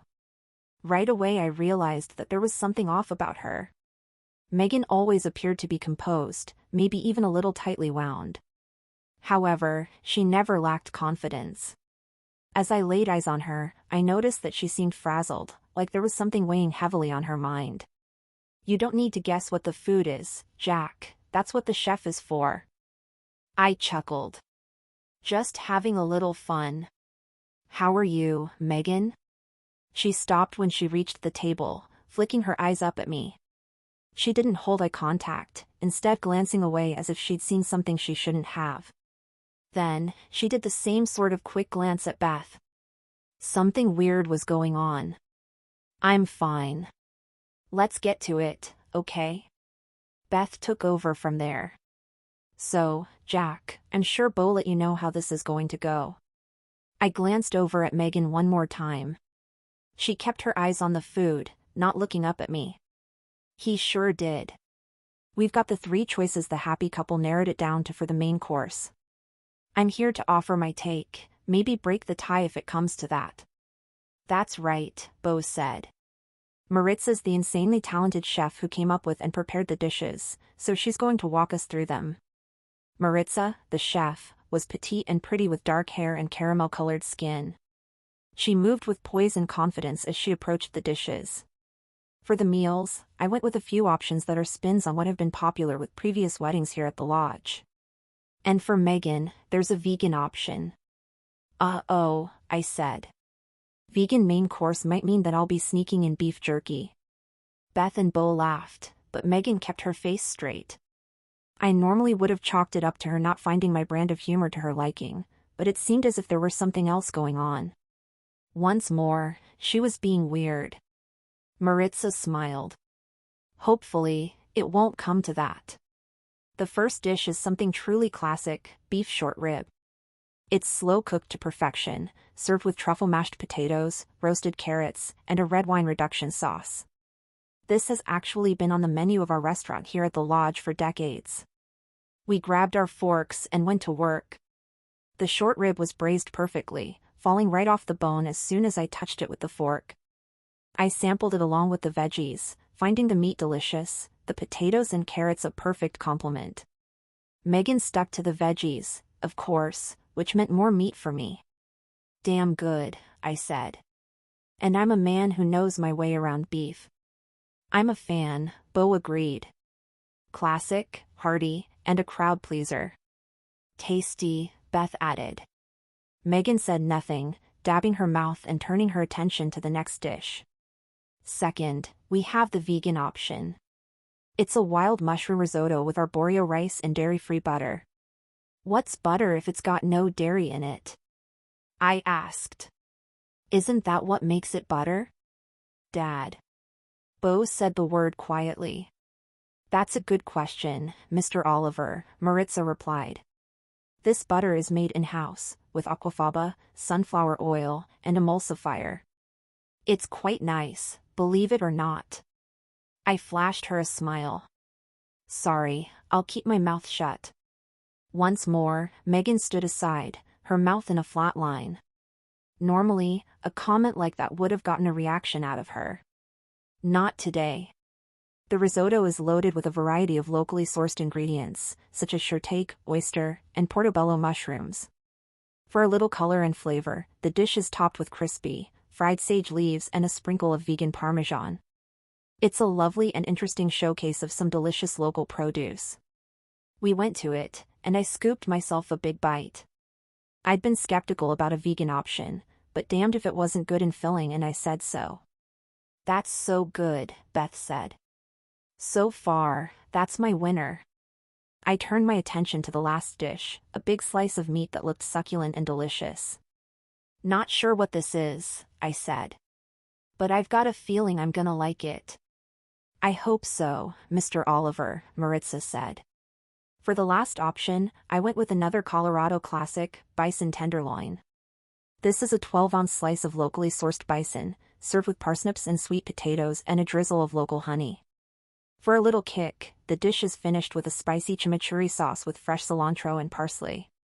We took our bites, and right away I knew that was the one for me. Damn! I exclaimed. Can I get this to go? Everyone but Megan laughed. So good, Beth said. Very rustic. I like it, Bo added. A lot. That's my vote right there. I don't know about it, Megan said, finally speaking more than a few words. Isn't it too rich? I don't want people to be in food comas after they eat. I get that, Bo said. But this is really something special. Everyone who comes is going to leave with a little taste of Colorado in their memory. They're going to leave with a pound of meat in their gut, she said. Besides, I can't eat it. We'd be happy to prepare the vegan option for you even if you went with the bison for the guests, Maritza offered. Well, you wanted my vote, I said. I say the bison. Of course, you would, Megan replied sharply. Now what's that supposed to mean? I asked. Bo held up his hands, doing his best to stop the discussion. Listen, babe, I know this is our wedding, and normally I'm fine with letting you make all the decisions. But I'm thinking here we ought to go for something a little more inclusive. Not everyone's vegan, you know. But this wedding is a reflection of my tastes. People are going to leave thinking I'm gobbling red meat for every meal. No one's going to think that. Listen, just go with this one choice of mine and I promise you can choose the rest. This wedding's not just about you, remember. God forbid I have one thing go how I want. Babe. Don't you babe me. With that, the couple descended into bickering. Beth tried to play peacemaker, holding up her hands and rushing into the mess. Why don't you two come with me out onto the balcony? Why don't you mind your own damn business, Beth? Megan shot out. Beth was stunned, her eyes going wide. It was about all I could stand by and watch. Easy, Megan, I spoke. I don't know what's gotten into you today, but I'm not about to stand here and let you bite the head off of everyone who gives an opinion you don't like. Megan folded her arms over her chest and scoffed. Everyone or just her? She asked, pointing to Beth. I mean, she is your girlfriend, isn't she? Or are you just the baby daddy? Chapter 21. Beth. Oh, shit. Oh, shit. Everyone froze, as if a masked intruder had suddenly burst into the room with a gun in their hands. For a few moments, no one seemed sure what to say or do. To my surprise, the anger vanished from Megan's face as soon as she said the words. It was replaced with shock, combined with something that looked like regret. It was hard to say. I wanted to know how the hell she'd known that I was pregnant. Finally, everyone turned to Bo, who stood stunned. I gave a quick nod to Maritza, letting her know there was no need for her to be there. She nodded back, excusing herself as quickly as she could. What the fuck is she talking about? Jack winced, shaking his head before glancing at me for a quick instant. I wasn't sure how Jack had planned on telling his son what was going on between us, but no doubt that wasn't it. God damn. Jack turned away, taking a few steps and running his hand through his thick hair before turning back to Bo. Bo held up his palms.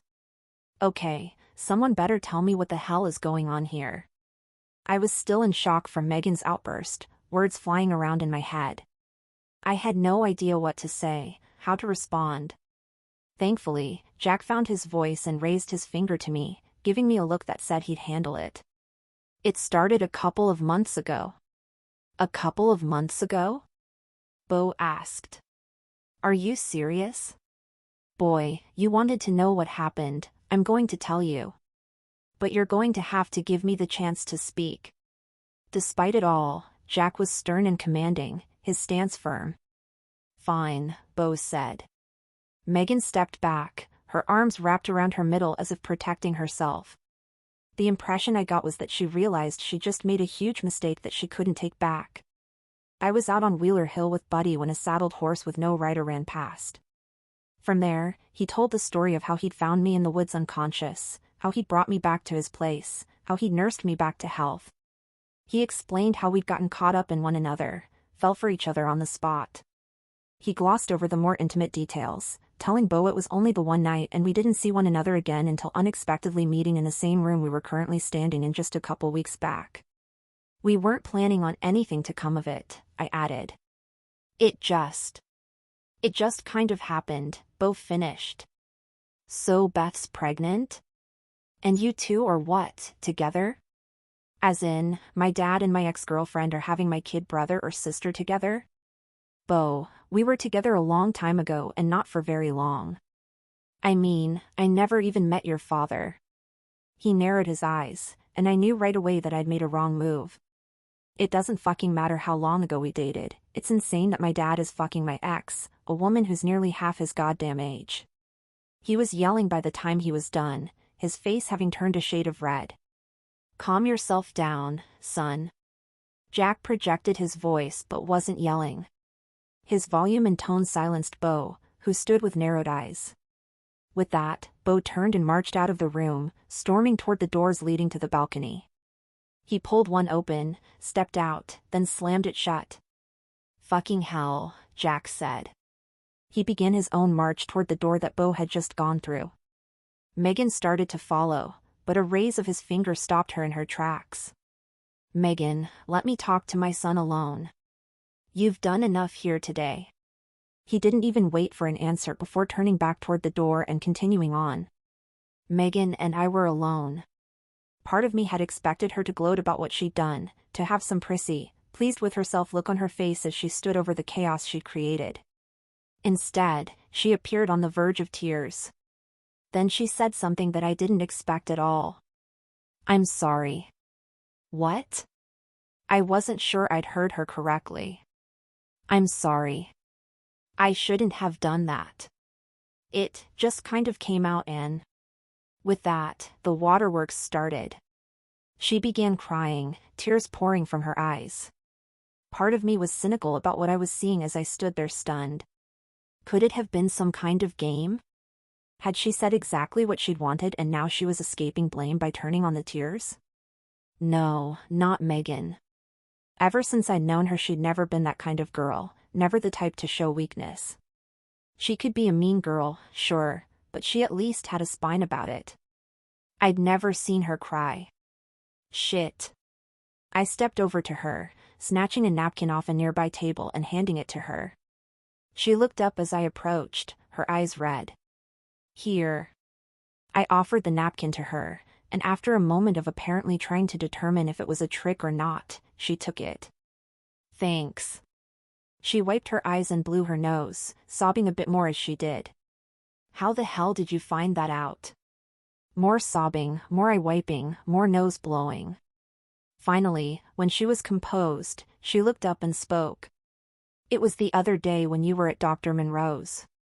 She's my doctor, too. I just wanted to get in a checkup before all the insanity of the wedding blocked out everything else, you know? Anyway, I was in the bathroom and I came out just in time to see you and Jack leaving, holding each other's hands. I saw the baby swag bag in your hand and it didn't take a genius to figure the rest out. I thought back to that day, those joyous moments when we walked out of the doctor's office. I smiled, shaking my head. We were happy, you know? I guess we were so wrapped up in the news that neither of us was paying much attention to our surroundings. To be fair, I was kind of hiding.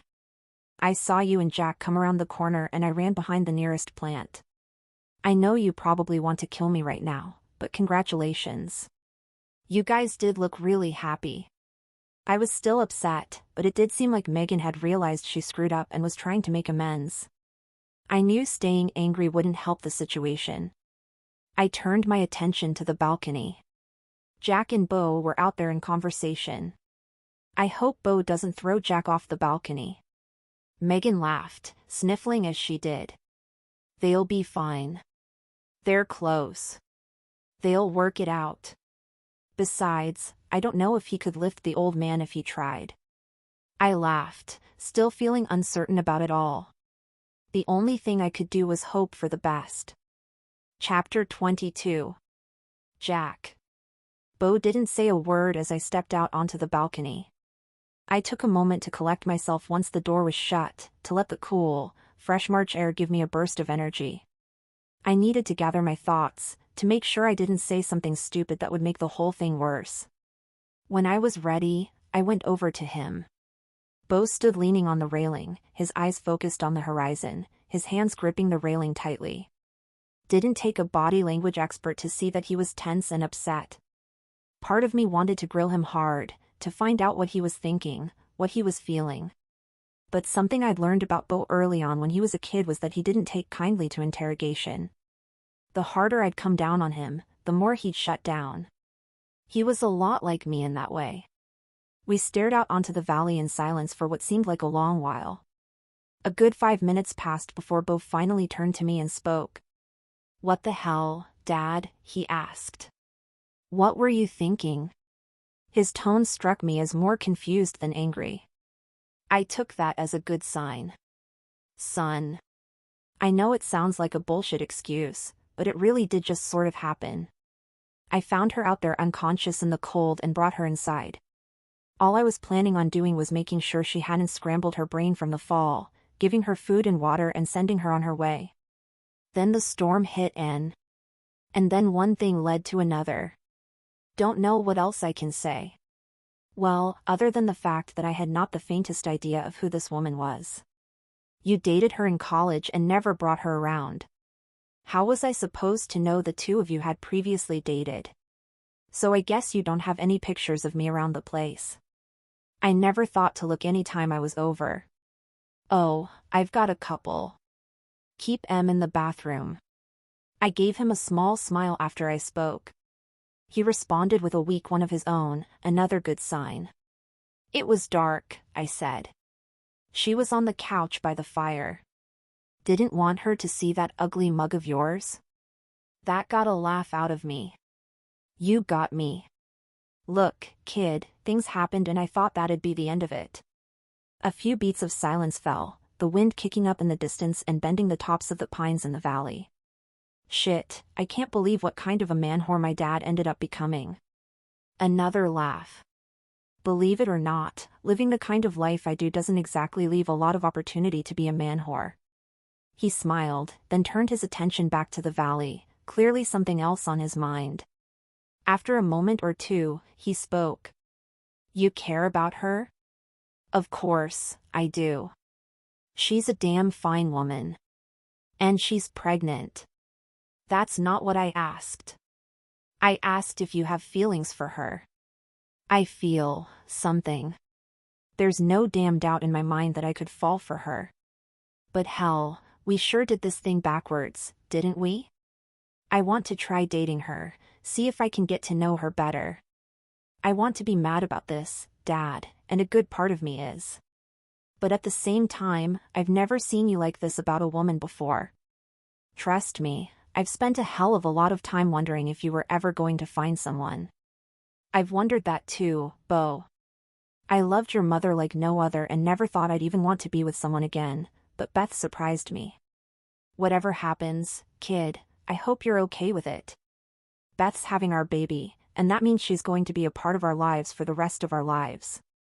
I caught myself as I spoke. Shit. Babies. At the word, Bo finally turned toward me.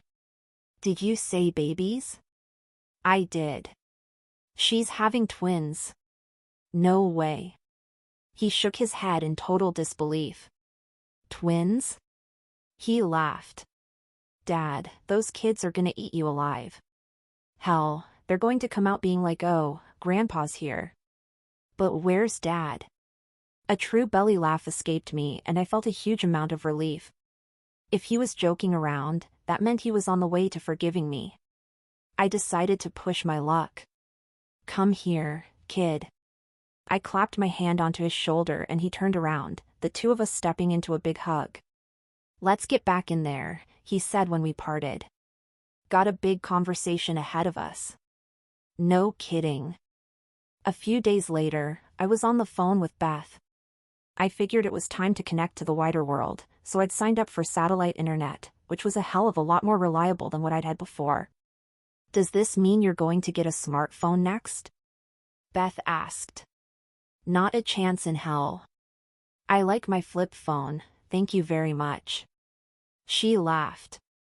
I bet you anything you'll go back on that. Have you seen the cameras on smartphones these days? Are you really telling me that you're not going to want as many pictures of the twins as possible? Believe it or not, there was a time when people lived their lives without taking pictures of every little thing, cute babies or not. Right, that time was called the Bronze Age, when you were born. I laughed and she did, too. You know, you've got such a sexy phone voice that I don't even mind if you're using it to poke fun at my age. Good. Because I'm going to be doing it a lot. More laughs. On a serious note, I said. I'm looking forward to seeing you again. Same here. I've been so wrapped up in Bo and Megan's wedding stuff that I haven't had a chance to go out anywhere. So, Megan stayed true to her word and kept you on board? Sure did. It wasn't like she had much of a choice, not a chance in hell she'd find someone to replace me at this stage in the game. Well, you're doing a damn good job so far. Thanks. How about tonight? What about tonight? I chuckled, realizing I lost her. Seeing one another. Too soon? Not at all. But well, I don't have anything to wear. Her voice took on a playful tone. What are you wearing right now? Over or under my clothes? My cock twitched to life at the thought of Beth in her underwear. Let's start with over. Sweater and jeans. Just how I like you. Wear that. I think I can handle that. Now, how about under? She chuckled. You'll have to wait and find out. That is, if you're a good boy. I'll be on my best behavior. Right after I spoke, Buddy barked outside. I stepped over to the window, watching as a sleek, dark blue sedan pulled onto the property. Listen, gotta go. Someone's here. Someone's there? I didn't like lying to her, but the last thing I wanted was to pull her into the part of my old life that I was trying to keep hidden. Neighbor buying some firewood. Oh, okay.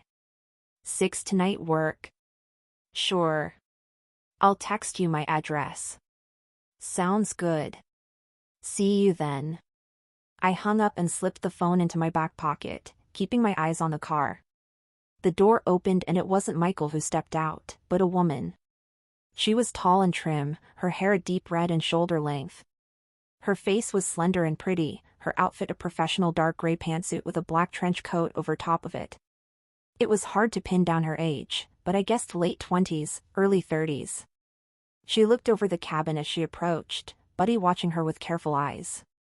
I opened the door. She pulled off her sunglasses, revealing a pair of dark brown eyes. Jack Oliver? She asked. That's me. Want to tell me who you are and what you're doing on my property? She wasted no time reaching into the inner pocket of her trench coat and flashing me a badge. Agent Amy Miller, FBI. Shit. I want to talk to you about Michael Schaefer. She approached, her face an expression of pure professionalism. Agent Miller wasn't there to screw around. I could only hope that my past hadn't caught up with me in a way I wouldn't be able to escape. Beth. I was so ready to see Jack again. I had a little secret, though. I wasn't wearing what we'd agreed upon. I was sure he'd like what I had in store for him, however. Lively music played from my phone, an African pop Spotify playlist that I always put on whenever I was in a high-energy mood. I danced and sang to the music, even though I didn't know the words. I was enjoying getting the evening ready. Pad Thai was warming in the wok and delicious smells filled up the place. I'd sent Janie packing for the night, which actually worked out well since she'd been meaning to visit her parents anyway. My phone buzzed a few minutes before 6. It was a text from Jack letting me know he had arrived. I replied, telling him to get his butt up to my door. Just the thought of him coming to visit was enough to make me tingle down below. If I had been wearing panties, I was sure the mere thought of opening the door and seeing him there would have been enough to soak them. But I wasn't wearing panties. I plated the food, pouring a couple glasses of non-alcoholic sparkling cider in preparation for his arrival. It didn't take long at all before a heavy thunk-thunk-thunk sounded at the front door.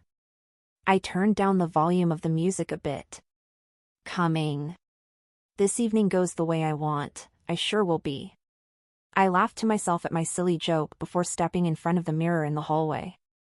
I was in nothing but a silk floral patterned robe, the length short enough to show off most of my legs. I wore no bra underneath, of course. The neckline of the robe pulled open to show off the span of my upper body from in between my boobs all the way down to my belly button.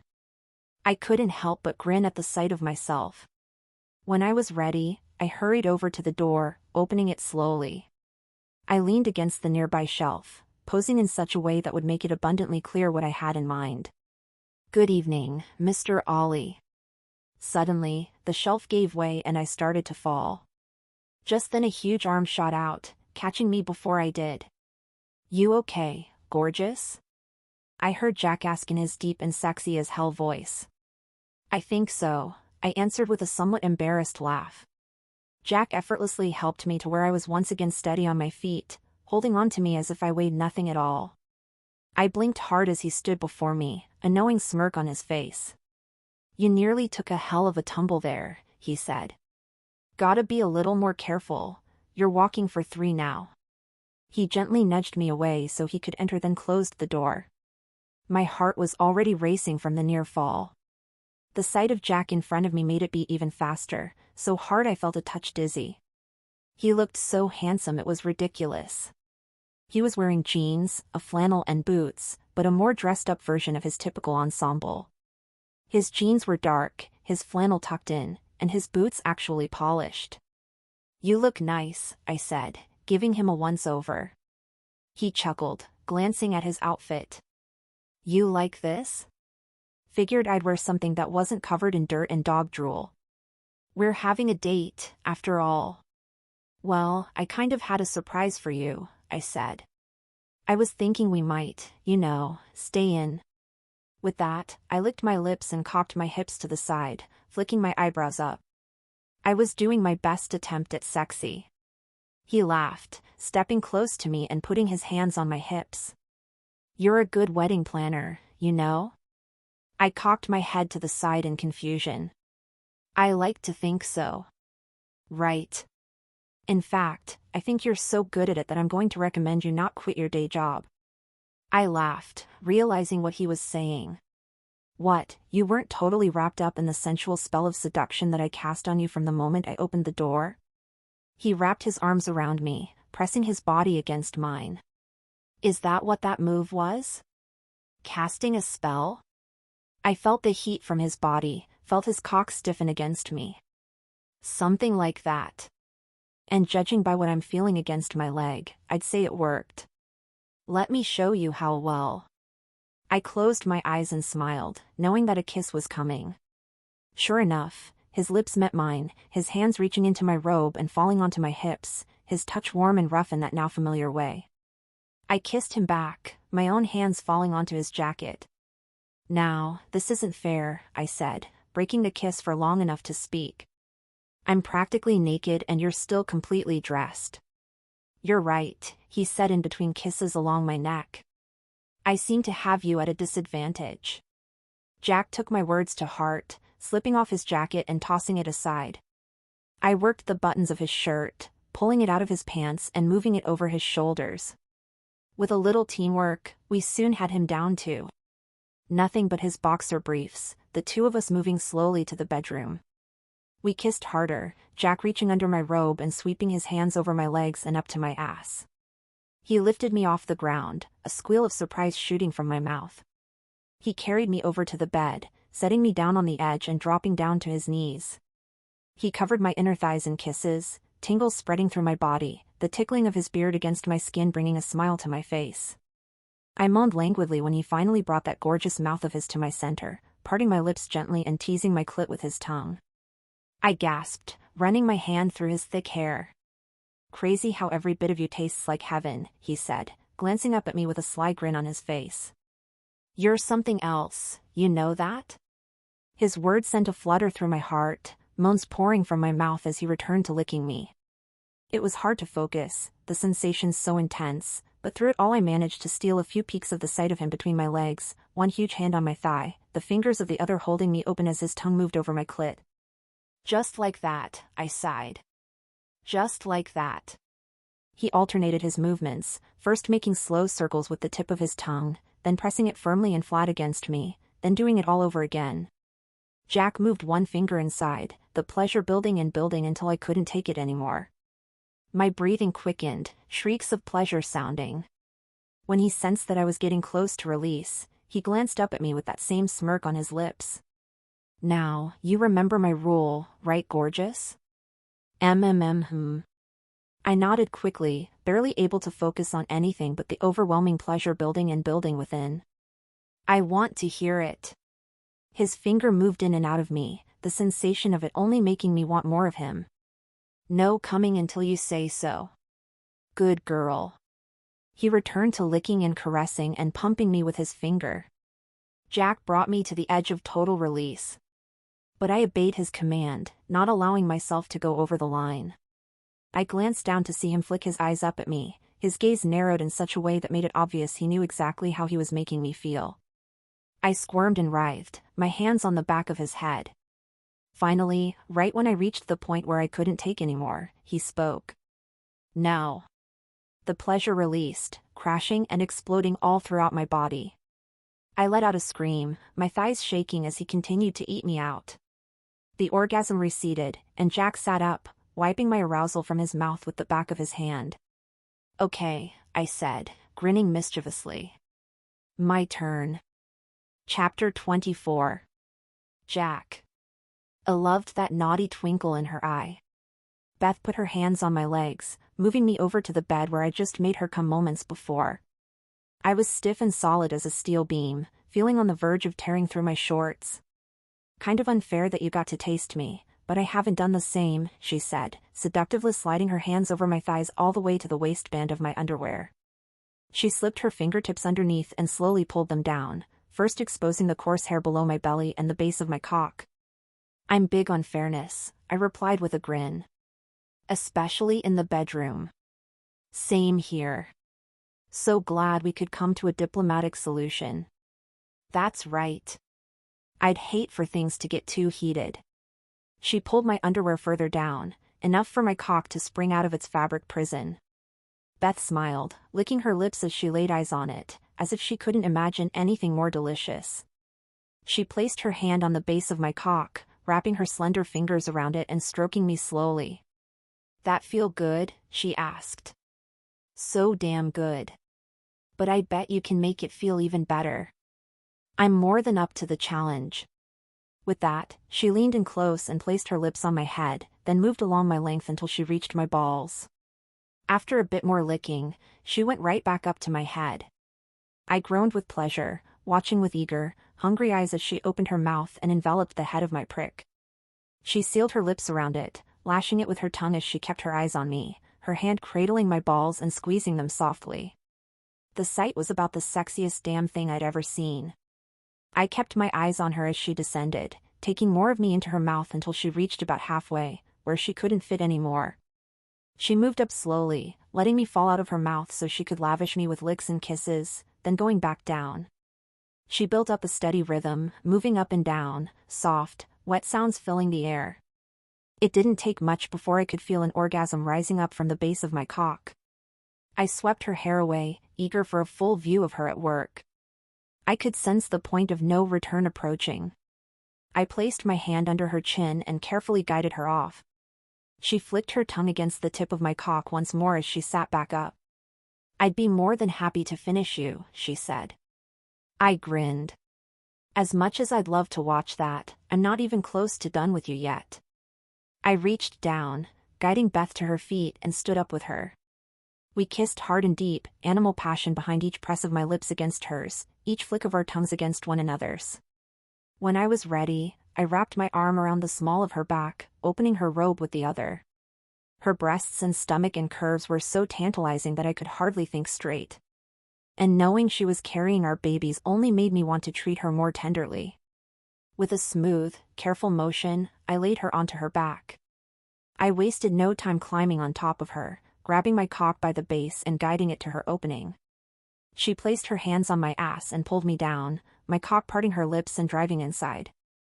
"God damn, you feel like heaven." It was the truth, through and through. Her walls were warm and velvety, gripping me tightly as I pushed deep inside. I began to move inside of her, in and out, one arm propping me up and the other wrapped around her.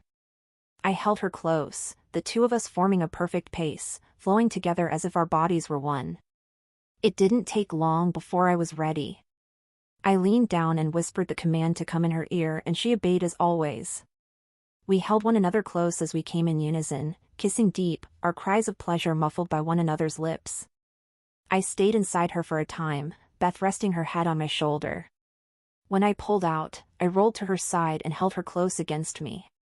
A gentle snowfall began outside, soft flutters of white dancing against the window. But her eyes were what I really couldn't take my eyes off of. We gazed at one another, and three little words formed in my mind that I couldn't help but utter out loud. "I love you."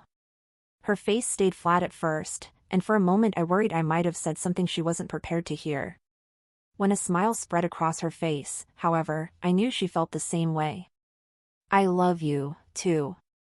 The words filled me with a happiness I could hardly wrap my head, or heart, around. I reached my hand down, placing it on her belly. I promise to take care of all three of you for the rest of my life. I swear it. She answered my statement with a tender kiss that I happily returned. Chapter 25. Beth. It was a month out from the wedding, and as I zipped along the sidewalks of downtown Denver, trying to maneuver through the tight knots of people and not graze them with my burgeoning baby bump, I was feeling the stress. The last month had gone well, all things considered. Beau and Jack had patched things up, and Megan had been shockingly easy to deal with. As much of a princess as she could be about the planning, her going over the line and blurting out our secrets seemed to have chastened her a bit. That was fine with me. She toned down her demanding nature, and actually became somewhat of a helpful partner in getting things organized. We weren't exactly best buds, but our relationship had mellowed to where the planning was actually becoming fun again. I had 2 stops on my agenda. The first was to the florist that Megan had picked out, where she'd finally selected the arrangements she wanted for the tables. That part would be easy. The next, on the other hand, tied my stomach in knots just to think about. I was taking Jack to meet my parents for the first time. Even though I had told Jack I wanted him to meet them first and then tell them about the babies, my quickly expanding waistline had made that nearly impossible. A week prior, I'd gone over to their house for dinner and had shared the news. They were shocked at first, but the shock quickly turned to excitement at the prospect of being grandparents. Of course, when the excitement subsided, the question of who the father was came up. There was no point in sugarcoating it, of trying to lie by omission or anything like that. So, I gave them the straight-up answer. The father was a man named Jack. He happened to be my ex's dad, and he was nearly twice my age. Those little details had taken a little more time to go down smoothly.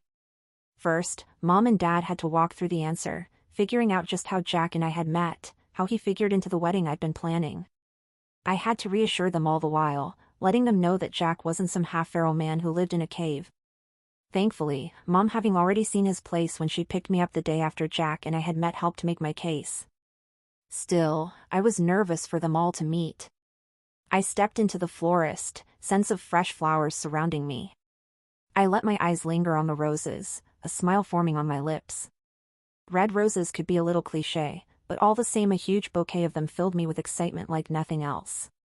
Morning, the florist called out as I weaved my way through the aisles. Something I can help you with? Sure is. I'm planning the Oliver Goujon wedding. The woman's eyes lit up as soon as I said the name of the couple. Perfect timing. I just finished the sample centerpiece. Oh, that's awesome. The bride said she already decided, so I'm just here to confirm and put in the order. Sure. Let me grab it. Be right with you. I watched as she turned around to the glass cases of flowers behind her. There were quite a few huge, gorgeous arrangements behind the glass, and with a smile on my face I expected the florist to grab the biggest one. To my surprise, she grabbed the smallest. Here it is. I stepped over to the counter and took in the sight of the floral centerpiece. It was gorgeous, for sure, but modest. This is the Oliver Goujon wedding centerpiece? The florist regarded me with an expression of concern. Not to your liking? No, that's not it at all. I love it, in fact. I wasn't lying, the arrangement was stunning with yellow, purple, and white, the dominant colors. Just that, the bride has, well, exacting and expensive tastes.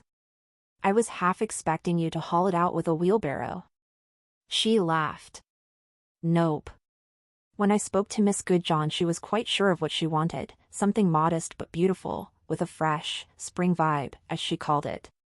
So, I went with some hyacinths, along with lovely little sweet peas, and some peonies for color. And of course, some blush roses in the center. Hey, I'm into it. Let me just double-check with the bride and we'll be good to go. Of course. I snapped a picture and sent it to Megan, the response coming a second later.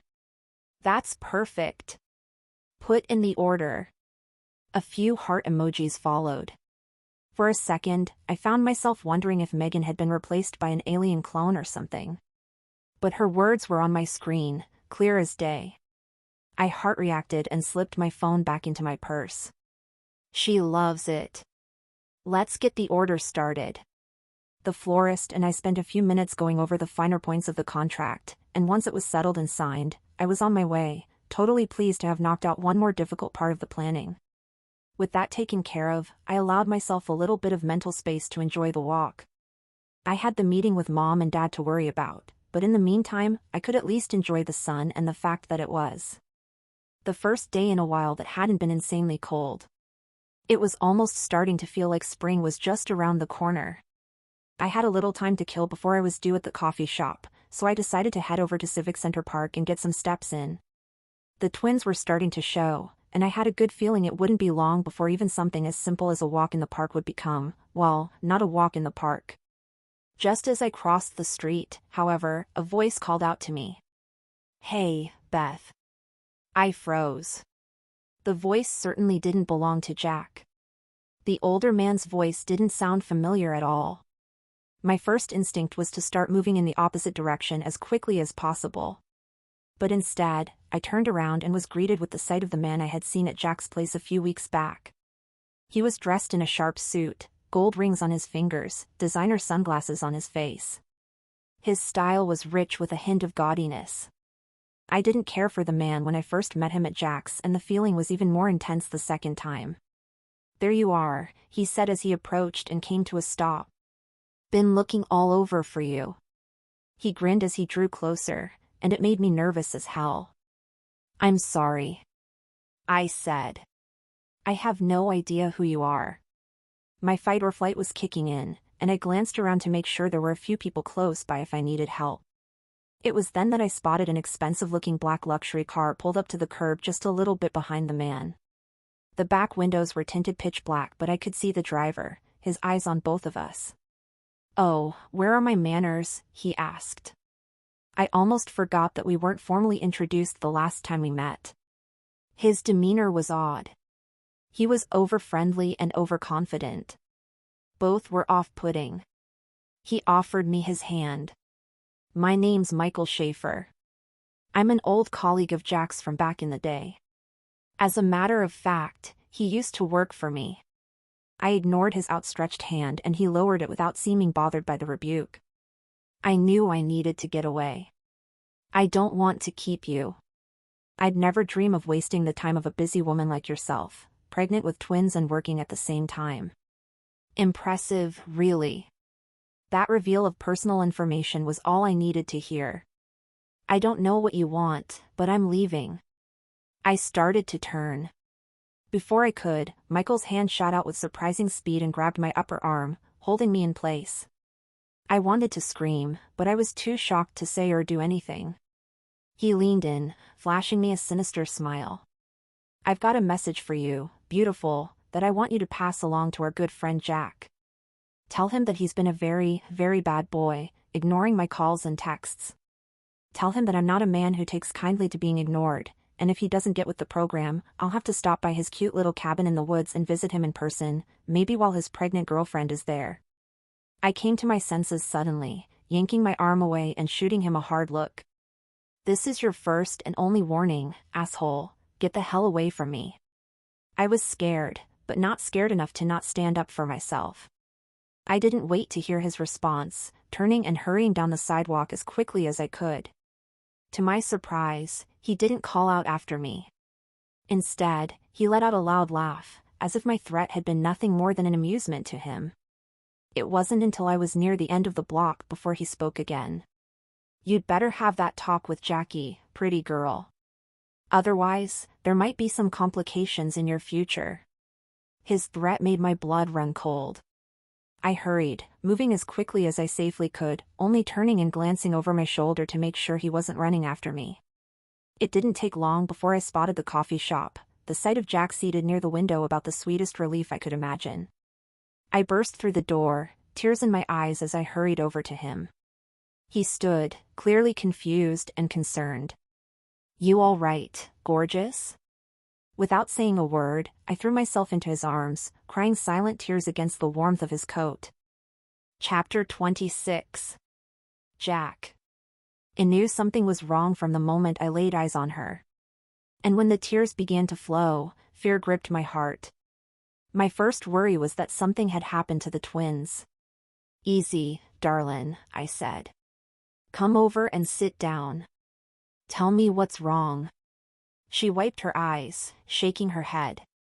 I reached over and took her hand. "Is there something wrong with the babies?" Her eyes flashed. No, they're fine." Relief like nothing I'd ever known washed over me. "Good. That's good to hear. Now, tell me what happened. What's got you so shaken up?" Beth nodded before lifting the glass of water I handed her and taking a slow sip, giving herself a few more moments to compose. She told me the whole sordid story, how Michael Schaefer, that miserable, weaselly prick, ambushed her out of nowhere and threatened not only her, but the lives of our babies. However intense the relief I'd felt knowing the babies were fine had been, the anger that ran through me after Beth told me what Michael had done was 100 times more intense. I wanted to rip the fucker apart, limb from limb. I kept calm, not wanting to add any more stress onto the load Beth was already carrying. When she finished telling me what had happened, she wiped her eyes one more time, her expression turning grave. "Jack, I know you mean it when you say you're going to protect me and make sure nothing happens to me and our babies. But I need to be able to trust you, and there's no way that's going to be possible if there's one of those huge, black redacted bars over 20 years of your life." 11 years. Huh. Not 20. 11. I took a sip of my coffee, looking out of the window at the crowds passing by. I had to give myself some time to think about where to begin, how to start. Never in my life had I sat down and shared the story of my time working for Michael Schaefer. I'd hoped I never would. Back when I was in my 20s, about your age, I believe, I was having a hard time. Charlotte was gone and I was raising Beau all alone, and while I was making decent money working as a freelance accountant here and there, it wasn't enough.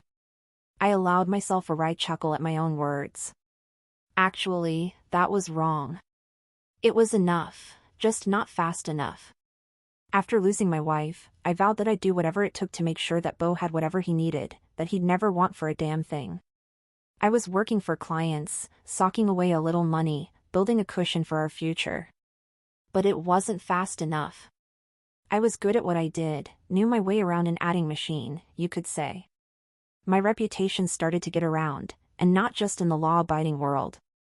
I was at a bar one night, Charlotte's parents looking after Beau.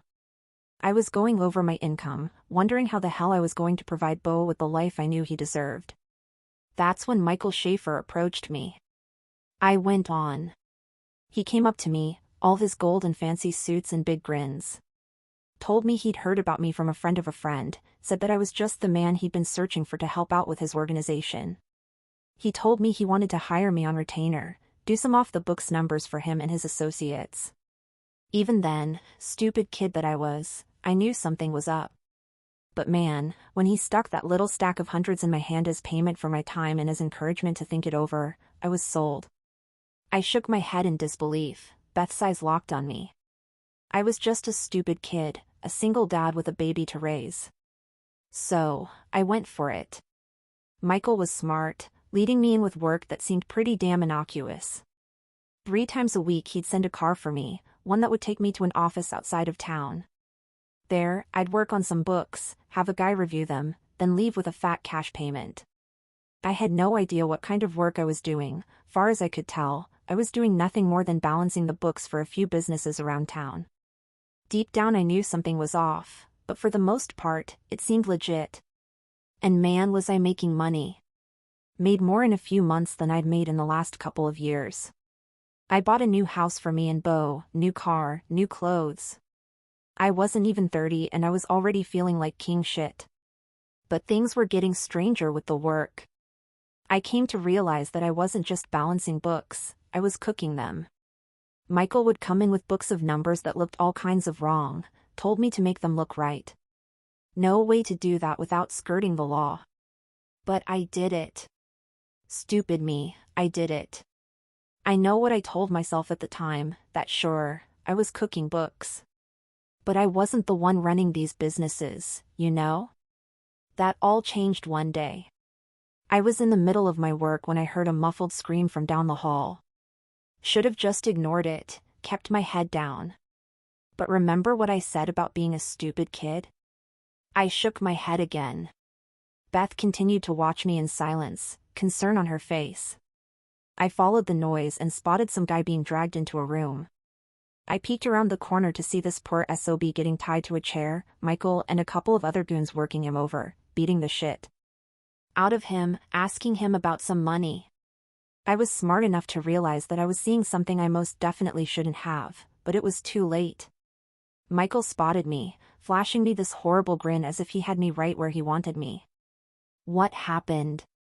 He met me in the office later, said that it was time I knew what kind of business I was working for.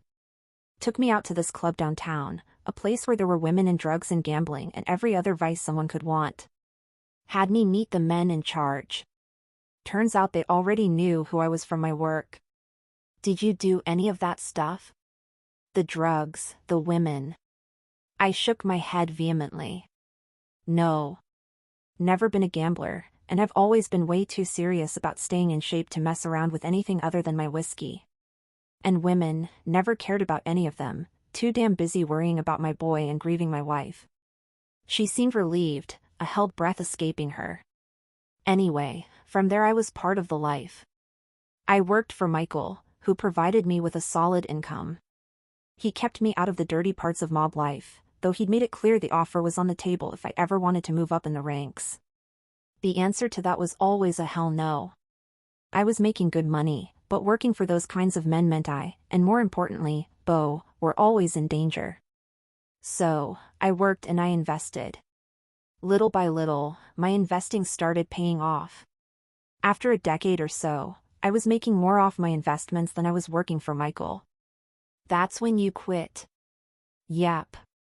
Bo was getting ready to start high school, and I wanted a clean break. Told Michael that I was done, that after the end of the year, I was moving on. I was surprised at how easily he let me go. At the time, I thought it was because he was happy to not have to pay me the small yearly fortune he had been to keep me on board. Looking back, it was obvious that he'd never truly intended to let me go. One more sip of coffee. Enough time had gone by that I'd gotten a little cocky, thinking that maybe he really and truly had let me go. But when I saw him step out of that car, I knew that my old life had caught up with me. She looked away, taking a long moment to process. This is a lot, Jack. I had a strong suspicion that there was something you were hiding from me, but I didn't think it was the mob. She spoke the last word in a hush, making sure that no one was nearby and listening in. I know. But damn, it's the kind of thing that there's no good time to bring up. And foolish as it might have been, part of me was hoping it'd just go away. No luck there, I suppose. She nodded, determination on her face. Okay. Well, we need to figure out what to do now. Got a contact in the FBI, I said. Spoke with her about trying to set him up. But in the meantime, God, I know this is sudden, but I'm thinking it's the best call to have you move in with me, Beth. I can keep you safe out there, and it'd be a load off my mind. I don't know. I need to think about it more. Understood. Just know that the offer's on the table. She reached over and squeezed my hand. As we sat in silence, the front door to the cafe opened, a middle-aged couple entering that I had no doubt were Beth's parents. Time for a gear shift, I said, nodding toward the entrance. Think they'll like me? I bet you they will. Come on. Let's go say hi. We rose, and hand in hand, we went over. Life was getting more complicated by the moment. All I could hope for was that it wouldn't pull me, and the woman I loved, under. Chapter 27. Jack. Shots, woohoo. I was in the middle of one of the most important phone calls of my life, and all I could hear was the commotion of the boys at Beau's bachelor party. We were all in the penthouse of a luxury hotel downtown, yours truly footing the bill. Didn't mind that one bit. Bo deserved to have a nice night, and them getting hammered in a hotel room meant they weren't causing trouble around town. The view from the penthouse balcony was amazing, a sweeping panoramic of Denver at night. I loved my life out in nature, but views like that made me understand the appeal of cities. "You all right over there?" Agent Amy Miller's voice came through loud and clear. I sipped my whiskey. We'd just returned from dinner out not too long ago, Bo and the crew wasting no time getting into their cups. "Just babysitting a group of unruly kids," I said, a small smile on my face. "Son's bachelor party." She chuckled. "And you're spending the party talking to an FBI agent. You sure know how to cut loose, Jack." That got a laugh out of me. Yeah, well, life has a way of sneaking up on you. And so does a hangover over 40. "You okay having this conversation now?" she asked. "We can wait. But not too long, though." "Yep, now's good." I'm out on the balcony. Only reason I can hear them is because they're carrying on like a pack of wild animals. "Okay. Just want to make sure you're good with every step before we take it." "Sure am. Wouldn't be talking to you if I weren't. And I'm making this call on a burner phone, just like you asked." "Understood." While Agent Miller had something of a light side to her, she was mostly all business. I liked that. It meant she was serious about putting that prick Schaefer behind bars. "Anyway, fill me in. You said he talked with Beth?" "He sure did.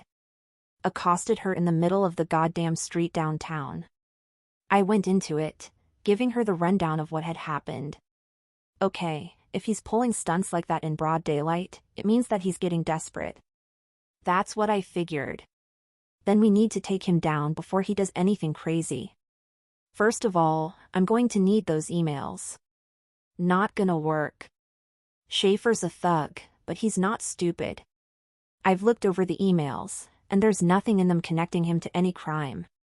"That's what I was afraid of." "Anyway, if we're going to put him away, we're going to need some kind of evidence.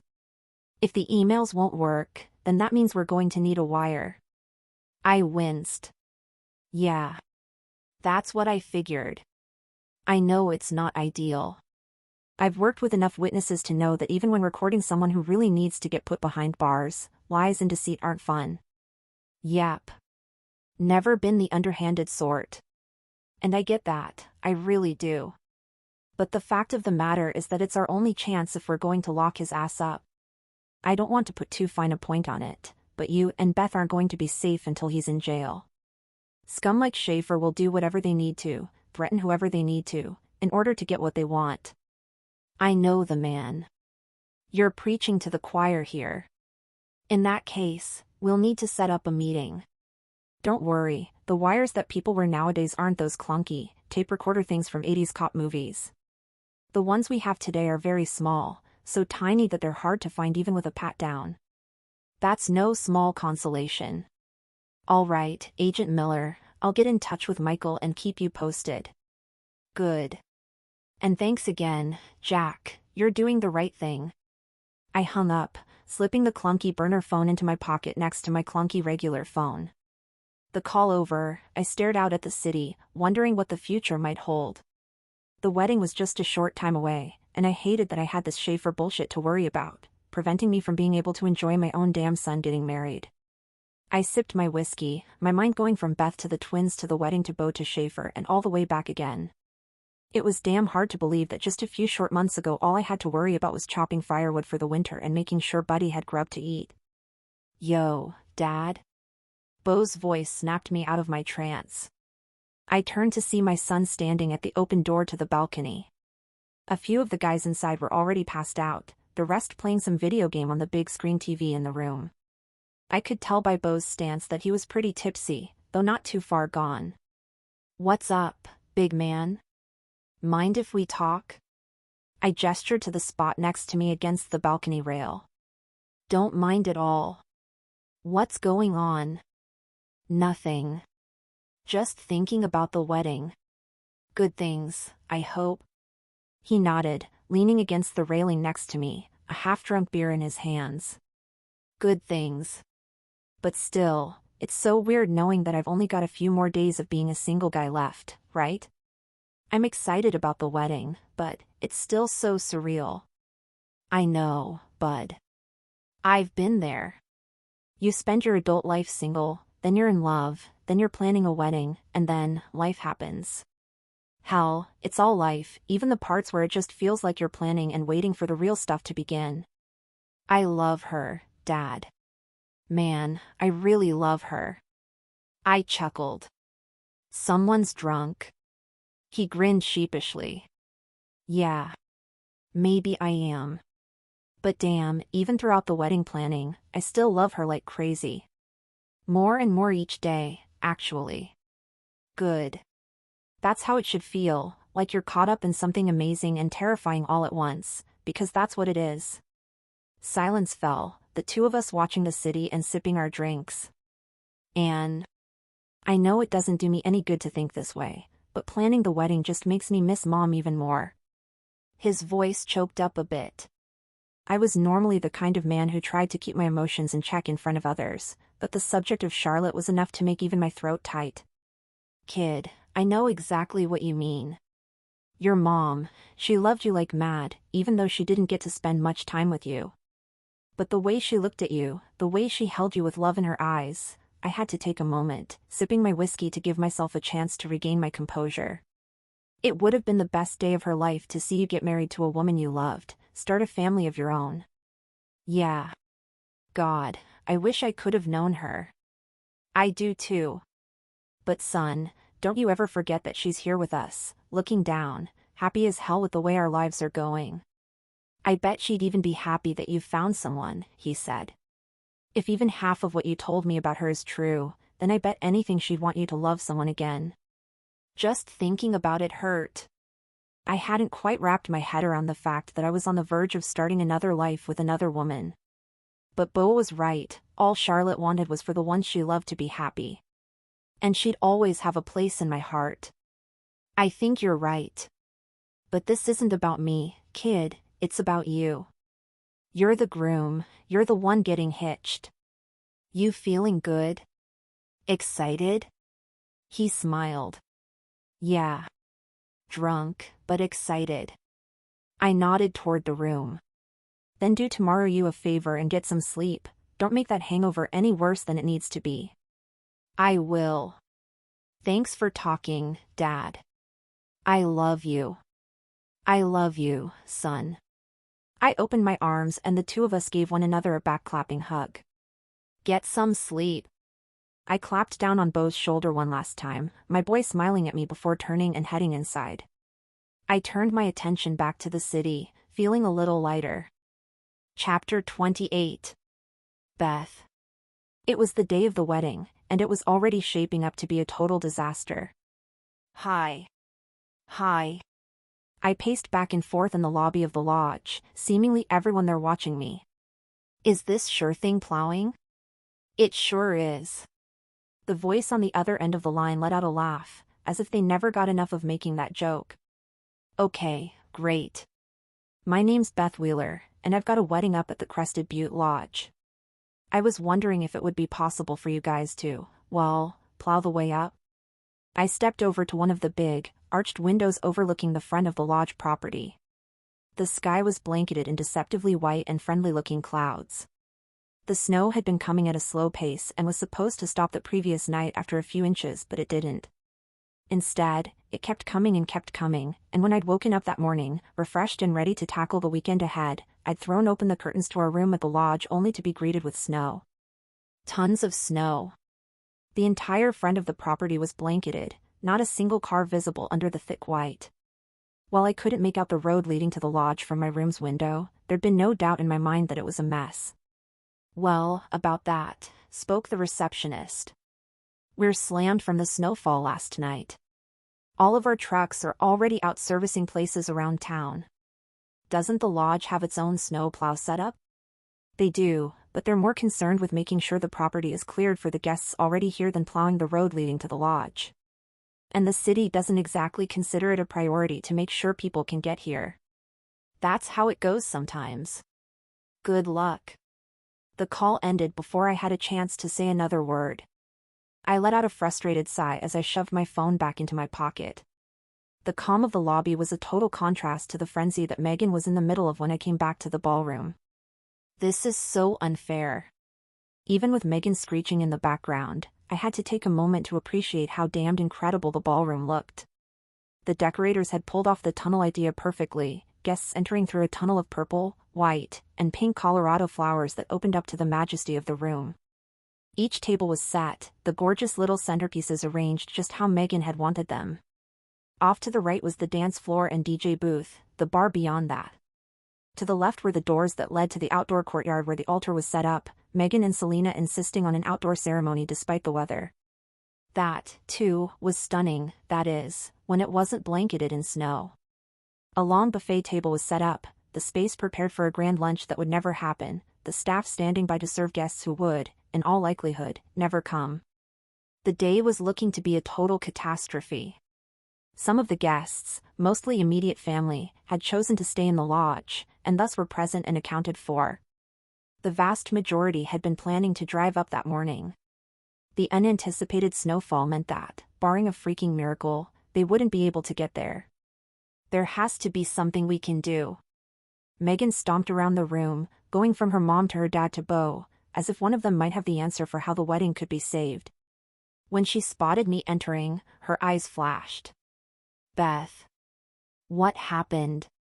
What did the plow people say? No go, I replied. Every plow in the city's booked up. Megan regarded me with wide eyes for a moment, finally letting out a cry of frustration that filled the entire space, everyone there wincing. No way. I refuse to believe that my wedding, my actual, freaking wedding, is going to be ruined because of some stupid snow. Han, Bo said, raising his palms as he moved toward her as if he were approaching a rabid raccoon. Getting upset isn't going to help anything. Right now, we kind of have to, roll with the punches. Megan froze in place, her eyes going even wider. Did you just say, roll with the punches? This is supposed to be the biggest, most important day of my life, and you want me to roll with the punches?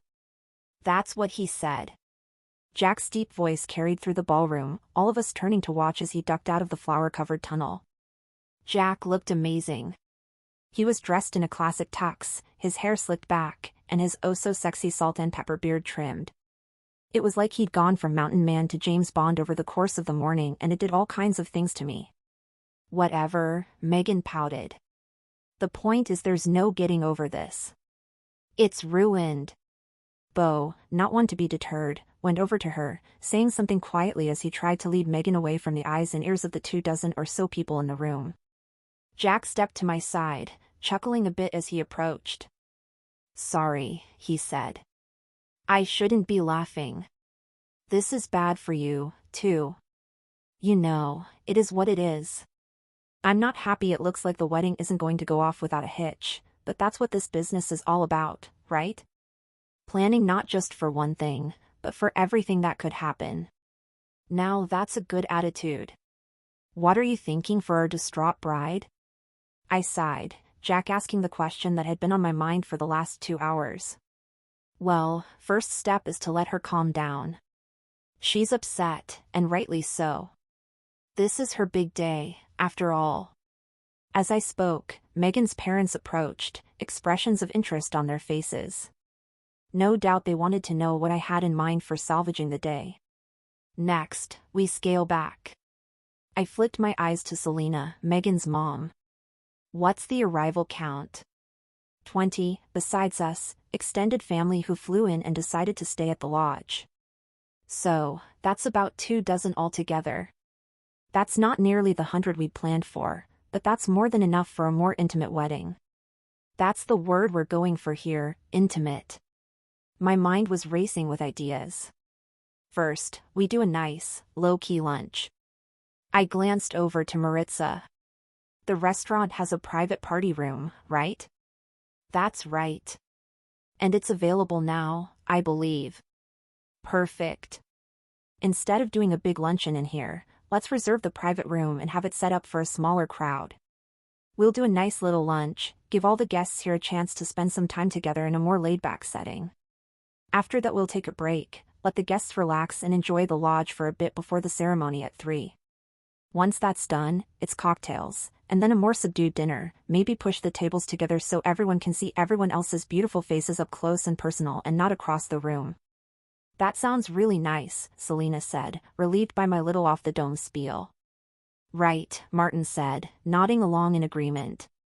Big weddings are always so chaotic, you never get a chance to spend time with anyone. This, more intimate setup sounds a little more my speed. After he finished speaking, Maritza waved from across the room to get my attention.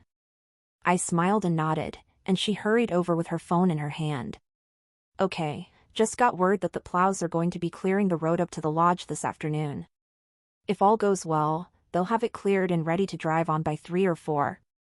Relief washed over me at the news. It wasn't the best situation, but it meant that we might be able to salvage the evening. That's perfect, I said.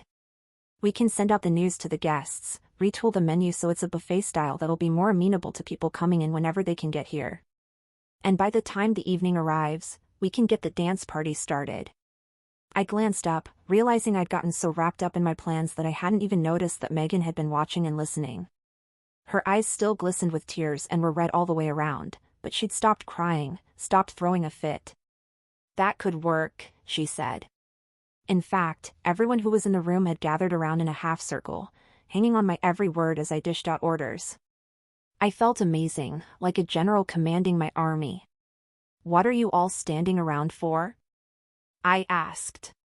We have a wedding to get ready for. We had a nice lunch in the lodge restaurant, the 22 guests who'd had rooms at the lodge all attending. Just as I'd hoped, it was an intimate affair, the privacy of the party room allowing everyone to relax and cut loose, the family sharing stories and catching up.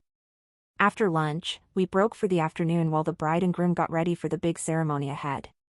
The rest of the guests were free to chill, and I was close by to supervise everything, making sure we were ready for the ceremony and the dinner after. At around 1:30, we received the best news we could have hoped for, the plows had arrived early. The lodge premises had been cleared by that point too, and between the lodge plows going down and the city ones coming up, it didn't take long at all until the winding road up to Crested Butte was open once more. The family fired off texts, letting the rest of the guests know that the evening was still set to go. The ceremony was beautiful, the outdoor space warmed by well-placed space heaters, the valley spread out before us. Nearly all of the guests had arrived in time, and the ones that hadn't were on their way. By the time Beau and Megan were done reading their adorably corny self-written vows, there wasn't a dry eye in the house. The cocktail hour was the last push of preparation. I spent the time zipping through the ballroom, making sure every last detail was in order before the dinner and party after. Before too long, guests streamed in, meals were served, and toasts were made. A little after that, the DJ started playing his set, the guests getting up one by one to shake their butts on the dance floor. Even Jack, looking so freaking sexy in his tux that it hurt to look at him, busted out some surprisingly good moves. It was then, and only then, that I allowed myself a small moment of relaxation. Jack seemed to sense it, approaching me with a glass of whiskey in one hand, a clear drink with a lime in the other. "Can I tempt a hardworking woman with a club soda and lime?" he asked. God, that sounds like heaven. I took the drink, holding the cool glass to my head for a moment. Jack leaned against the wall next to me, the two of us looking out over the party. The sun was well into setting in the west, the sky full of wild oranges and purples. The snow from the morning glittered, making the scene all the more beautiful. "I think this deserves a toast," he said, holding out his glass of whiskey. "Night's not over yet, but I'll take it." We tapped glasses and drank. "Listen," he said. "I had no doubt that you'd be able to pull this thing off. You're brilliant and creative and you've got a good mind for details that people like me don't even think of. But watching you actually do it, watching you get a handle on a potential disaster, calm down a worried bride, and right the ship, that was impressive as hell." I smiled. "Thanks, Jack." It was looking dire there for a second, but I think I pulled it off. "And you all helped too, don't sell yourself short." "You kidding? I just followed orders. You were the mastermind behind this operation." You deserve all the credit and you're going to get it. I've been hearing people talk about how amazing this wedding's been, wondering who the planner was behind it. Got a feeling this is the start of a long, successful career for you. Nice work. I was trying to play it cool, but hearing all the good news coming from Jack was making me feel an intense excitement about my future. I'm happy that you're here with me, I said. He leaned over and planted a kiss on my lips. You know I feel the same way. Love you, gorgeous. Love you too, handsome. We both looked up to see Beau and Megan, along with her parents and a few other members of the family, waving for us to come over. Think that means it's our turn on the dance floor, he said. Save a place for me. I think I need a few minutes of fresh air. Sure thing. With that, he put his hand on my hip and gave it a squeeze before heading off to the dance floor. I weaved my way through the crowd and out onto the outdoor balcony behind the ballroom.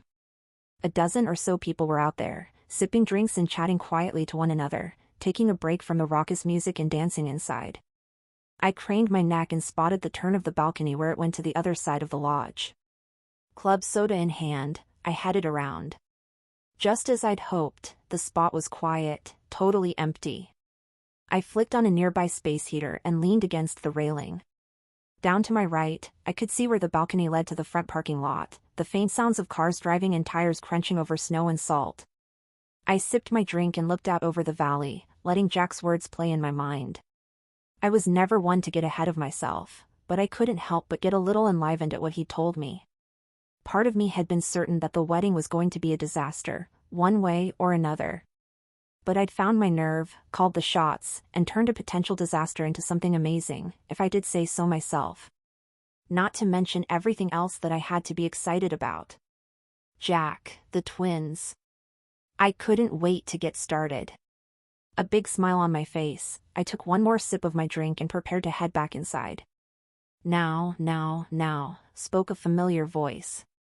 If it isn't just the lady I've been looking for. I froze, knowing who the voice belonged to. A chill of horror running through me, I turned slowly to see none other than Michael Schaefer with two hulking goons at his side's approach, a sinister grin on his face that made it clear this perfect evening was about to take a horrible turn. Chapter 29. Beth. His smile was predatory as he approached. My eyes flicked to the man at Schaefer's right, a total colossus of a human, his height a good foot over Michael, his shoulders as broad as the front of a damn car. Michael raised his palms as he approached. Now, I know what you're thinking, there's nothing worse than party crashers, right? But listen, I'm only here to talk. I wanted to run, I wanted to scream, I wanted to do something. Maybe it was the fact that I wasn't just worried about my own life, but I couldn't move so much as a muscle. I was terrified, more scared than I'd ever been. There we go, Michael said, sensing my frozen fear. Let's keep things nice and calm. We're not here to wreck the wedding, we're just here to talk and sort out some business matters with you, that's it. Just a little conversation is all. Got it? As he spoke, however, the enormous goon moved around me, taking position at the part of the balcony from where I'd come, blocking any possible escape. I felt so helpless, totally locked in fear as that part of the balcony wasn't visible from the ballroom windows. Nobody inside had any idea of what was going on. Michael approached, leaning against the railing and taking a small flask out of his inner coat pocket, removing the top and bringing it to his lips as he looked out over the valley. Gorgeous, isn't it? Views like this never fail to remind me why Colorado is so damn special. The bosses back in New York thought I was crazy for wanting to move here and set up shop. But one look at a view like this and I know I made the right call. He shook his head, clucking his tongue in appreciation before taking one more sip, then putting his flask away. What do you want? The paralyzing fear faded by the moment, and I was finding my spine. Still, the fact that my babies were in danger kept me in a state of high adrenaline alertness that I'd never known before. I want to talk, he said. That's it. Then talk. I considered screaming for help. But the presence of the men sent a clear message: do anything that Michael doesn't explicitly tell you to, and there will be consequences. There was no doubt in my mind that Michael was a killer, that he'd have no problems hurting me, pregnant or not, if it might help him get what he wanted. He flashed me another scheming smile, his eyes going down to my belly. How are the twins? Getting bigger by the day, no doubt. How excited you must be to know motherhood is just around the corner. That is, if you play ball. Threatening me was one thing, threatening my children was another. The fear vanished, replaced by pure anger. If you say one more word about my children, I'll rip your fucking head off. Got it? The group of men all made the same noises in response to my threat. I was angry, filled with more fury than I'd ever felt before. I didn't give a shit that there were 3 of them, didn't give a shit that they were all bigger than me. If they came near me, I'd go down clawing their eyes out. I can see you're a little upset, Michael chided. So, I'll get right to the point. Got word from a little bird that Jackie's working behind my back, talking to the feds about the job I need him to do. That's not good. I trusted the guy, and hearing that he's planning to betray me? It broke my heart. He grinned. Believe it or not, I've got one of those.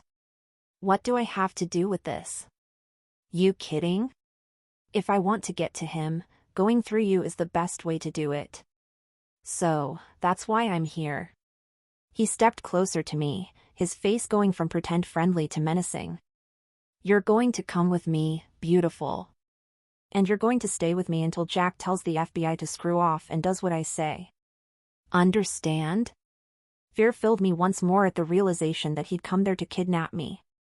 You do this the easy way, and no one gets hurt. You come with me, I take a few pictures to send to Jack to let him know what's at stake, and he does the job. Jack's a smart guy, he'll do the right thing. Then, when I'm happy with the work, I'll send you back and you two can have your little happy ending. Sound good? I stood firm. Not a chance. I'm not going anywhere with you. Michael laughed. Funny you say that like you've got a choice. He nodded to the man behind me. You so much take a step without my say-so, and I'll.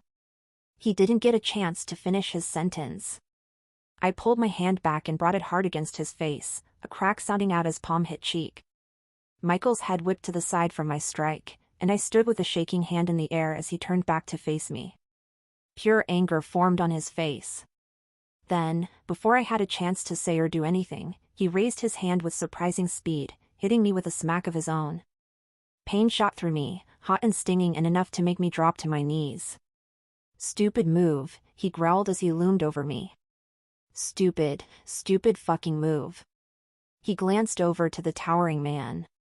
Grab her now, she's coming with us. The man didn't get a chance.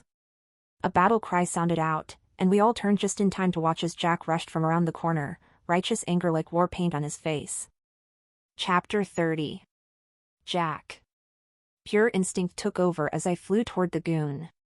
I'd come around the corner just in time to see Michael hit Beth, and all I could think about was ripping each one of those pricks to shreds. The man nearest to me was hulking, easily around 6.5 feet tall, but I didn't give a damn. I put my shoulder forward and slammed into him as hard as I could, knocking the wind from his belly and sending him staggering backward into the railing. He hit it hard enough to put him in a daze. Jack. Beth shrieked my name, sticking out her hand. Michael was too quick for her, grabbing Beth by the shoulder and pulling her back behind the other man. The second thug wasn't quite as big as the first, but the ugly scars on his face made it clear he was no stranger to violence. I rushed toward him, ducking a fist coming in from the side and delivering a driving punch right to the fucker's breadbasket. He let out a humph of air and staggered backward, doing his best to quickly compose himself for another strike. I closed the distance between us but was greeted with a sharp jab to the face that he was able to pull off with surprising speed. I stumbled a step back, my vision blurry but clear enough to see his next intended attack, a punch aimed at my neck. I caught that one, gripping his fist as hard as I could and squeezing it tightly. He let out a cry of pain, and I would have pulverized every last bone in his hand had he not managed to raise his foot and deliver a kick to my knee. Jack. Look out. Beth called to me, and I glanced over my shoulder, watching with horror as the enormous man struggled to his feet, shaking his head as he came back to reality. I needed to take him down, and fast. There was no way I'd be able to handle both of the men on my own. I stepped forward, connecting my fists to the shorter man's stomach with a hard barrage of punches. 1, 2, 3. He let out a groan of pain as he lumbered back, his eyes wide from the shock of the attack. I was about to move in and give him one more solid punch to the face, one that would surely have knocked him on his ass, but another scream from Beth pulled my attention once more over my shoulder. I glanced back just in time to watch as the enormous man lumbered toward me, his mouth in a hard line, his shaved head catching the glint of lights above us. I was ready to fight to the last, but then a voice rang out in the air. "Hey, shithead." The entire group turned to look in the direction of the voice. I knew right away who it was. I'd recognize that voice anywhere. Bo stepped around the corner, a menacing look on his face. There was no doubt in my mind that he was ready to fight, but I knew my son. He was tough, built solid and packed serious strength. But he wasn't a fighter, he'd never had to be. If Bo was going to tangle with the wall of muscle between us, there was a damn good chance he'd walk away with some significant damage. That is, if he'd be able to walk away at all. "Bo!" I shouted. "Get back, now." "No fucking way," he shot back. Without another word, he stormed toward the giant man, leaping into the air and grabbing onto him, both going down in a heap. Ah, shit. It was too late to do anything about it then. Bo and the giant man were locked in a grappling match, one in which neither of them had the upper hand. Best I could hope for was that Bo could hold his own until I took out the other guy. I turned my attention to the goon I'd been tangling with, who'd thankfully been just as wrapped up in the sudden fight between the giant and my boy as I had. But when I locked eyes with him, the insidious grin on his face let me know that the fight was back on. He reached into his coat, pulling out a small switchblade. "Fucking hell." I muttered the words under my breath. I'd seen enough violence in my day to know that a knife, however small, could make the difference between a rough fight and a deadly one. He ran toward me, raising the knife over his head as if he were a knight ready to cut through a dragon. Lucky for me, I knew taking big swipes with a small blade like that was about the dumbest thing you could do. His over-the-top form gave me all the time I needed to prepare defense. He swung down hard, just as I'd anticipated. I stepped aside, letting his momentum carry him all the way down. I allowed myself a small grin, knowing he was right where I wanted him. Once the blade was pointed toward the ground, I moved in, putting one hand on his shoulder and the other on his head, giving him a shove and slamming the side of his head hard into the railing. A crack sounded out as his thick skull cracked the wood, the man tumbling down into a heap. I caught my breath, making sure the goon was out. But another shout from Bo brought my attention back to the tussle taking place behind me. I couldn't believe what I saw when I turned. The fight was no longer 1-on-1, it was 3-on-1. A goddamn crowd had poured around the corner, some of the groomsmen joining the fray as the rest watched from a safe distance. Bo and his buds slammed the big ape with one fist after another, the barrage slowly but surely bringing the man down. "Get his ass!" I shouted. I wanted to get in for a hit, but with the frenzy that was going on, I would have done more harm than good. Blow by blow, the groomsmen brought the man down. Even Martin arrived on the scene to get in a smack or two. More of a crowd formed, Megan standing in her wedding dress among them, her hands covering her mouth in total shock. Another scream pulled my attention back to Beth and Michael. There was panic on his face as he held her close, his expression revealing that his plan wasn't at all going the way he'd hoped. The anger returned, and he grabbed onto Beth hard as she tried to struggle away. I started toward them, ready to lay his ass out and end it once and for all. The silver flash of a pistol pulled out of his coat stopped me in my tracks. He grinned, pointing the gun at Beth. "Now, I don't need to tell you how bad of an idea it would be to try anything, Jackie," he said. "Do what you want with those assholes, but I'm taking her with me, got it? Take so much as a single step and I'll put one in her, then one in you. Because there's not a chance I'm going to let you take me down, understand?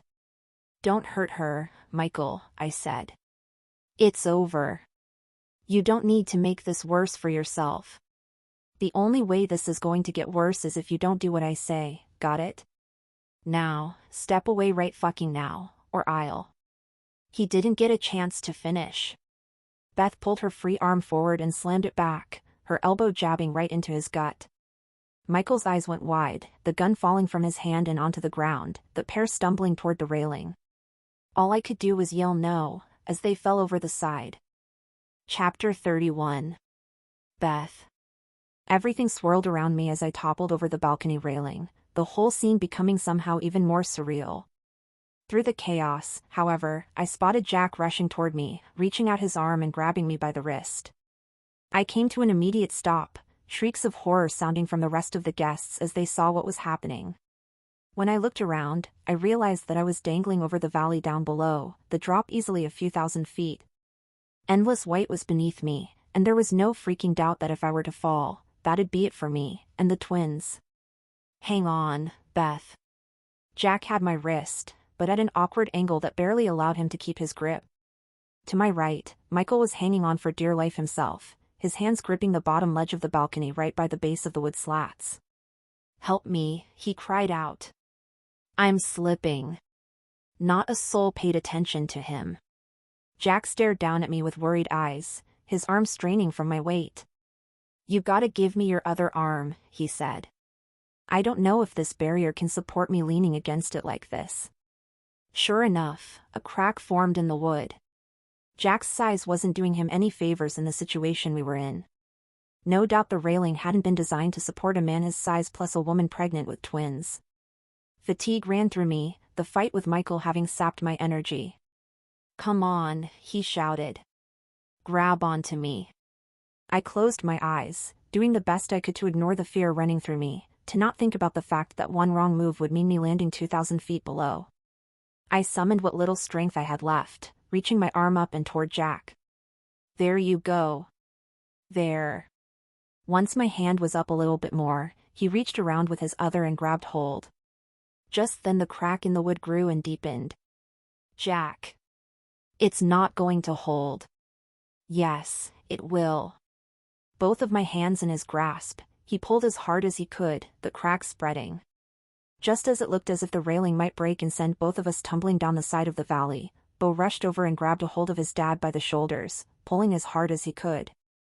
Come on, old man, he yelled. Come on. Bo was just the extra bit of strength we needed. He pulled Jack, Jack pulled me, and together we went back up and over the rail. A collective sigh of relief sounded out when the crowd watching realized that I was okay. I sat on the ground, catching my breath as the pure insanity of what had just happened washed over me. Help. Michael's voice cutting through the air reminded all of us that it wasn't over yet. I stood, looking over the balcony and seeing that Michael was still hanging off. Red and blue flashing lights in the parking lot let me know that the cops had arrived, one of the guests likely having put the call in when it became known what was happening. Jack and Bo stepped next to me, looking down. You know, Jack said. I've got a good mind to let your ass fall, you miserable old prick. You come to my son's wedding and threaten my family. There's a special place in hell for men like you. But you're not going to do that, right? Asked Michael, pure, fearful panic in his voice. You're a good man. I try to be, he said. And it's a damn good thing I do. The world needs decent people to stand up to thugs like you. If Jack wanted Michael to drop, all he'd have to do was simply nothing at all. Instead, he reached down and grabbed Michael's hand, Bo coming over to get the other. Together, they pulled him up just in time to heave him over the banister and into the arms of the waiting police. The cops took Michael away, Jack mentioning Michael's gun to one of the officers who picked it up from the ground and tucked it safely away. Jack came over and wrapped his arms around me. It's all right, baby. We're going to be okay. Now, tell me how many fingers I'm holding up. It was an hour later, and I was up in the lodge's clinic. 3. Come on now, I didn't get brain damage. The nurse, a heavy-set woman with a friendly tone and professional attitude, raised her eyebrows at me. Sorry, I said. Just shaken up. And the babies. I placed my hand on my belly. It wasn't as if I'd landed on my middle or taken a punch there, but all the same I was so worried about what the stress might have done to my babies that I couldn't think straight. Easy, Jack consoled, placing his hand on my shoulder. They're just doing their jobs. I know you're worried, the nurse said. But we're having someone get the heartbeat Doppler out of storage. Not something we use all that often at a ski lodge. Right as she said the words, one of the clinic staff came into the room, a plastic bin in her hands. Got it, she said. Put some fresh batteries in it, too. Thanks, Sammy. The nurse wasted no time getting the thing set up, testing it to make sure it worked and then bringing it over to me. All right, so we're listening for 2 heartbeats, right? I nodded. I was so scared, so worried that something might have happened to my twins, that I couldn't even speak. Jack said nothing, keeping his hand on my shoulder as the nurse set up the Doppler, placing the receiving end on my belly after having me lay down and pull up my shirt. At first, there was silence. A fear like nothing I'd ever known before shot through me at the idea of the trauma that I'd just gone through having hurt the babies, maybe even. I didn't even want to think about it. Sorry, the nurse said. Been a long time since I've used one of these.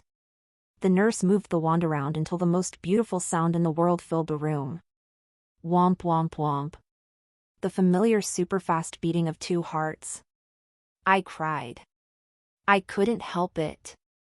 The babies were safe, Jack was safe, and so was I. There we are, darlin', he said, giving my hand another squeeze. Looks like we got through all of this just fine. We finished up in the clinic, the nurse applying a few band-aids here and there where my skin had been scuffed by the fall over the rail.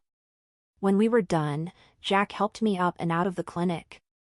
My mom and dad were waiting for us in the hallway, both of them hugging me like crazy and covering me in kisses. I was thankful to Jack for calling them. Careful. Babies and bruises to worry about. Sorry, Dad said. Just that. God, you were hanging from the balcony? How on earth did you even get mixed up in something like that? Mom asked. Jack rubbed the back of his neck. I can fill you both in, but right now, I think it's a good idea to let her get some rest. They agreed, and Jack took me up to the room we'd rented, the view gorgeous and the silence enough to calm me down a bit. He eased me onto the bed, my muscles crying out in relief at the softness of the mattress. Once I was down, Jack put his hands on his hips and looked me over. What a goddamn day, he said. But here we are, together. His words put a smile on my face. Yeah. We're together. Listen, I ought to go talk to your parents. And I need to make a call to the FBI. But I don't want to leave you alone. I'll be fine. A knock sounded at the door. Jack flashed me a curious look before heading over and glancing through the peephole. He let out a chuckle and smiled at the sight of whoever it was on the other side. It's Megan, he said. Want me to tell her to come back later? I smiled, shaking my head. Nah, send the blushing bride in. He opened the door, Megan on the other side still in her wedding dress, a somewhat sheepish expression on her face. Now, Jack started. It's been a while since my own wedding night, but I'm pretty sure you're supposed to be spending it with someone other than your planner. Megan laughed. Bo's still with his buds going over all the highlights of the fight. He's good for now. Besides, I wanted to talk to Beth if that's all right. I was just about to head down to debrief her parents. And I'd feel a hell of a lot better leaving her in your hands than all by her lonesome. Well, I'd be more than happy to keep her company. Besides, I have some things I want to say to her. Jack glanced in my direction with his eyebrows raised, as if giving me one more chance to tell him that I'd actually rather be alone. I'll be all right. Go. Jack nodded then smiled, stepping over and kissing me on the forehead. You need me, I'm a text away. With that, he gave my hand a squeeze, then headed out. Megan pursed her lips once the door was shut, as if not sure where to begin. Thing was, I had something I wanted to say, too. Listen, I said. I'm so sorry that your wedding got wrapped up in all of this insanity. Last thing you ought to be dealing with is attempted murder while you're trying to have a good time. Are you kidding? My wedding's going to be the talk of the freaking town now. And it wasn't ruined at all. Everyone's down there hitting up the open bar and working off the adrenaline on the dance floor while swapping stories of what they were doing when it happened. And shoot, Bo and the guys are going to be bragging about this for the next 10 years. Heck, I bet he'll be telling our kids about it, when we have kids, that is. She stepped over to the desk chair, turned it toward me, and sat down. No, you didn't ruin my wedding. In fact, you're the one who saved it. I don't know what would have happened if you hadn't been here to snap me out of it and plan something after we got snowed in. You're really good at this. Thanks, Megan. That's what I wanted to come here to say. Ever since high school, I've been this mean little brat to you for no reason. And these last couple months with you busting your butt to make my wedding the most amazing it could be, you'd think I would have calmed it down. But no. Instead, I treated you like some kind of punching bag. It was totally unfair, and totally out of line. And that's to say nothing of me blurting out your secret. She sighed, looking away. So, I wanted to apologize. I wanted to tell you I'm sorry for treating you the way that I did. And I wanted to say thank you so much for making this day so special. Even if it involved a near-death experience? She laughed. Even then. Thanks, I said. I appreciate it. Any chance for a toast? She stepped over to the mini bar, taking out a small bottle of sparkling cider. I'd love nothing more. I rose from the bed. Megan and I stepped over to the window and poured ourselves glasses of cider, the beauty of the valley before us. To new beginnings, she said. I'll drink to that. Chapter 32. Jack. By the time I was done explaining the situation to Mr. and Mrs. Wheeler, I was ready for a drink. They'd calmed down some, especially after they'd gotten a chance to speak to Beth and confirm that she hadn't been totally traumatized. All the same, it wasn't easy explaining to the future grandparents of your kids that you were, once upon a time, a mobster, kind of. Well, that's one way to end a case. I glanced over to the seat next to me to watch as Agent Miller sat down. I got the bartender's attention, and he quickly came over. Drinks on me. That is, if Uncle Sam doesn't mind. Why not? I'm off the clock until DPD's done with him. A vodka martini, please, extra lemon. Moments later, we had our drinks, tapping them together in celebration of the bust. So, what's the story with Michael? He's being processed right now. Once that's taken care of, we start the back and forth of getting his ass into federal custody. That's never fun, but once he's in our hands, we can get the indictment going. Good to hear. But what I want to know is whether or not we ever have to worry about his miserable ass bothering us again. We've got some dirt on him, and he's got a long criminal record. Attempted kidnapping is enough to put him away for a while. And that's not all. Michael was the head of the Tavati crime family here in Denver. With him behind bars, we're going to have a hell of a lot less crime to worry about down the line. My informants back in New York are already reporting that the rest of the syndicate is strongly considering writing off Denver. Too hot here now for them. Well, that's a nice little bonus. And just in case you were wondering, there's no file on you. Well, not anymore, at least.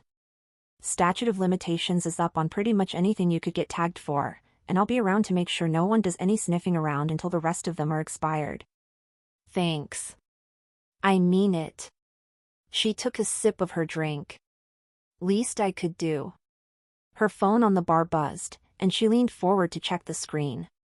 Shoot, my supervisor. Gotta take this. Agent Miller prepared to get up, but I stopped her. You take the bar. I ought to make my rounds back at the reception. Got it. And congrats, by the way. Not just about your son getting hitched either. I heard about the twins. Mama doing okay? I flashed her a smile. Thanks. And she's doing just fine, getting a little rest upstairs. See you around, Agent Miller. She responded with a playful salute before answering her phone and tending to her call. Drink in hand, I made my way back to the ballroom, where the reception was still underway. Megan was there, shaking her but in the middle of the dance floor, dozens of friends and family there with her. I wondered what her conversation with Beth had been about. I looked around, but there was no sign of Beau. I scanned the room, spotting him out on the balcony. A few moments later, I was there with him. "Hey, kid." He glanced over his shoulder, drink in hand. "Hey, Pops." I stepped to his side and clapped my hand down onto his back. He winced as I did. "You okay?" "Fine. Mostly." When the boys and I brought down that ape in a suit, he kinda landed on my chest. "They think it might be a bruised rib, nothing to worry about." I chuckled. "See, that's why you leave that sort of thing to the pros." He grinned, looking me up and down. "Would have thought you'd have been in traction from that little scuffle. Old codger like you is likely to break a hip." That got a loud laugh out of me. "Seriously though, Beau. I appreciate what you did. That was damn brave of you. Not all that brave to pounce on a huge guy with a bunch of my friends. But we got the job done." I laughed. "Damn, sometimes you remind me so much of me that it's scary." He cocked his head to the side. "What are you talking about?" "Downplaying what you did, playing up your friends. Good quality to have if I do say so myself. And I get it, you don't like being in the center spotlight, no desire for that kind of attention." He said nothing as I spoke, sipping his beer and nodding along to my words. "All the same, you ought to know when you've done the right thing, and when you've done something brave." He gave me a subdued smile. "Thanks, Dad." Beau turned where he stood, watching the crowd through the windows. Megan was still there, dancing and having the time of her life. Speaking of brave, got to admit I'm a little worried about this marriage thing.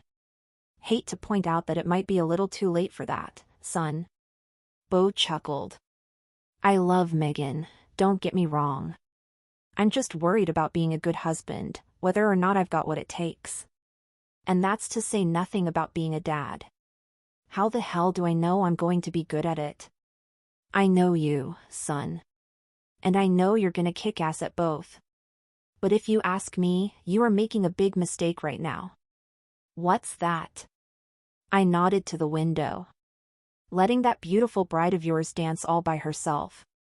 Get in there, kid, you've got a lot to celebrate today." "Thanks, Dad." Beau and I hugged one more time before he headed inside. I watched as he joined Megan on the dance floor, her face lighting up as he approached. They wasted no time joining together, giving one another a kiss before starting their dance. Damn, was I proud. "Room for one more out here?" I glanced over to see Beth approaching. "Hey now, you're supposed to be resting in the room," I gently chided. She nodded toward the party inside. "I'm fine, the twins are fine, and I've got a job to do." I chuckled. Now, that's the kind of work ethic I like in a woman. "You sure you're feeling up to it?" She nodded. "I'm sure." I couldn't help but admire the hell out of her. "I know you're on the clock, but you got time for a dance?" Inside, the music began to slow down, changing to something more appropriate to hold someone close to. She smiled warmly. "I think I can squeeze it in. Especially for a guest as handsome as you."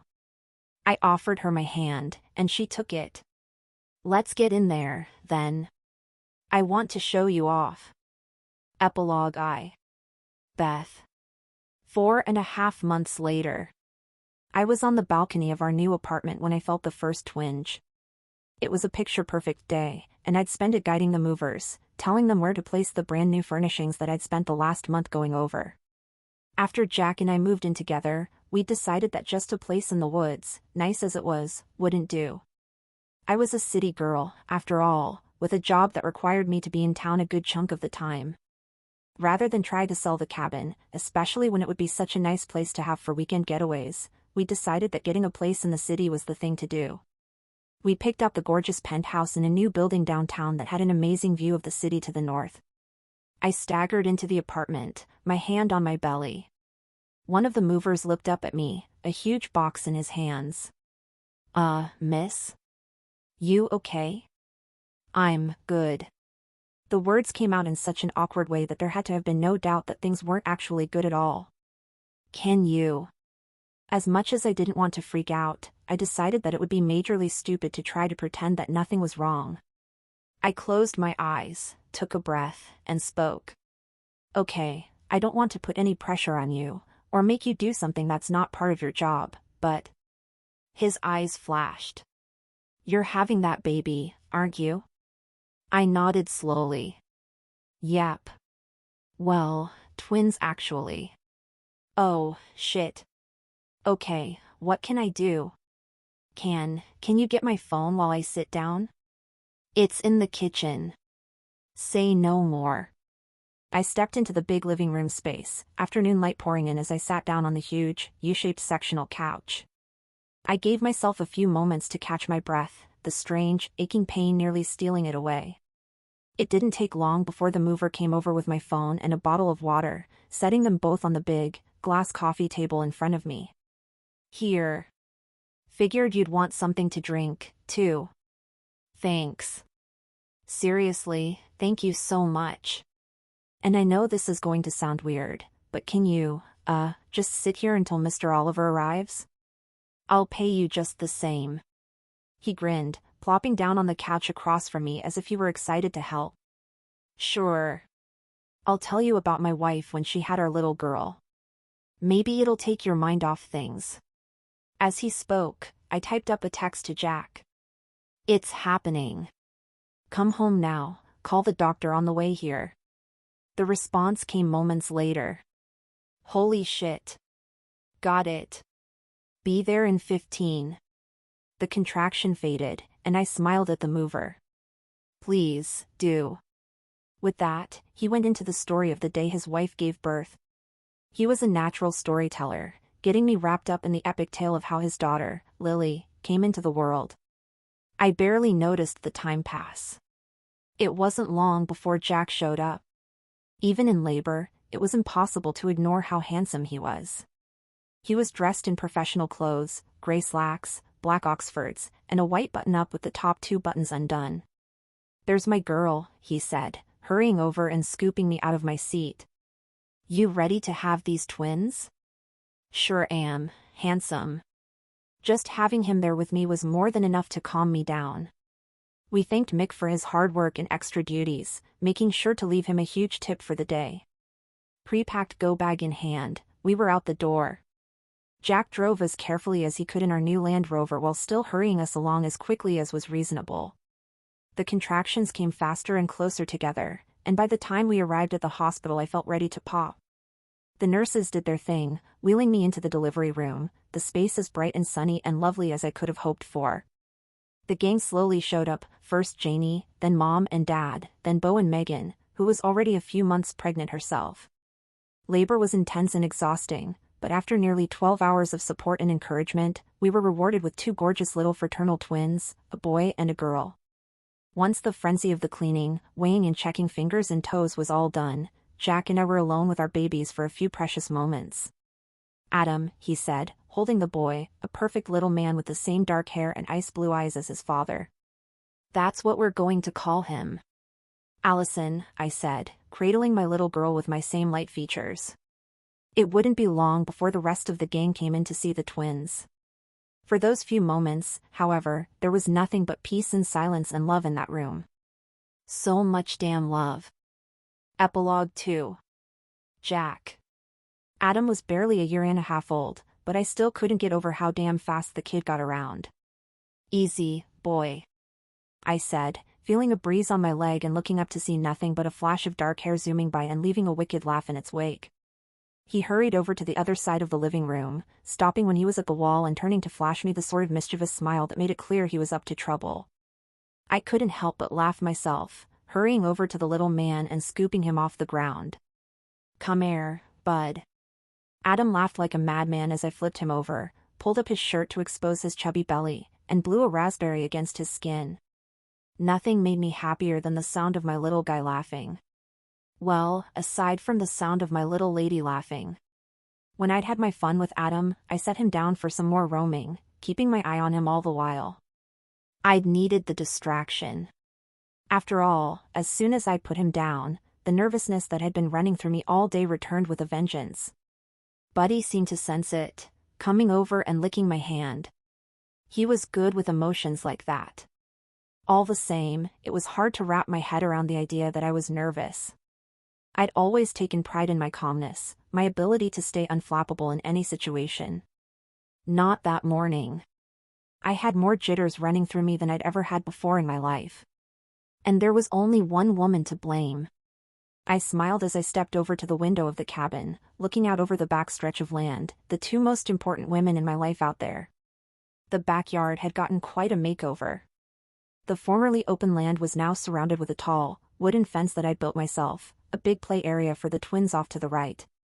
There was so much space back there, and every time I looked at it, I found myself dreaming of the future, picturing the playground I'd build when they were big enough, imagining playing catch with the kids when they'd grown old enough to toss a ball. The future truly seemed boundless, full of hope and possibility. However, there was one thing I needed to do first before it could begin. As if sensing my hesitation, Buddy whined next to me, licking my hand once more. I know. I'm gonna do it, all right? I cleared my throat and turned my attention back toward the yard. Beth was out there with Ally, wearing a light-colored sundress and no shoes, laughing as she chased our little girl around the grass. The way the sun streamed down, catching them with beams of golden light that cut through the trees, was like something out of a dream. I could watch them play all day like that, maybe joining in myself every now and then. Adam plodded around out of the corner of my eye, approaching Buddy and once more enticing him to give chase. Buddy was happy to go along with it, letting out an excited bark as he fled from Adam as quickly as he could. I placed my hand on my pocket, feeling the box inside and once more attempting to rally my nerves. The last year and a half had been quite something for our little family. Adam and Ally were growing up so damn fast, turning more and more into little people with each passing day. Between motherhood and work, Beth kept herself quite busy. Wasn't easy being the mother of twins and the owner-operator of one of the fastest-growing wedding planning outfits in the city, but she stayed on top of it.